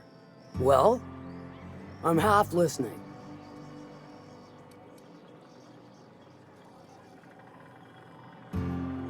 Might be I know something about it. Might be someone hired my crew to blind drop supplies on the Northern Bridge. Might be they sure as shit weren't pirates. Now that I consider it, I ain't heard from my delivery team in far too long. Find them for me, and I'll pay you handsomely. And I'll thank you kindly for it.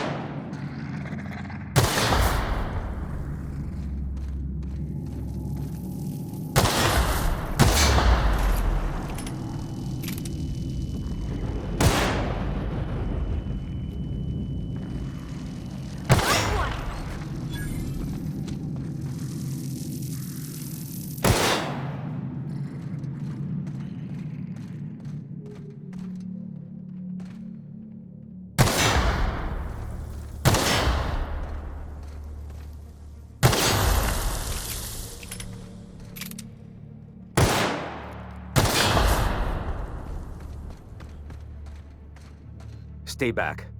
I may be wounded, but I'm still armed. How'd you get past my traps anyway? Just remember, I still got bullets, in case you get any funny ideas. What are you doing out here anyway? That feels a mite better. Wish I had something to give you, but I gnawed through my last Spratwurst an hour ago. Cave like this makes a handy place to store goods or hide out for a spell. And the traps usually keep gawkers out.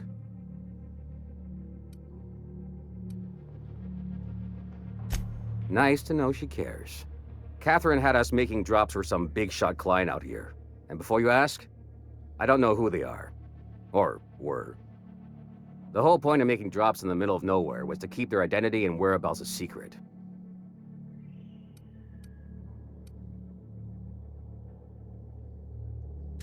Yeah. I guess the Marauders noticed because they were waiting for us. Blew the bridge and took off with the goods. Last I saw, they were heading back up the hill. You'll see it on the right when you get out of here. If you got the sand to go after him, I'm sure Catherine can reward you for your trouble. Me? I'm headed back to Fallbrook just as soon as I've caught my breath.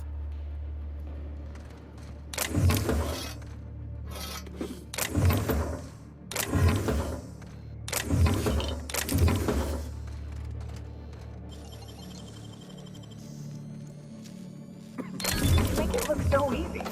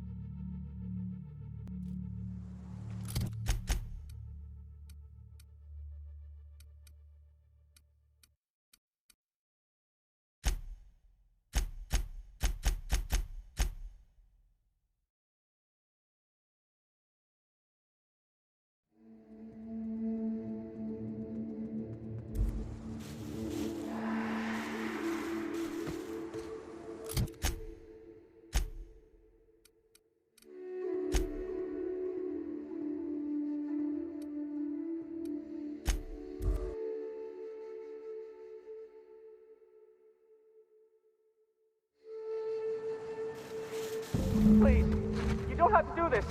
Just look. I didn't mean what I said about your outfit. It's very fashionable, I swear. Oh, gotta get over this. Maybe this will last.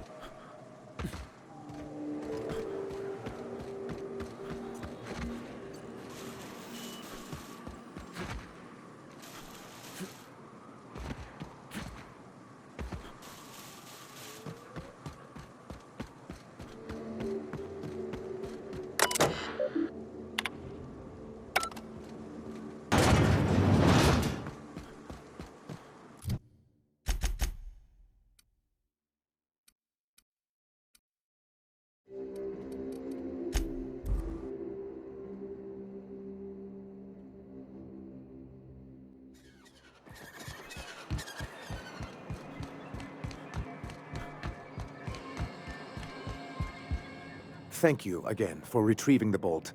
It's every bit as complex as I'd heard, but I'm up to the challenge. Anyway, what can I do for you? You weren't supposed to look. I asked you to delete it.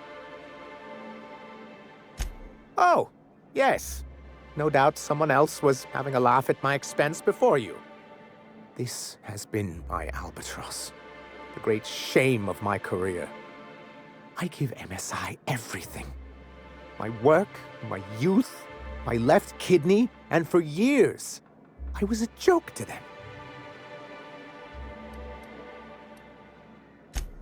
In charge of a scrap heap of a city, abandoned by the board and surviving only through the hypocrisy of our trading partners.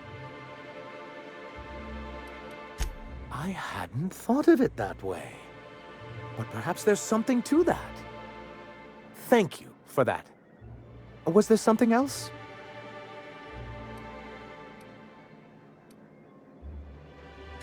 Excellent timing on your part. I worked my fingers to nubs, but I've finally completed the Bolt 52 form.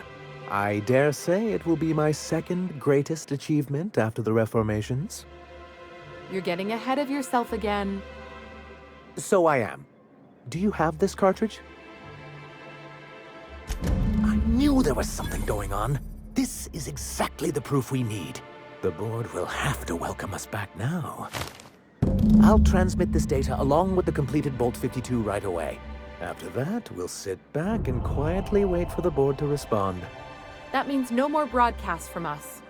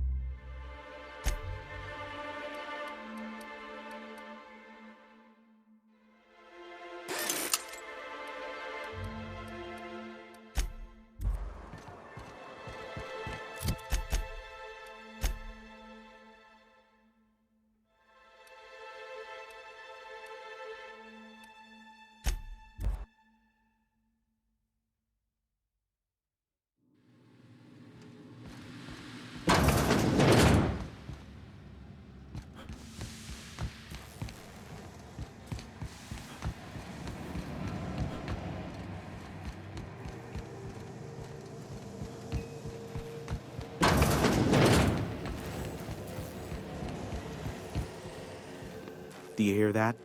It's the blessed sound of radio silence, which leads me to believe you have sweet, sweet news for me.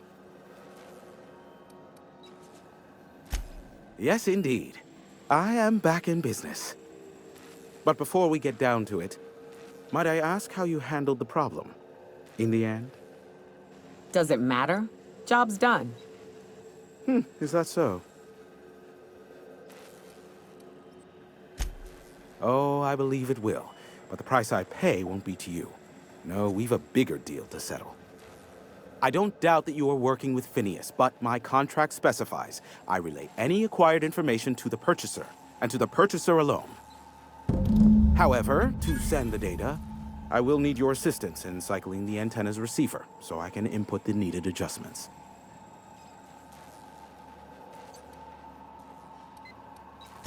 It's simple, truly. I merely need you to waltz outside and throw the lever to cycle the power. I'll key in the numerical adjustments from in here. Terrific. I'll be here, waiting with bated breath. Give a shout if the panel electrocutes you.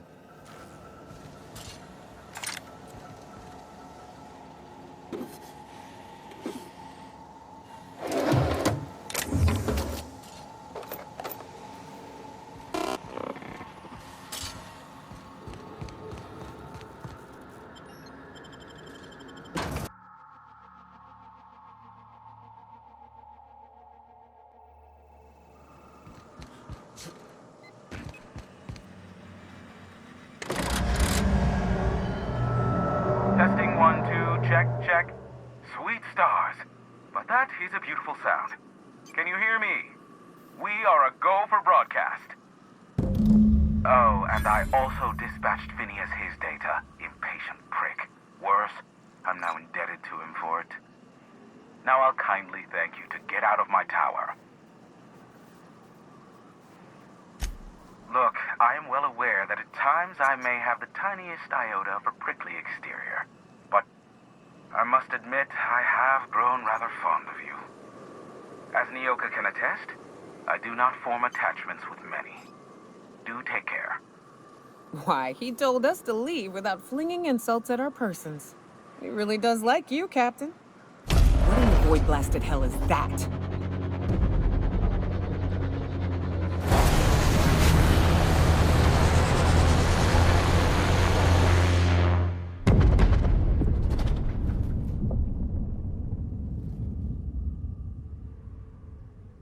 Black holes! Did you see that? Look, there's not enough room in this tower for two sarcastic hullheads, so one of us has to knock it off. Right. I reckon we both know who that'll fall to. Oh well, a pity for the crew, but I can't see how it affects me. Hiram? Can you hear me? Did you see that? Architect, save me from swindlers and fools. Sanjar, what are you bloody doing on my channel? Did MSI or did MSI not cease broadcasting? Yes, but... Hiram! Hiram, are you there?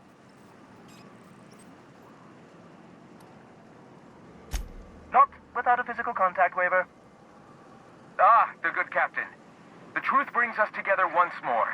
Our salvation has come crashing through the stratosphere. We need only collect its weapons. Are you mad? That's a UDL gunship. You'd probably shoot your own toes off.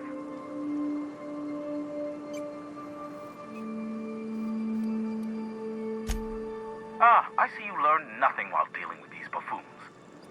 We could use the gunship's armaments to defend Stellar Bay, but we need its targeting module. Our message is so close to breaking free of this planet and spreading to the stars. Help us secure that module and we will save our colony. Listen, I don't care a single whit what you do so long as you leave me out of it. Which means, get off my void damn channel. I'm more than finished with you lot.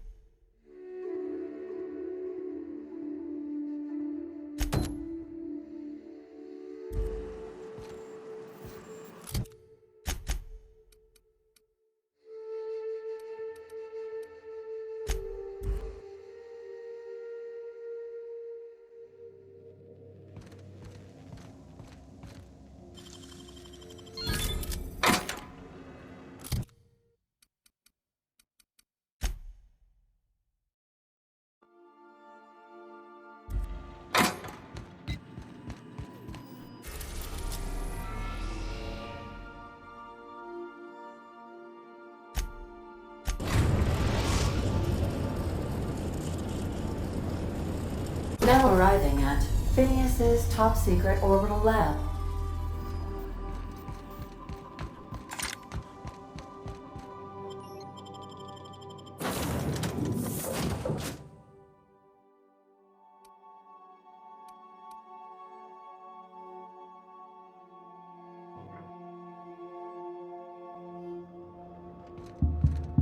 Hello?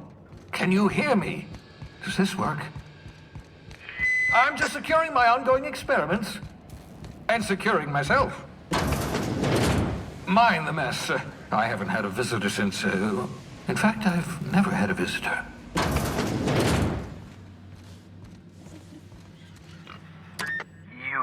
I'd clap you on the shoulder if I weren't behind a wall of bulletproof glass. I don't know how you did it, but Hiram Blythe just sent me everything I needed.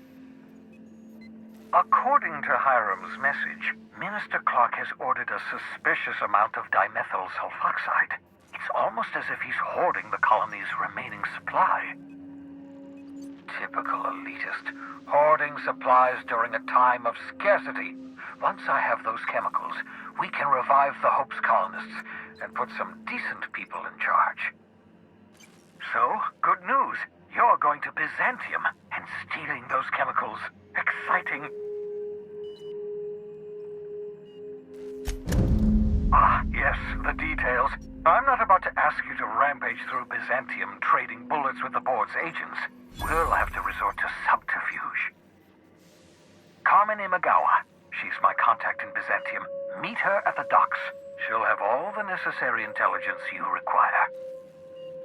I'm giving you my old nav key to Byzantium. You'll need it to land in the Golden City. Remember, you're looking for dimethyl sulfoxide. Big green bubbling vessel with a warning label. I'll take as much as you can find.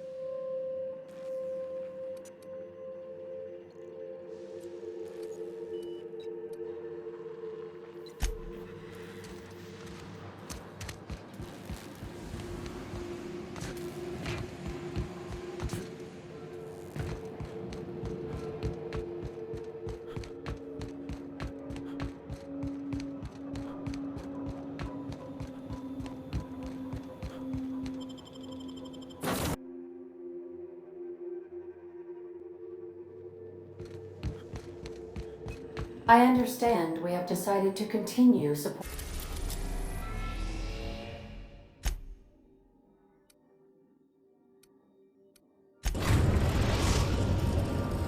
Captain, I'm receiving an urgent docking request from another vessel. Greetings from the Halcyon Parcel Service. Delivery is guaranteed within standard margins of certainty. I've got a special delivery for Alex Hawthorne of the Unreliable. With your permission, I'll see it transferred to your ship. It's a parcel, sir.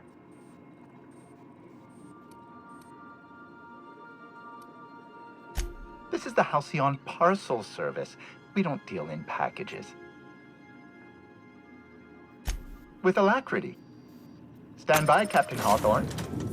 An HPS certified distribution technician has deposited the parcel into your cargo hold in accordance with hazardous waste disposal procedures.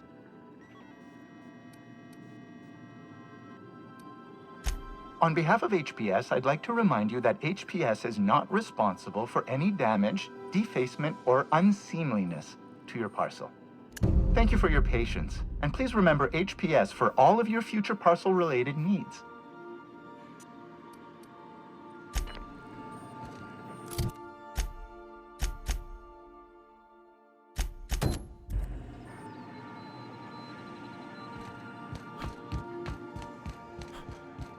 Stay safe out there.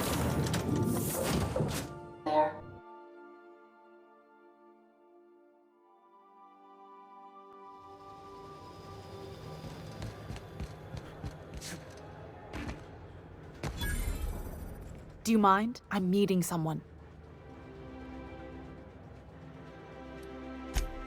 Oh. You mean I'm supposed to be meeting you?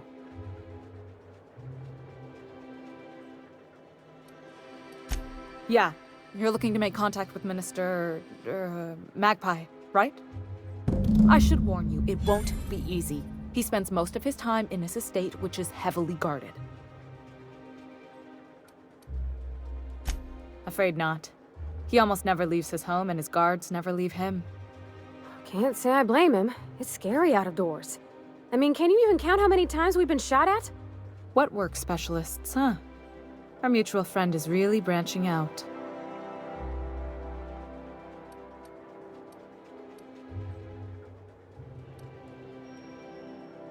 Whoa, I'm not one of your B&E specialists. I just provide intelligence.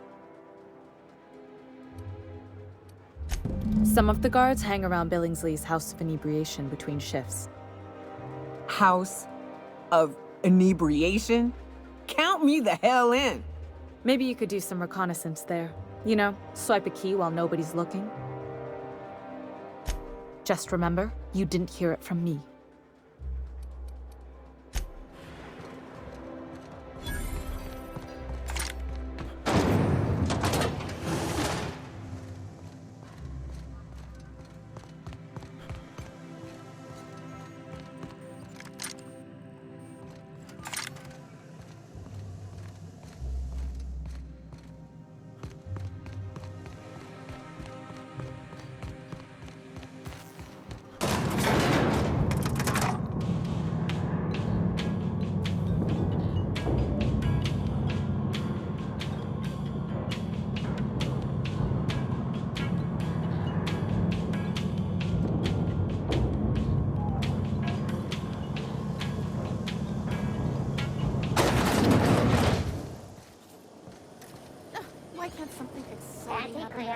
antibiotics. Take comfort in knowing that anything... Hey, you! cannot stop Yeah, will you! probably The million kill bit you. smile? How'd you like to make it worth... So much wasted money here. Decadence ain't gonna save you when the beasts get through the walls. You think I'd get arrested if I climbed up on that to get a look at the gearings?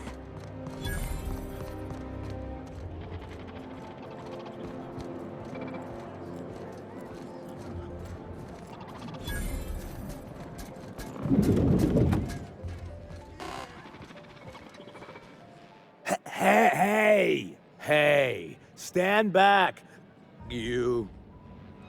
I'm part of Minister Clark's personal detail, and that means you gotta keep 5 feet back at all times.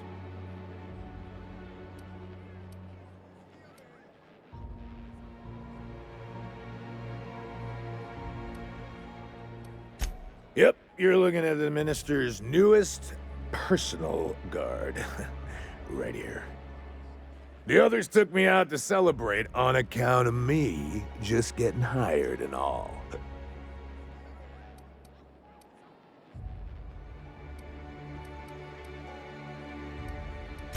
Oh, he's, medium height with, like, medium colored hair and, like, a kind of a medium face.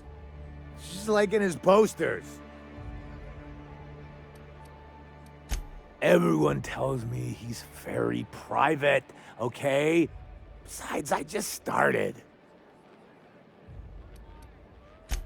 He's basically the most important person in the colony, which makes me the most important guard in the colony. Yeah. That means I got a key to the minister's estate, my own personal UDL-issued shotgun. They don't give those out to just anyone. Yep, I've nearly made it to the top, my friend. I'm just 2 promotions away from on-the-job bathroom breaks.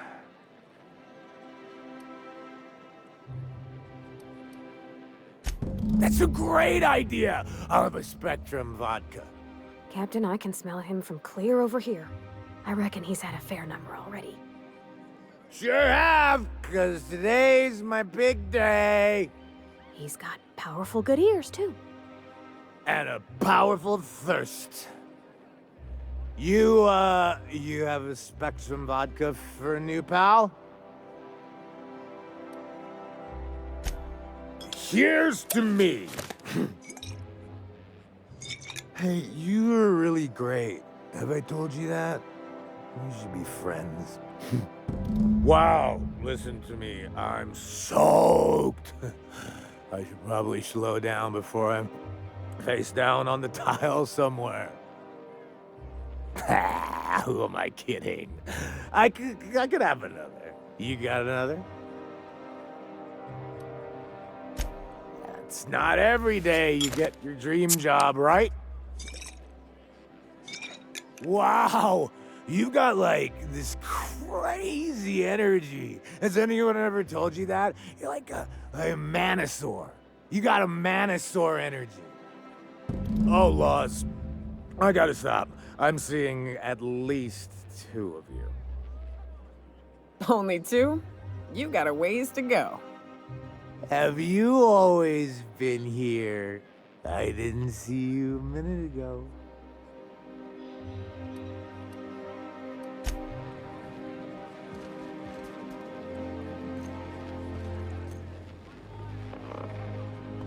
They'll never see us.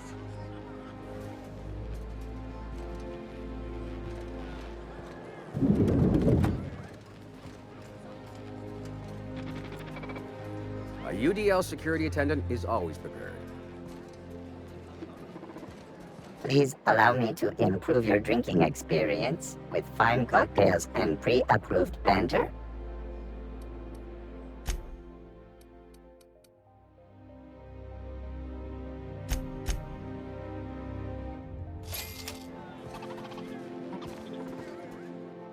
Hey, buddy.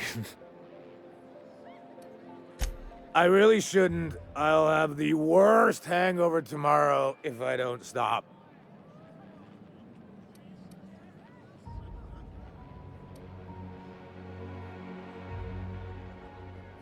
You sure sound like you know what you're talking about. Okay, here goes. Yeah. Was that one supposed to taste like Purple Berry Crunch? Or am I just tasting breakfast? I don't feel so good. I think I'm gonna be sick.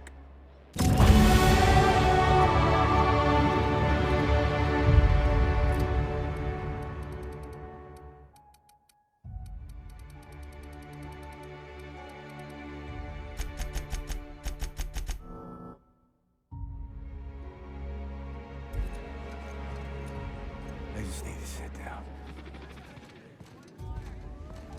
Ah!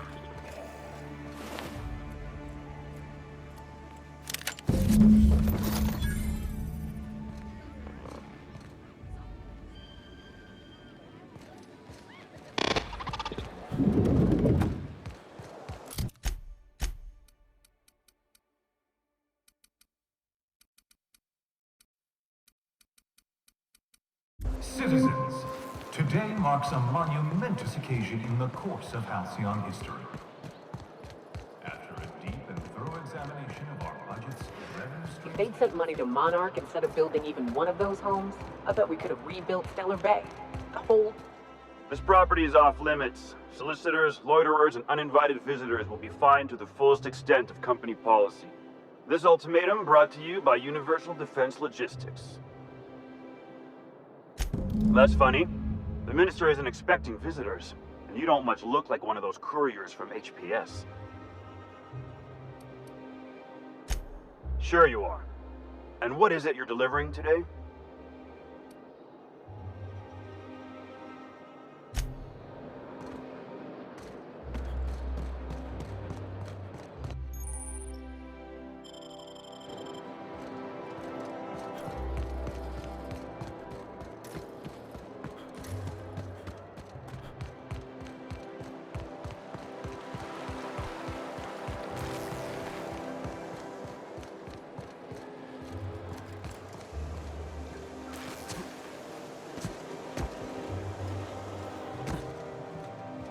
I'm on my legally allotted break.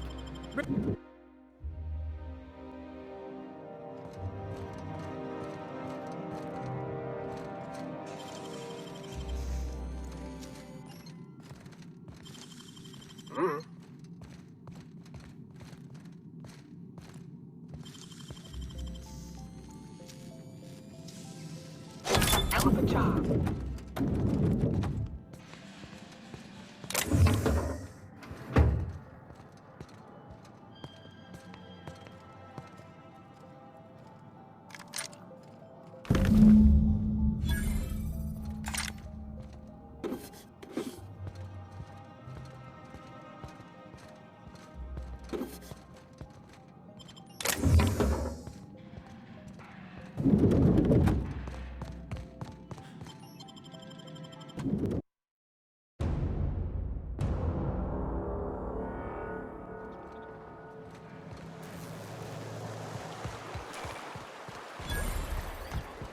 So the ship talks?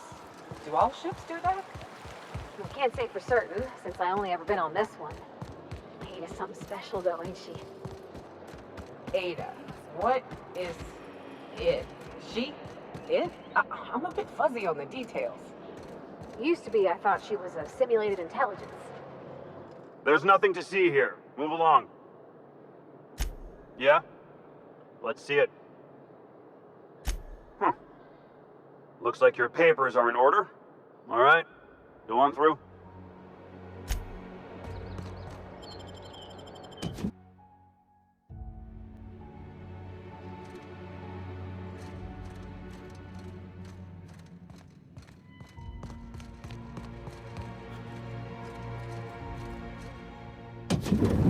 How did you get in here? You're not one of my guards. What are you doing here? Oh my law. Captain, that's the Minister! Mr. Clark! Oh wow! If this is about another Aetherwave clip or radio spot, you may kindly fuck off, as the parlance goes. I'm not doing any more.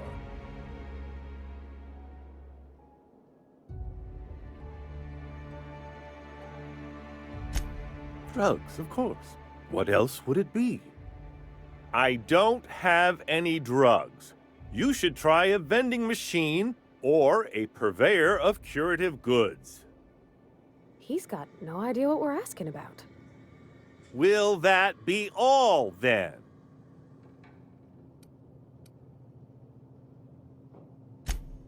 Oh dear, I don't think I can say this any more slowly. Unless... Of course. It's Rockwell again, who else? And I thought he was only holding me here to keep me out of the way.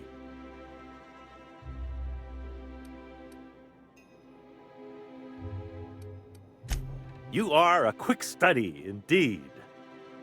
I've long suspected Rockwell of transacting business in my name, but this proves it. You've been all alone in this house? Would you like me to make you tea? Please, this is important. Whatever it is that brought you here, Rockwell's the one behind it.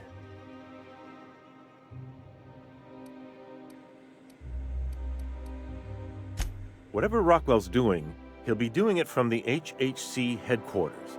Your best lead is to look for details in his office. This all feels off, Captain. Like when there's a storm coming, but everything's quiet and still. Believe me, things have been off around here for a very, very long time. A reckoning is most certainly due. This colony's problems have always seemed to trickle down from the top. If we're set on fixing Halcyon, that's as good a place as any to start. Exactly. And fix it we must. Why, this is starting to sound like an issue of Dissident Hunter. Via the Acropolis District, of course. That's where the most important corporate and government facilities are. But only board employees are allowed into the district. There's a heavily guarded checkpoint just down the street. There might be a route through the maintenance tunnels, but I'm afraid I don't know specifics. Most people avoid the area for obvious reasons.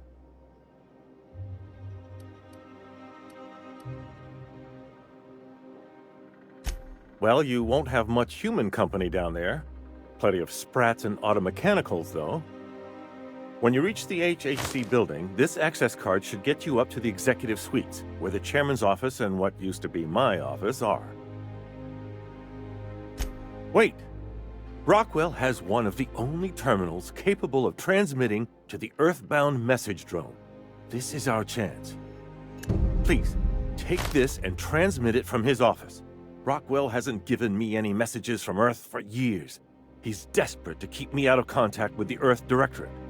But they need to know what's happening here.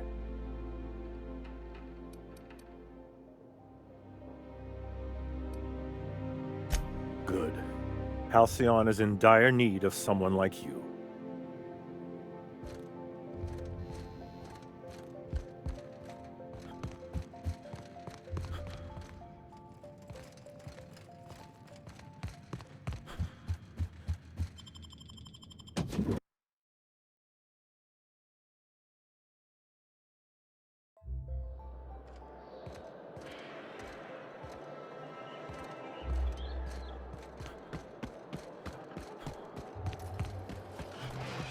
Oh, there.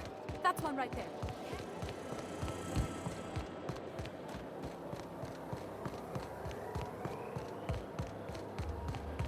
The Acropolis District is off limits. Move along. What in the law's name are you on about?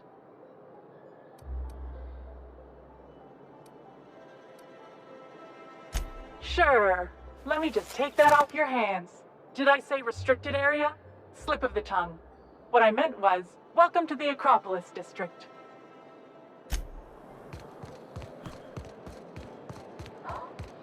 Oh.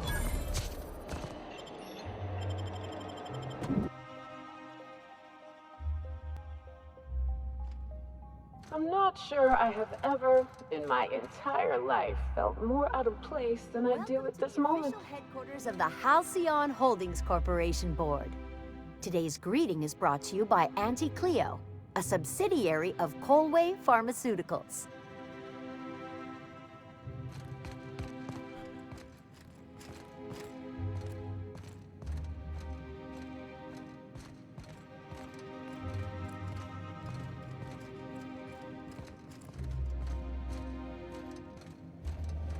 State your business.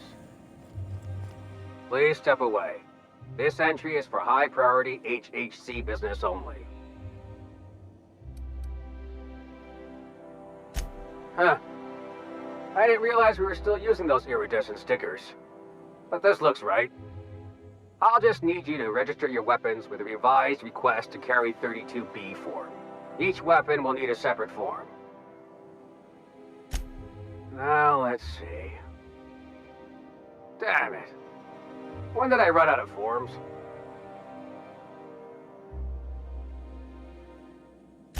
Well, how nice for you. Do you have any idea how long it takes to request new forms? Or how many citations I'll get for impeding HHC business in the meantime? Just know there are a bunch of guards upstairs and they're all high on dervish mist and low on patience. So try anything funny, and they'll paint the walls with your guts.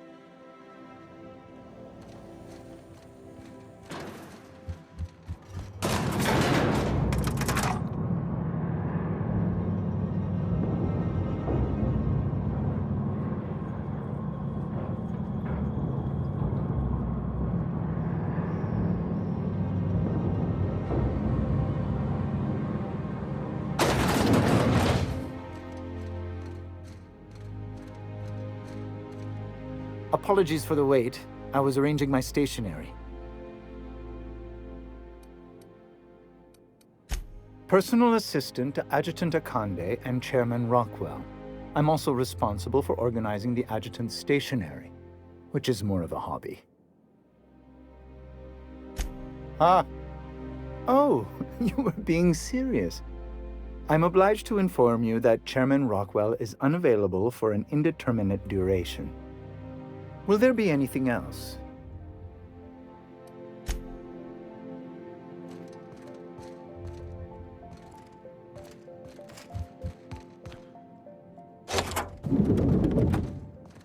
Excuse me, just a moment. I beg your pardon, Minister Clark's former office is currently closed to solicitors. What? Oh dear. Thank you for reminding me. I can't stand the thought of someone else's hands touching my custom letterheads.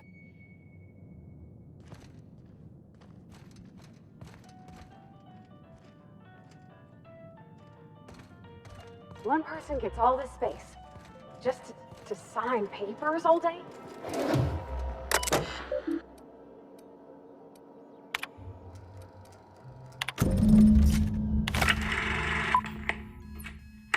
Good afternoon. I'm Chairman Rockwell, and I'm here to address a serious issue facing us. As you all know, our colony has been successful beyond our wildest dreams. Unfortunately, we've recently discovered that our food supply will not be able to sustain Halcyon's population in the long term. Everyone will die. Everyone will slowly stop living from malnutrition. But we're doing it together, and that's what matters. I fucking swear, if someone doesn't give me something to read that will placate the masses soon, all of you will find yourselves violently unemployed. But I can assure you there's nothing to fear. We've got a solution. It's called the Lifetime Employment Program.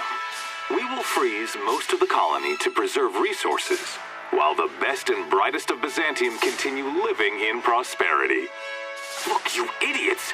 How many times do I have to tell you we can't say shit like that? Fire whoever wrote this! While Halcyon's brightest minds solve the problem of our nutritional shortage, the rest of the colony will be placed in suspended animation. Individuals will be revived on a rotating basis, so that every Halcyonite can be part of the important work of saving our colony. By testing paperweights. Sorry, couldn't resist.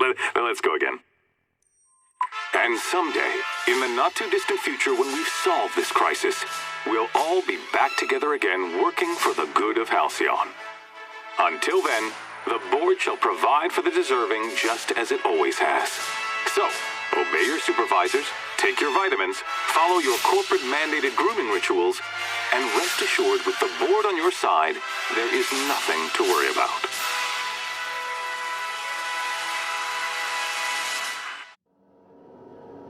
That was all a story, wasn't it?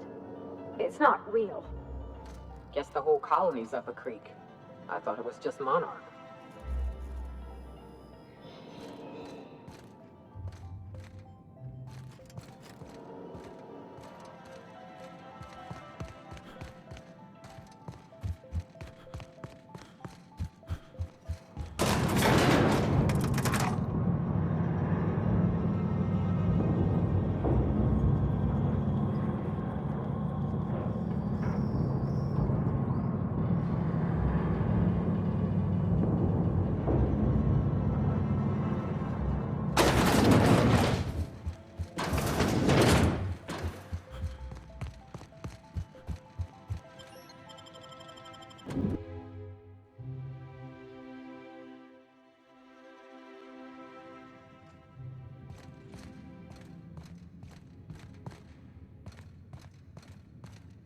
Our UDL security attendant is always prepared.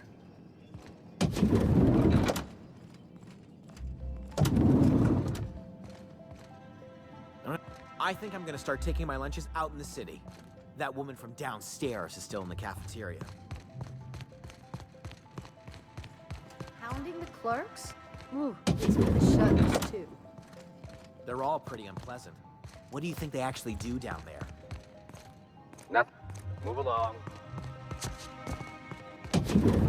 Hey, did Tillman get transferred or something? That's right. You weren't here when it happened. Some UDL officers took him into custody. Oh, law, what did they take him for?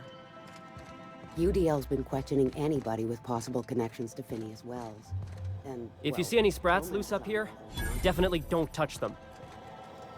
Sorry, I shouldn't talk.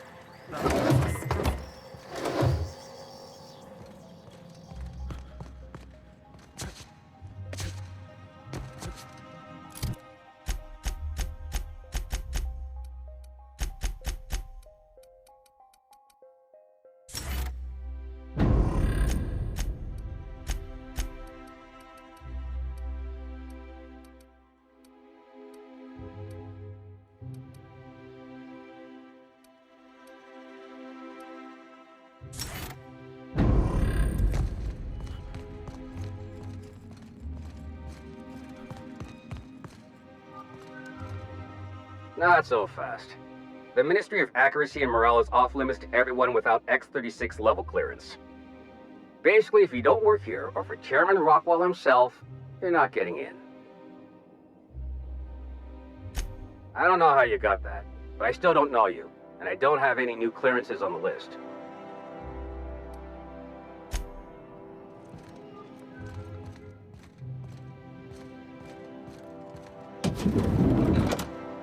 If you see any sprats loose up here, definitely don't touch them.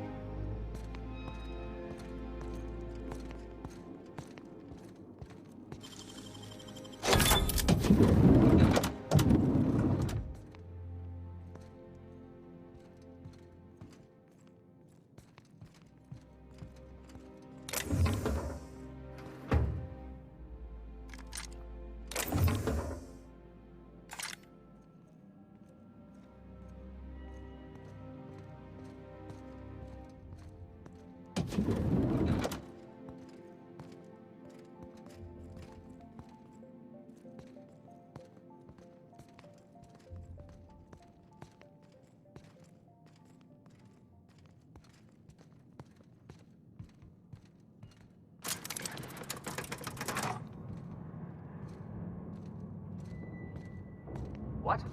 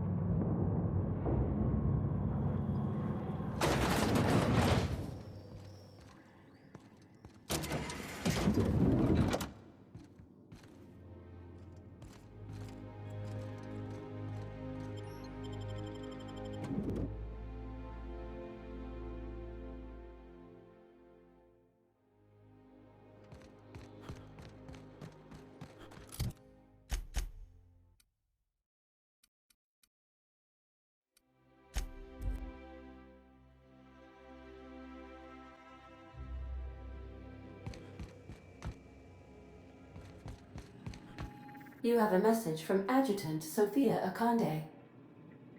No one ever looks quite the same in person as they do in my reports. And my reports of you have been exceptionally thorough. You've had quite a career.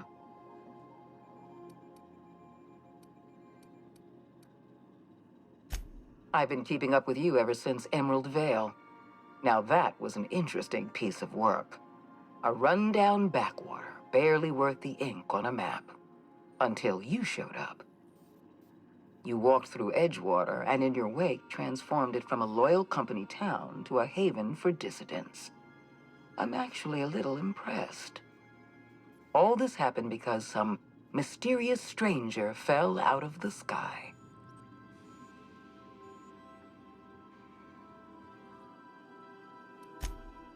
Not always. For the longest time, I could never be sure if you were on our side or against us. You should be back on the Hope, frozen in a hibernation chamber. Yet here you are, flying about in a stolen ship, leaving a trail of paperwork in your wake. The board doesn't know what to make of you. But I do.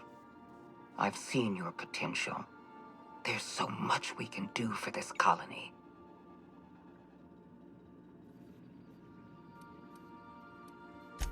Then let me help you make up your mind. You have something I want. I'd like to negotiate.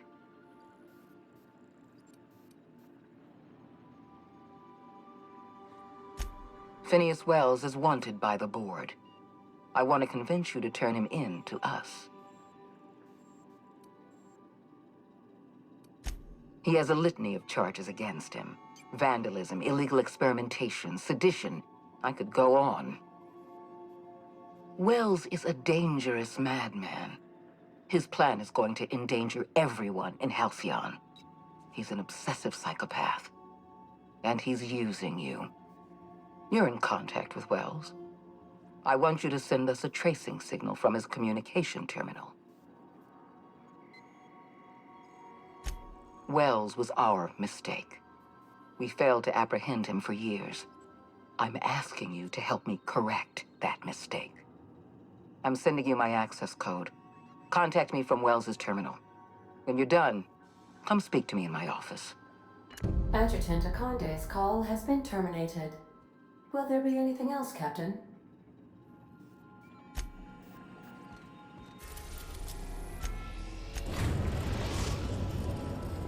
We have successfully arrived at Phineas's orbital lab, Captain, and we are still in one piece. Shall I congratulate myself, or would you like to do the honors?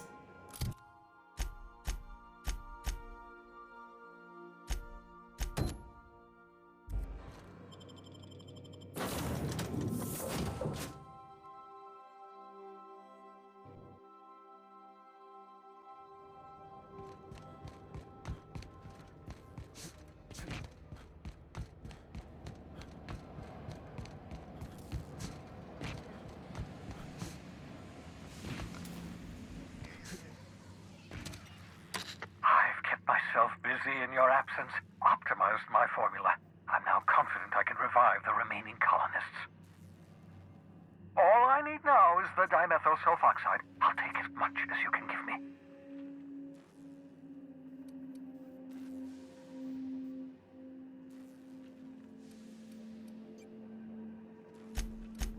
What? Oh, yes, well, that's obvious. Anyone with 2 working labs can see this colony's slouching toward oblivion. Why do you think we've been doing all this? I revived you to help me save Halcyon from annihilation.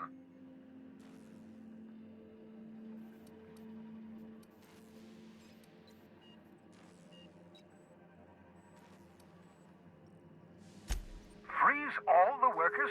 Why? So a gang of powdered toffs can carry on living in Byzantium? You call that a plan? I always knew Halcyon was heading toward a systems collapse, but I never imagined we were already there. The board made this crisis, and now they want to solve it by freezing the rest of us? That's not a plan. That's a goddamn escape clause. That makes 2 things we don't have. Time and chemicals to revive the other settlers. None of this was supposed to happen. I was supposed to to revive the Hope's colonists. We were supposed to have enough time to solve the problem before we all starved. Human test subjects? Oh, that's grotesque. That's unthinkable. That's exactly what I'd expect out of the board.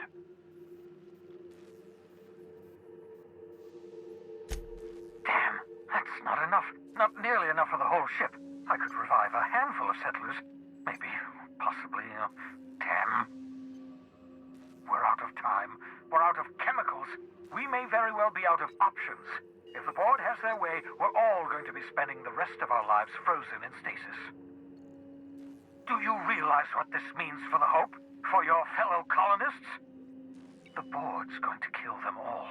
Toss them out into space, just to make room in their hibernation chambers.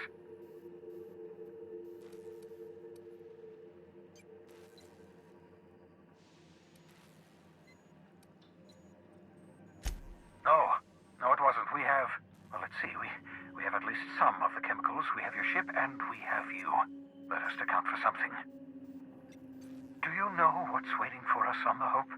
Scientists, engineers, artists, the brightest minds Earth ever sent us, uncorrupted by the board. The board's going to dispose of them all and transform the Hope into a prison for the rest of us. They're likely on their way to the Hope as we speak. We need to get to those colonists before the board.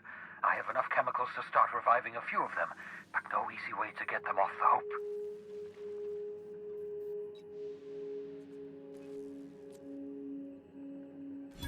Merciful gibbering law, you're a genius! We bring the Hope to us. Skip the entire ship across the distance of colony space, right next to my lab.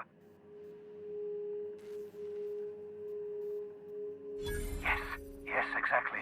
You're a step ahead of me, but I perceive the shape of your plan. If we link up the Hope to the Unreliable, then use your navigational computer to calculate a reasonably safe vector, we can skip the entire colony ship into the rings of Terra 2. I don't know much about skip drives, not the physics anyhow. I do know the Hope's real massive. How's our bitty little ship supposed to skip it? Excellent question, my sharp-witted mechanic. You will use your own ship to power up the Hope's skip drive. Your navigational computer can handle the rest. You'll need to switch on the Hope's auxiliary power using the Unreliable. Then head to the bridge. Your navigational computer, Ada, should be able to activate the Hope's skip drive. Once you've skipped the Hope next to my lab, I'll have easy access to the frozen colonists. I can start reviving them immediately.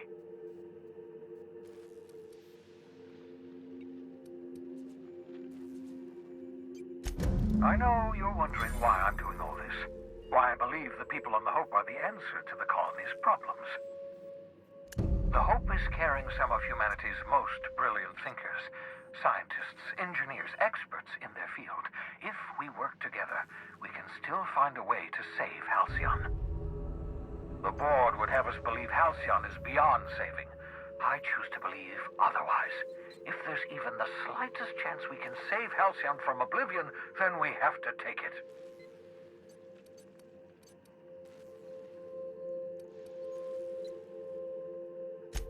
You absolutely should.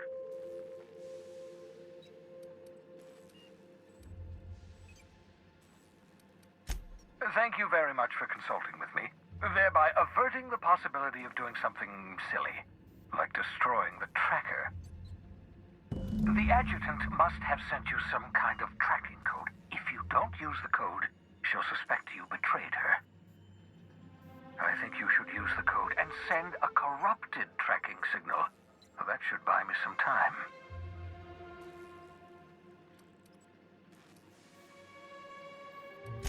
Use my communications terminal to corrupt the tracking signal. While the board busies themselves trying to decipher it, I'll have plenty of time to prepare my defenses.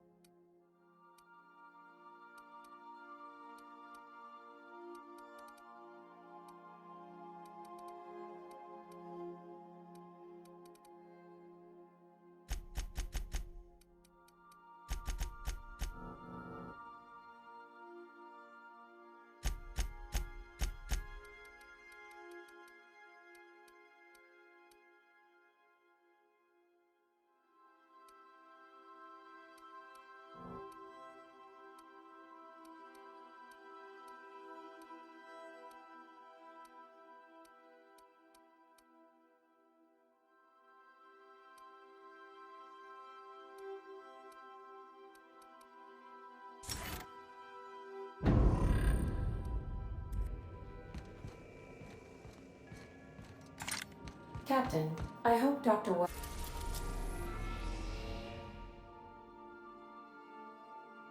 Wells has not dragged you into one of his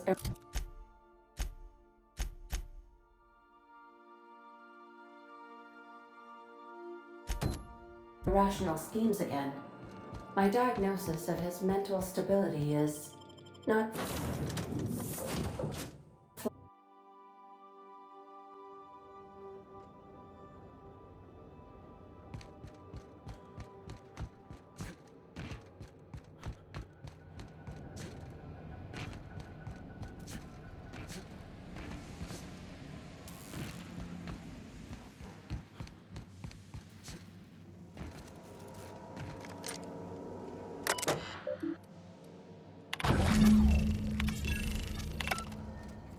That should do it. You've bought me more than enough time.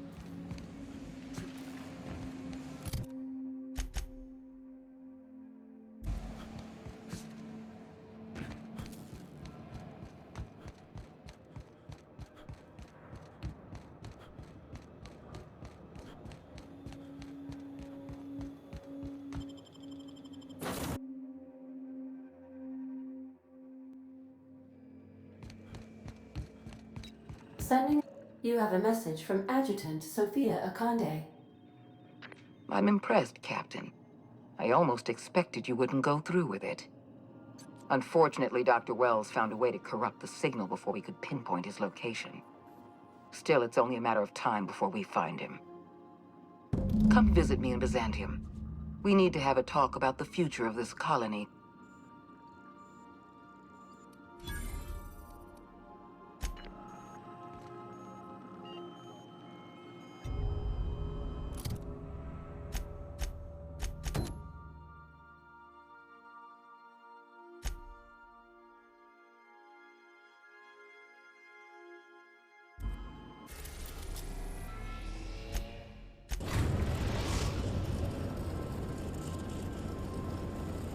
We have arrived at the Hope.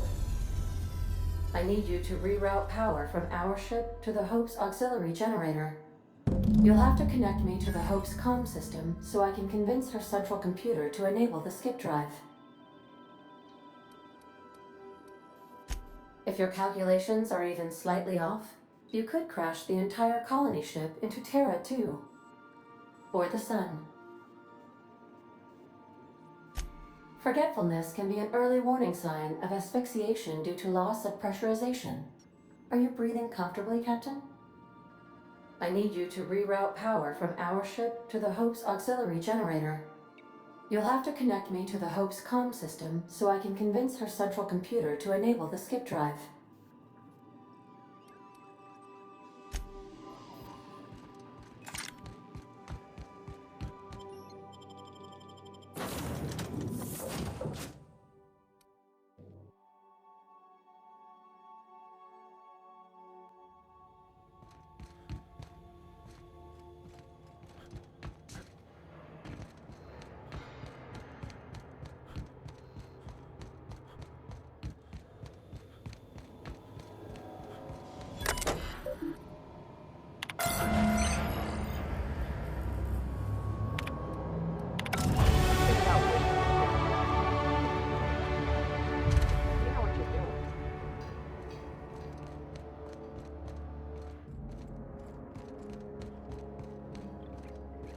You know, when they posted us here, I told them there wasn't any point. Nobody would be so stupid as to fly to the ass end of the colony for this derelict. Shows how much I know. You've got about 5 seconds to tell me what you're doing here before I make you take a walk outside.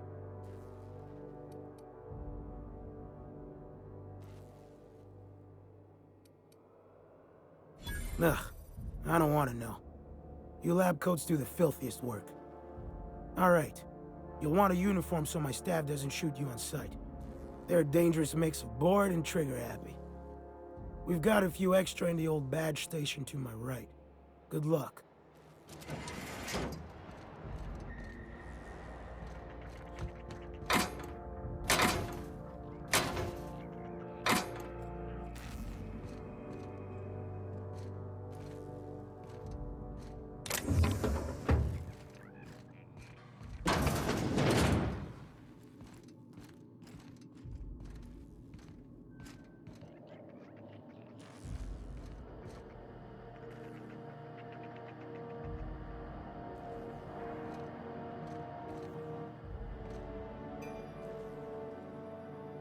going silent.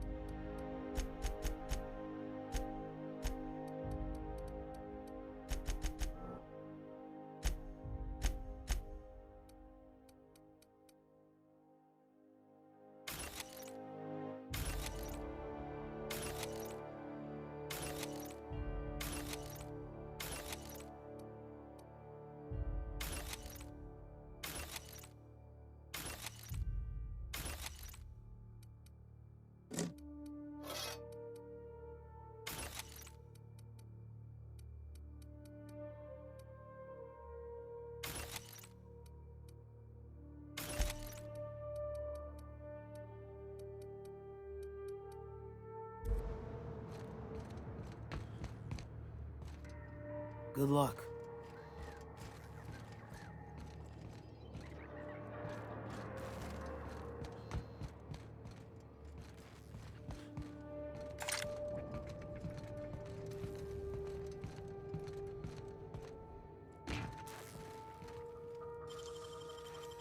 Nice work.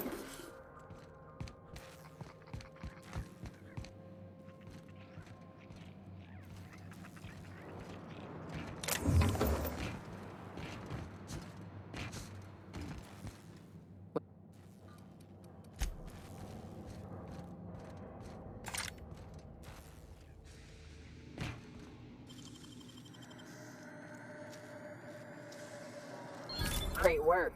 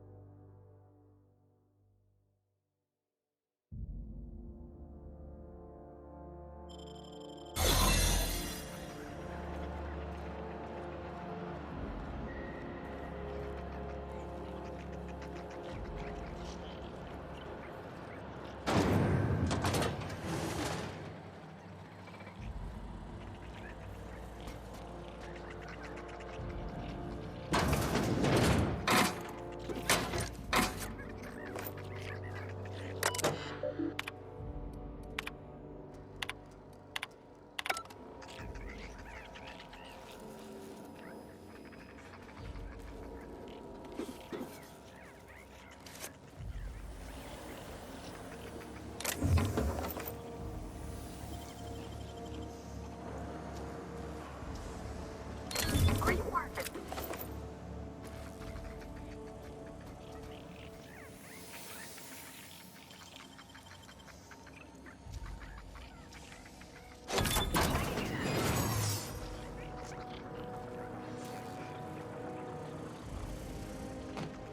Unexpected noise identified. Security patrol. Finish trespasser site error. Hope crew data not found. Identify yourself.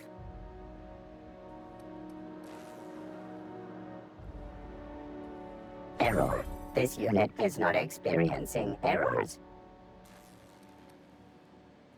Error.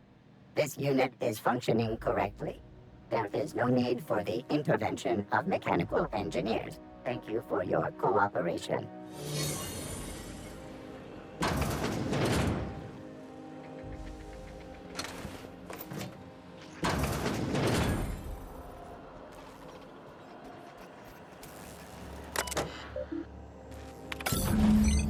Can you hear me, Captain? I have successfully integrated.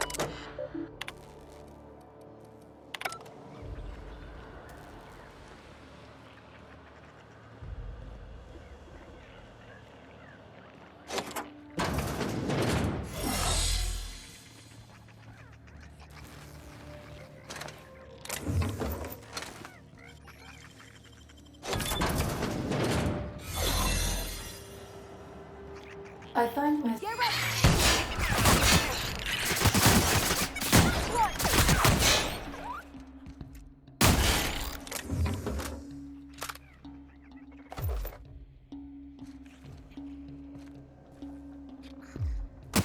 Okay, Captain.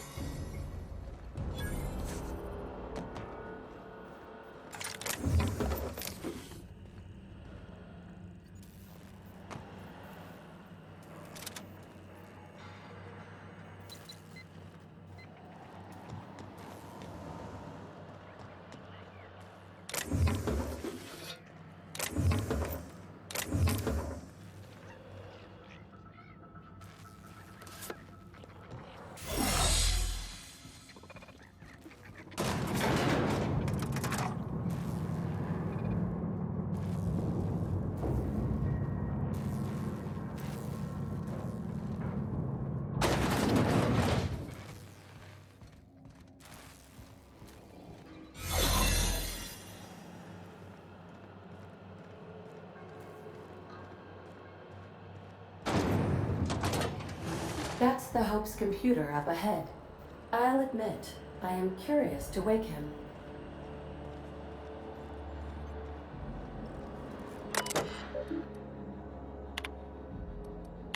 Greetings, Captain. I am speaking to you through the Hope's computer system. It's a rather cramped feeling, but it'll do.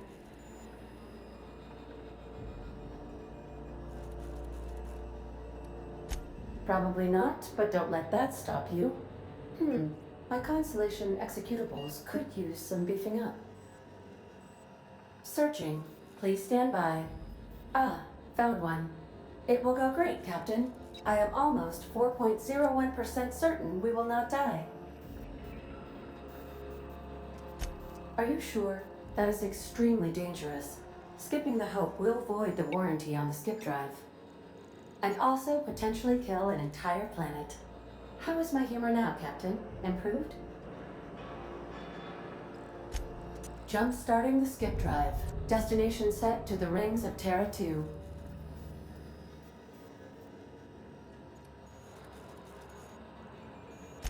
Oh no. Captain, don't do this. I ain't dying on a fucking ship. I want to die in the dirt like we're meant to. Doing it. I mean, affirmative. Skipping the Hope in 3, 2, 1.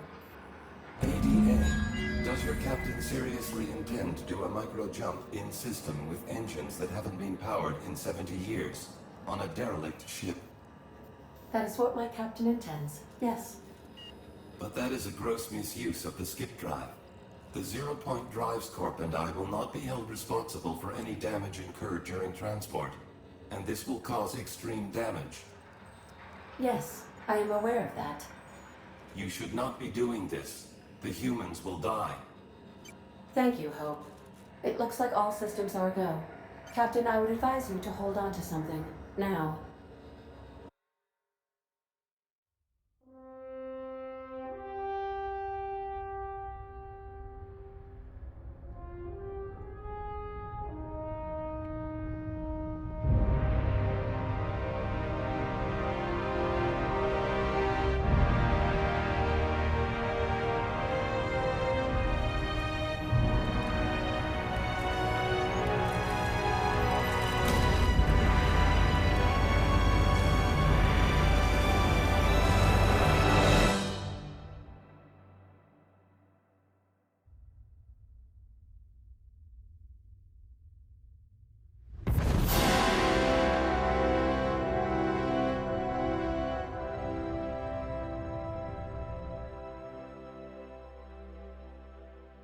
Oh, good. We are still alive and have successfully skipped into Terra 2's orbit.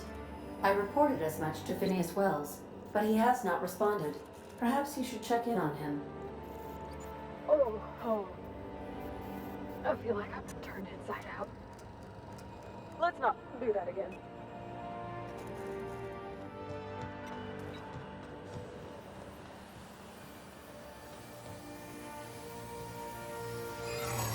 What? I don't recognize you. Are you new here? Oh, hell. No one informed me of any surprise inspection. Of course. I'll just get out of your way. I don't want any trouble out of here. Keep your shoulders up.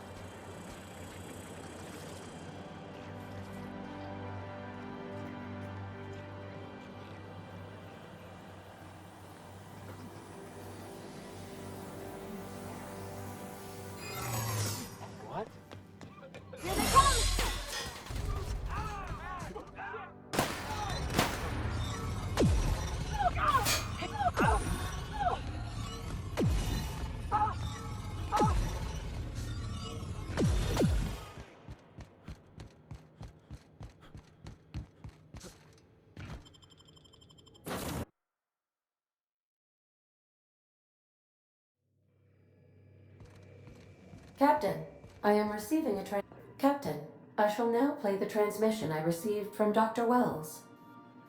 Thank the Lord you warned me. I was able to get some defenses up, but they might not be enough. The board has sent some serious firepower to pry me out of here. They're trying to get in here, and I'm not sure I can stop them. If they capture me, if we can't communicate again, there's something very important you need to remember. The board, all their lackeys, they're all a bunch of swine. Do you hear me? They're fucking corporate swine. You fucking pigs! I'll take you all out with me! I'll never... It would seem the recording captured some rather dire events. I presume you'll want to dock at the orbital lab to check on your associate as soon as possible? How can I be of assistance?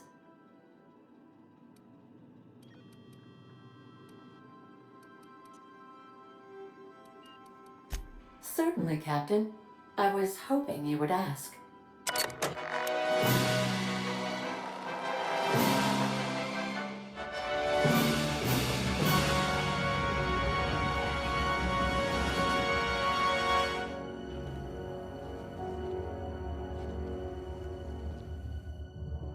It was the law-forsaken parasites.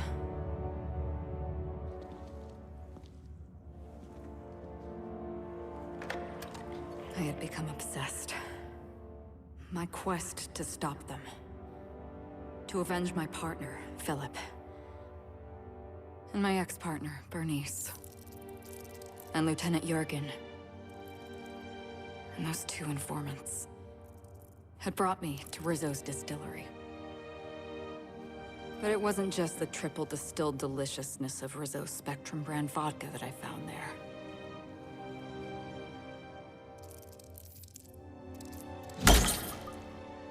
It was death. I made sure the Brain Eaters paid the price.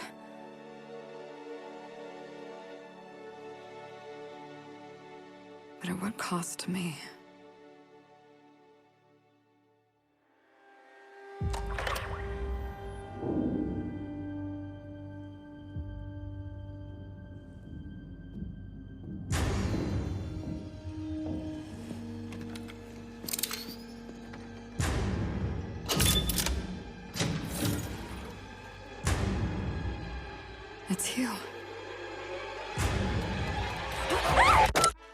is the Halcyon News Network with breaking news.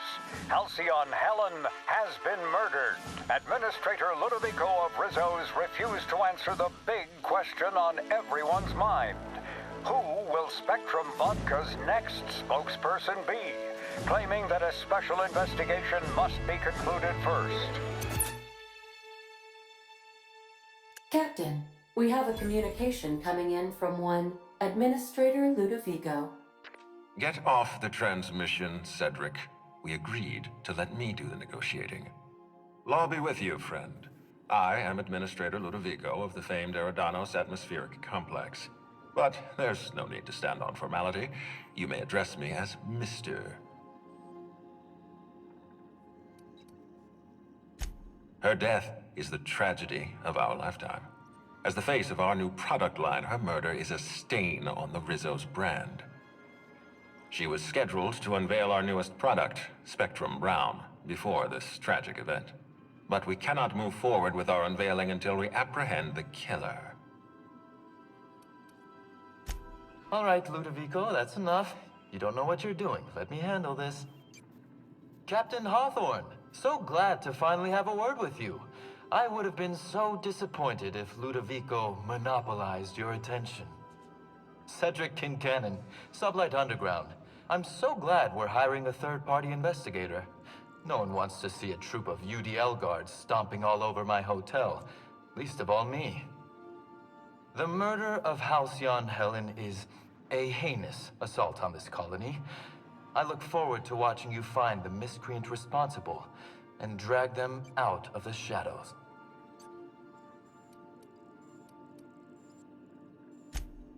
Don't worry. You and I are going to become very close acquaintances. I run the Grand Colonial Hotel and Perea Spaceport. Ludovico and I are business partners, in a manner of speaking. Eridanos is our shared responsibility. Eridanos is not our shared responsibility. Eridanos is my responsibility, to which you and your organization have latched on like a parasite. Ludovico, you wound me. I'm establishing rapport with our new contractor. Let's not give him the impression that you can't be trusted. Do you really want to do this right now, Cedric? You want to antagonize me while I'm negotiating a contract? Because I promise you, I'll win.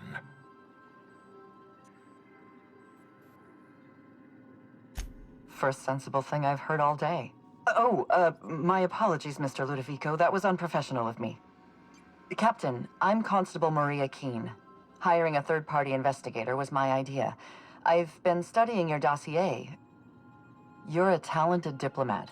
You know how to ask questions, and you have a gift for getting answers without resorting to violence. As far as I'm concerned, you're the ideal inspector for this case. I'm pleased to hear that. The future of our complex may depend on your success. I'll leave you in the constable's care. Mr. Kincannon and I must have a word. Fine. Bud Rizzo's is paying for that hotel room. I can't tell you how grateful I am for your help. And even though they may not show their gratitude, I know Administrator Ludovico and Mr. Kincannon appreciate your involvement. Mr. Kincannon could lose his spaceport if board authorities took over the investigation, and if Rizzo's is forced to cancel its unveiling, we might never recover. Transmission terminated. Captain, we are now cleared to land at the Eridanos Atmospheric Complex.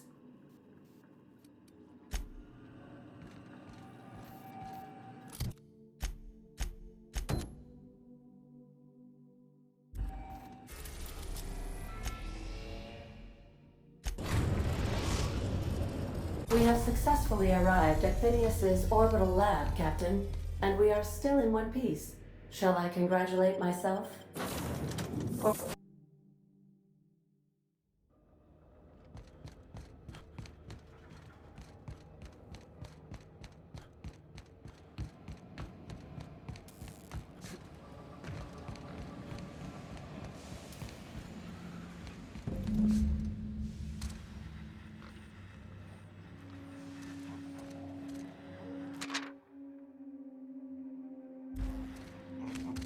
Oh, you are in for it now.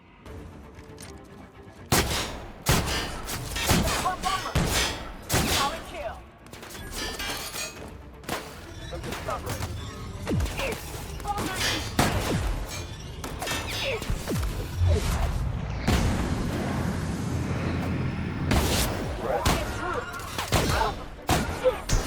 Okay? Great.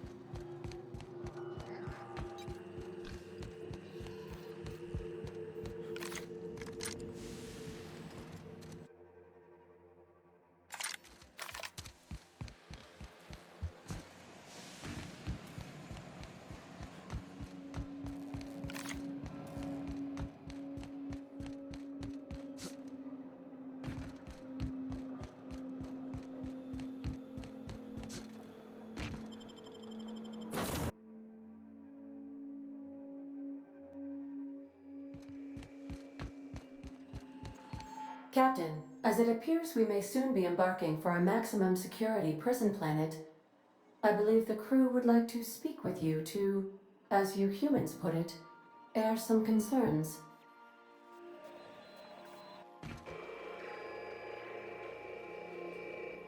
Well, folks, I ain't exactly keen on busting into a prison, but riddling bored stooges with bullets does sound like a ride and a half.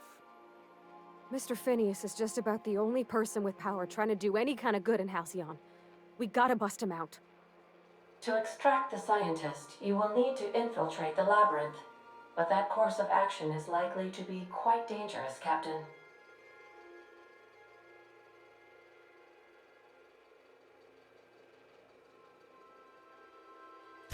I am programmed to warn you whenever you exhibit inclinations toward risky behavior.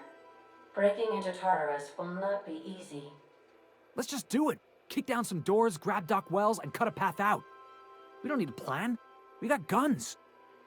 If you really mean to do this, you should see to your final affairs and close out any unfinished business. Once you sneak into Tartarus, you may be there a while. Or permanently. Got my trusty tossball stick, got my ass-kicking boots. I'm ready, boss. Outstanding. You can count on us, Captain. We're crew. For real crew. That means we got each other's backs.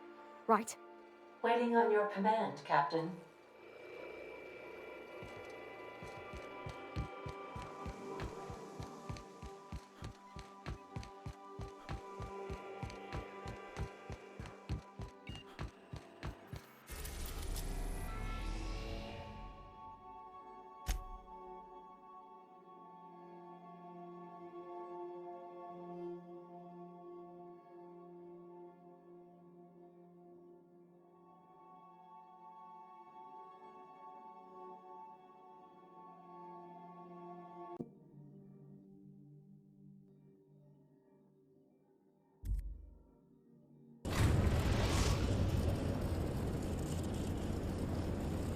I am pleased to inform you that we have arrived at the Labyrinth. Please be advised that the punishment for trespassing is execution. Please be advised that electrical storms on the surface of Tartarus make departure impossible at this time.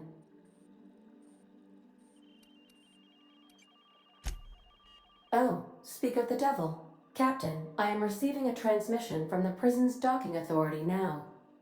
Attention, unauthorized spacecraft. This is a maximum security installation. Your presence here is an explicit violation of UDL corporate policy. You are hereby confined to your docking platform until a ticket detailing your crimes has been filed and notarized, at which point your vessel will be seized and you will be executed.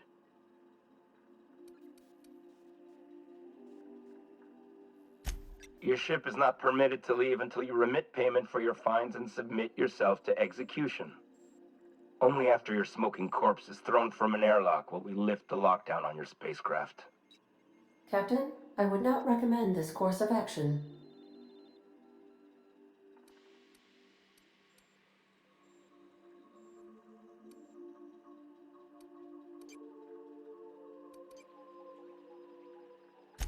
Protocol is important, sir.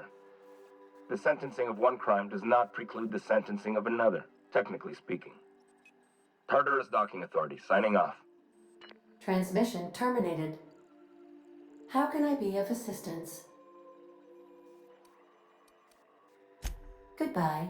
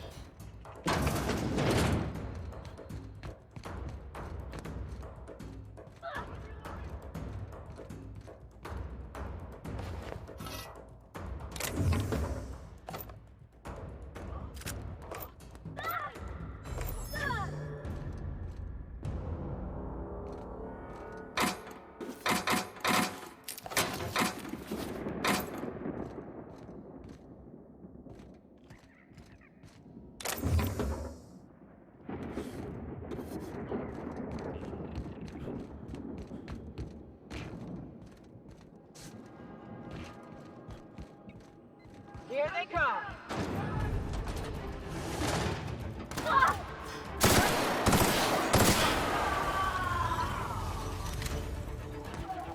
You guys all right?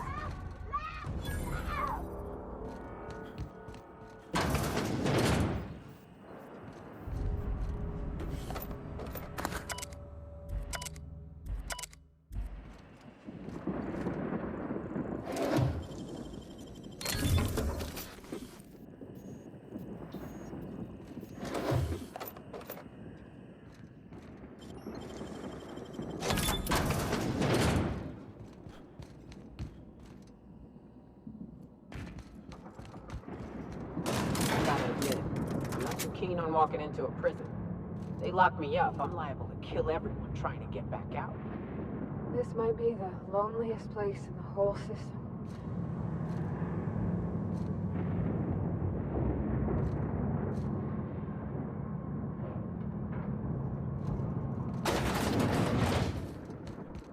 Whew.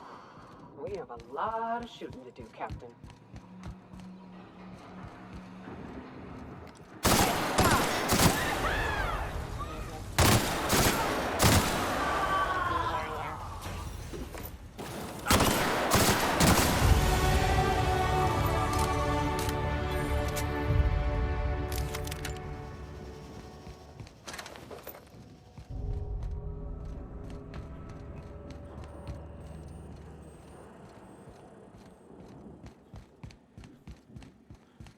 What?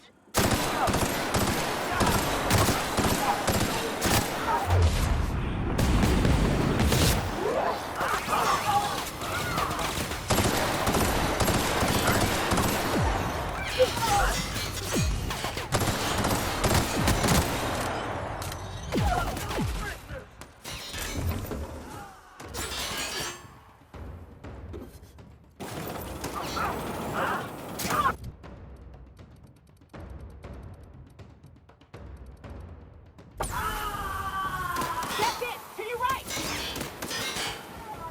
Everyone all right?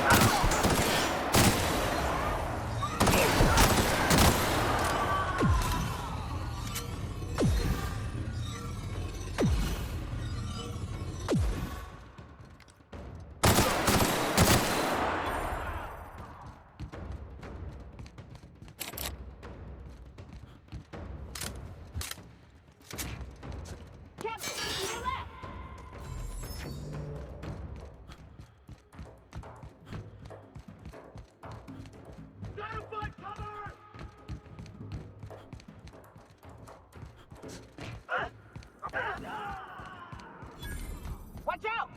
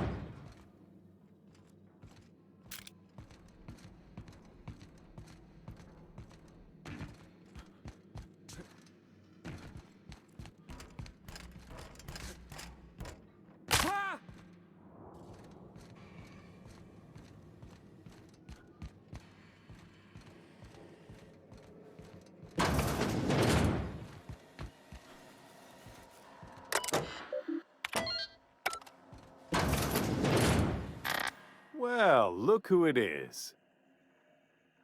I'll be damned. I was prepping the studio for our announcement, and here you are as a bonus. I had heard you'd taken a mechanic under your wing. What's the matter, girl? Couldn't find actual employment? The captain's treated me right. Better than any of you bored folk ever have. I'm exactly where I want to be. Ah, I knew I smelled Monarch when you lot walked in. The stench of sulfur, depression, and desperate bravado is unmistakable. Keep talking, and you'll be smelling iron. Ain't nobody so important I won't put a bullet in him. When you go off and get yourself shot, try to avoid taking one to the face. I'll want it recognizable to show to my citizens. My word! You've correctly identified the most recognizable man in the colony. Remarkable. It's a wonder what Phineas saw in you. Then again, he's an insane person. Thankfully, he's our insane person now. A proper company man. Yes, he is an extraordinarily obstinate fellow, isn't he? Fine, he isn't working for us per se. Semantics, he'll come around. But that's between us. As far as my adoring citizens will know, we've turned a dangerous crackpot into a working-class man. It's a miracle. Oh yes, go on, wake them up, add more mouths to feed. That'll solve our starvation problems. I don't know what half-baked plans that simpleton in a lab coat has been leading you through, but it's done. It's over. Let me ask you something, Captain. Have you at any point thought about not fucking up our entire society? We're helping, which is more than you can say. I'm making actual progress towards stabilization and recovery. You're just getting in the way.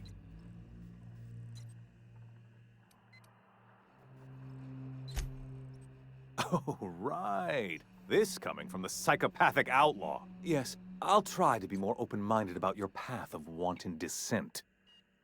We don't need your help.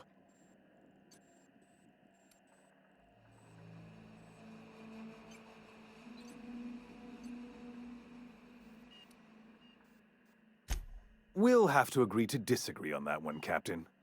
Now, if you don't mind, I have to finish prepping this script.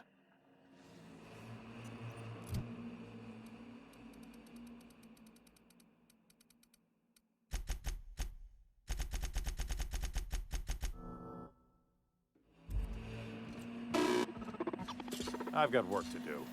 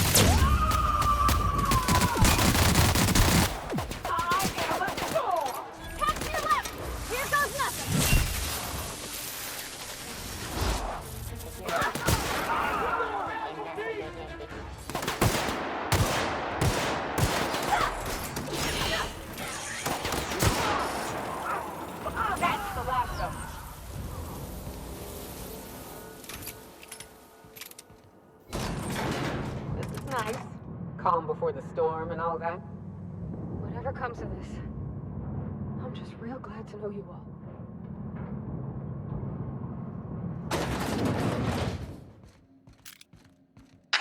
Captain, you have an uncanny talent for complicating my life. You've been working with Dr. Wells from the beginning. When we moved to arrest him, he was prepared. I lost good soldiers in the attempt. You've disrupted the balance of power. You've upset the natural order of things. You've introduced uncertainty, and there is nothing I despise more than uncertainty. I'm afraid I can't do that. I'm aware of your diplomatic talents, Captain. You have a gift for manipulation, but I warn you, I'm no easy mark. For all your talents, you are the enemy of Halcyon, and therefore you are my enemy.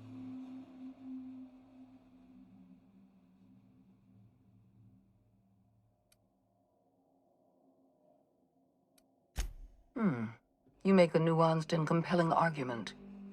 Here's my rebuttal. No. Dr. Wells is being held in my custody. His cooperation will prove invaluable, even if I have to beat it out of him. All that's left to do is put down this riot, arrest you, and then get on with the bloody business of saving this colony.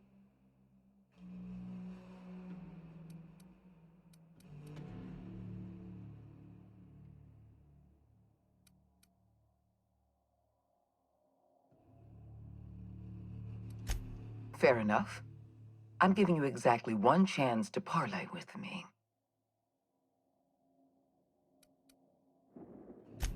Anyone with eyes can see that you're talented, Captain. I only wish you'd used your talents for good. You wander the system, doing as you please, answering to no one. Your mere existence throws Halcyon into chaos. I simply can't have that.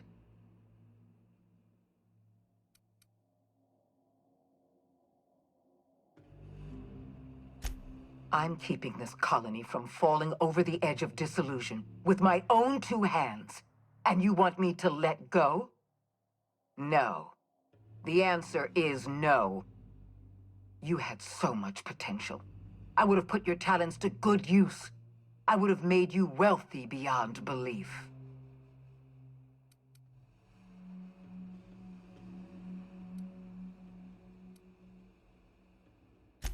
We all serve something, Captain. A person, an ideal, a duty. I tried to give you a cause worthy of your talents. You were always an unknown variable. I tried to recruit you, but you threw your lot in with that madman, Phineas Wells. This prison is equipped with an automechanical warden. I've had it programmed to eliminate you on sight and rinse your remains down a drain. And don't worry, I will inform Dr. Wells that you died heroically, or something.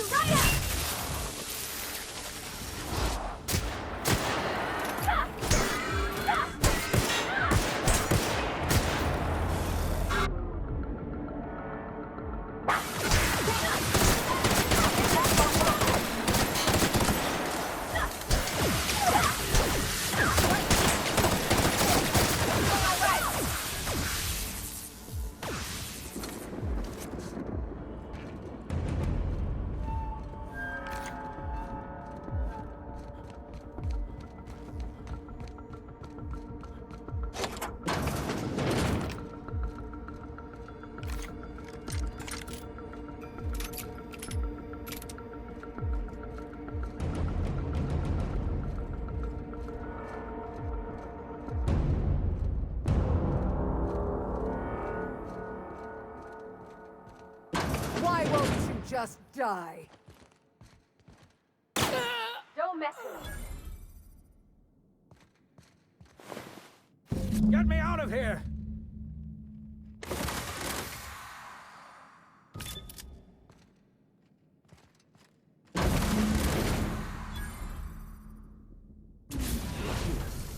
You made it. I can hardly believe my eyes. You didn't have to do this, you know. Risk your life just to save mine.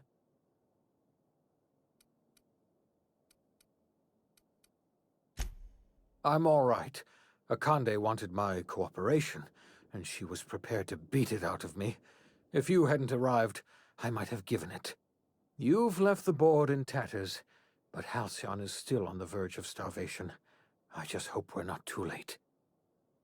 You and I are going to have to work harder than ever to save Halcyon. I'm afraid the situation is far worse than any of us ever anticipated.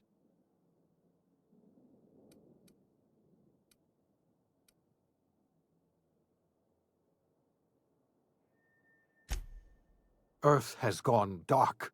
We haven't received a single message in 3 years. There's been no communication, no signals, nothing. 2 years ago, the Earth's Directorate's frigate disappeared on their way back to Earth. We don't know what they discovered when they arrived, or if they arrived at all. So we've got to make do on our own. Seems to me that'll make us stronger in the end anyhow. You're quite right. We've got no choice but to make do on our own. You mean we're all alone out here? Really alone? I'm afraid so, Miss Holcomb. Halcyon is the only home we have left. Returning to Earth is no longer an option. Earth isn't going to help us. No one's going to help us now. We're alone out here, and I don't know if we're going to survive. I had hoped your fellow colonists might hold the key to saving Halcyon, but I don't have nearly enough chemicals to revive them all. I'll do what I can. I just hope it's not too late. It's time I return to my lab. I'll try to save as many of the Hope's colonists as I can. You're under no obligation to help me. You've done enough already.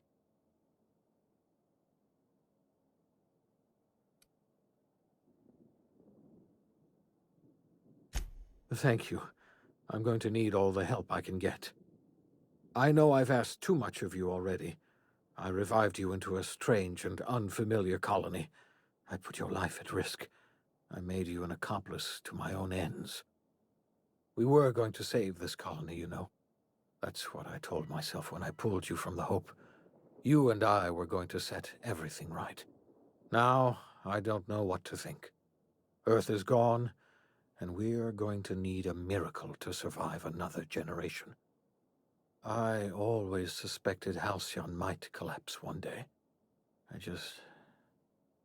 just thought we would have more time.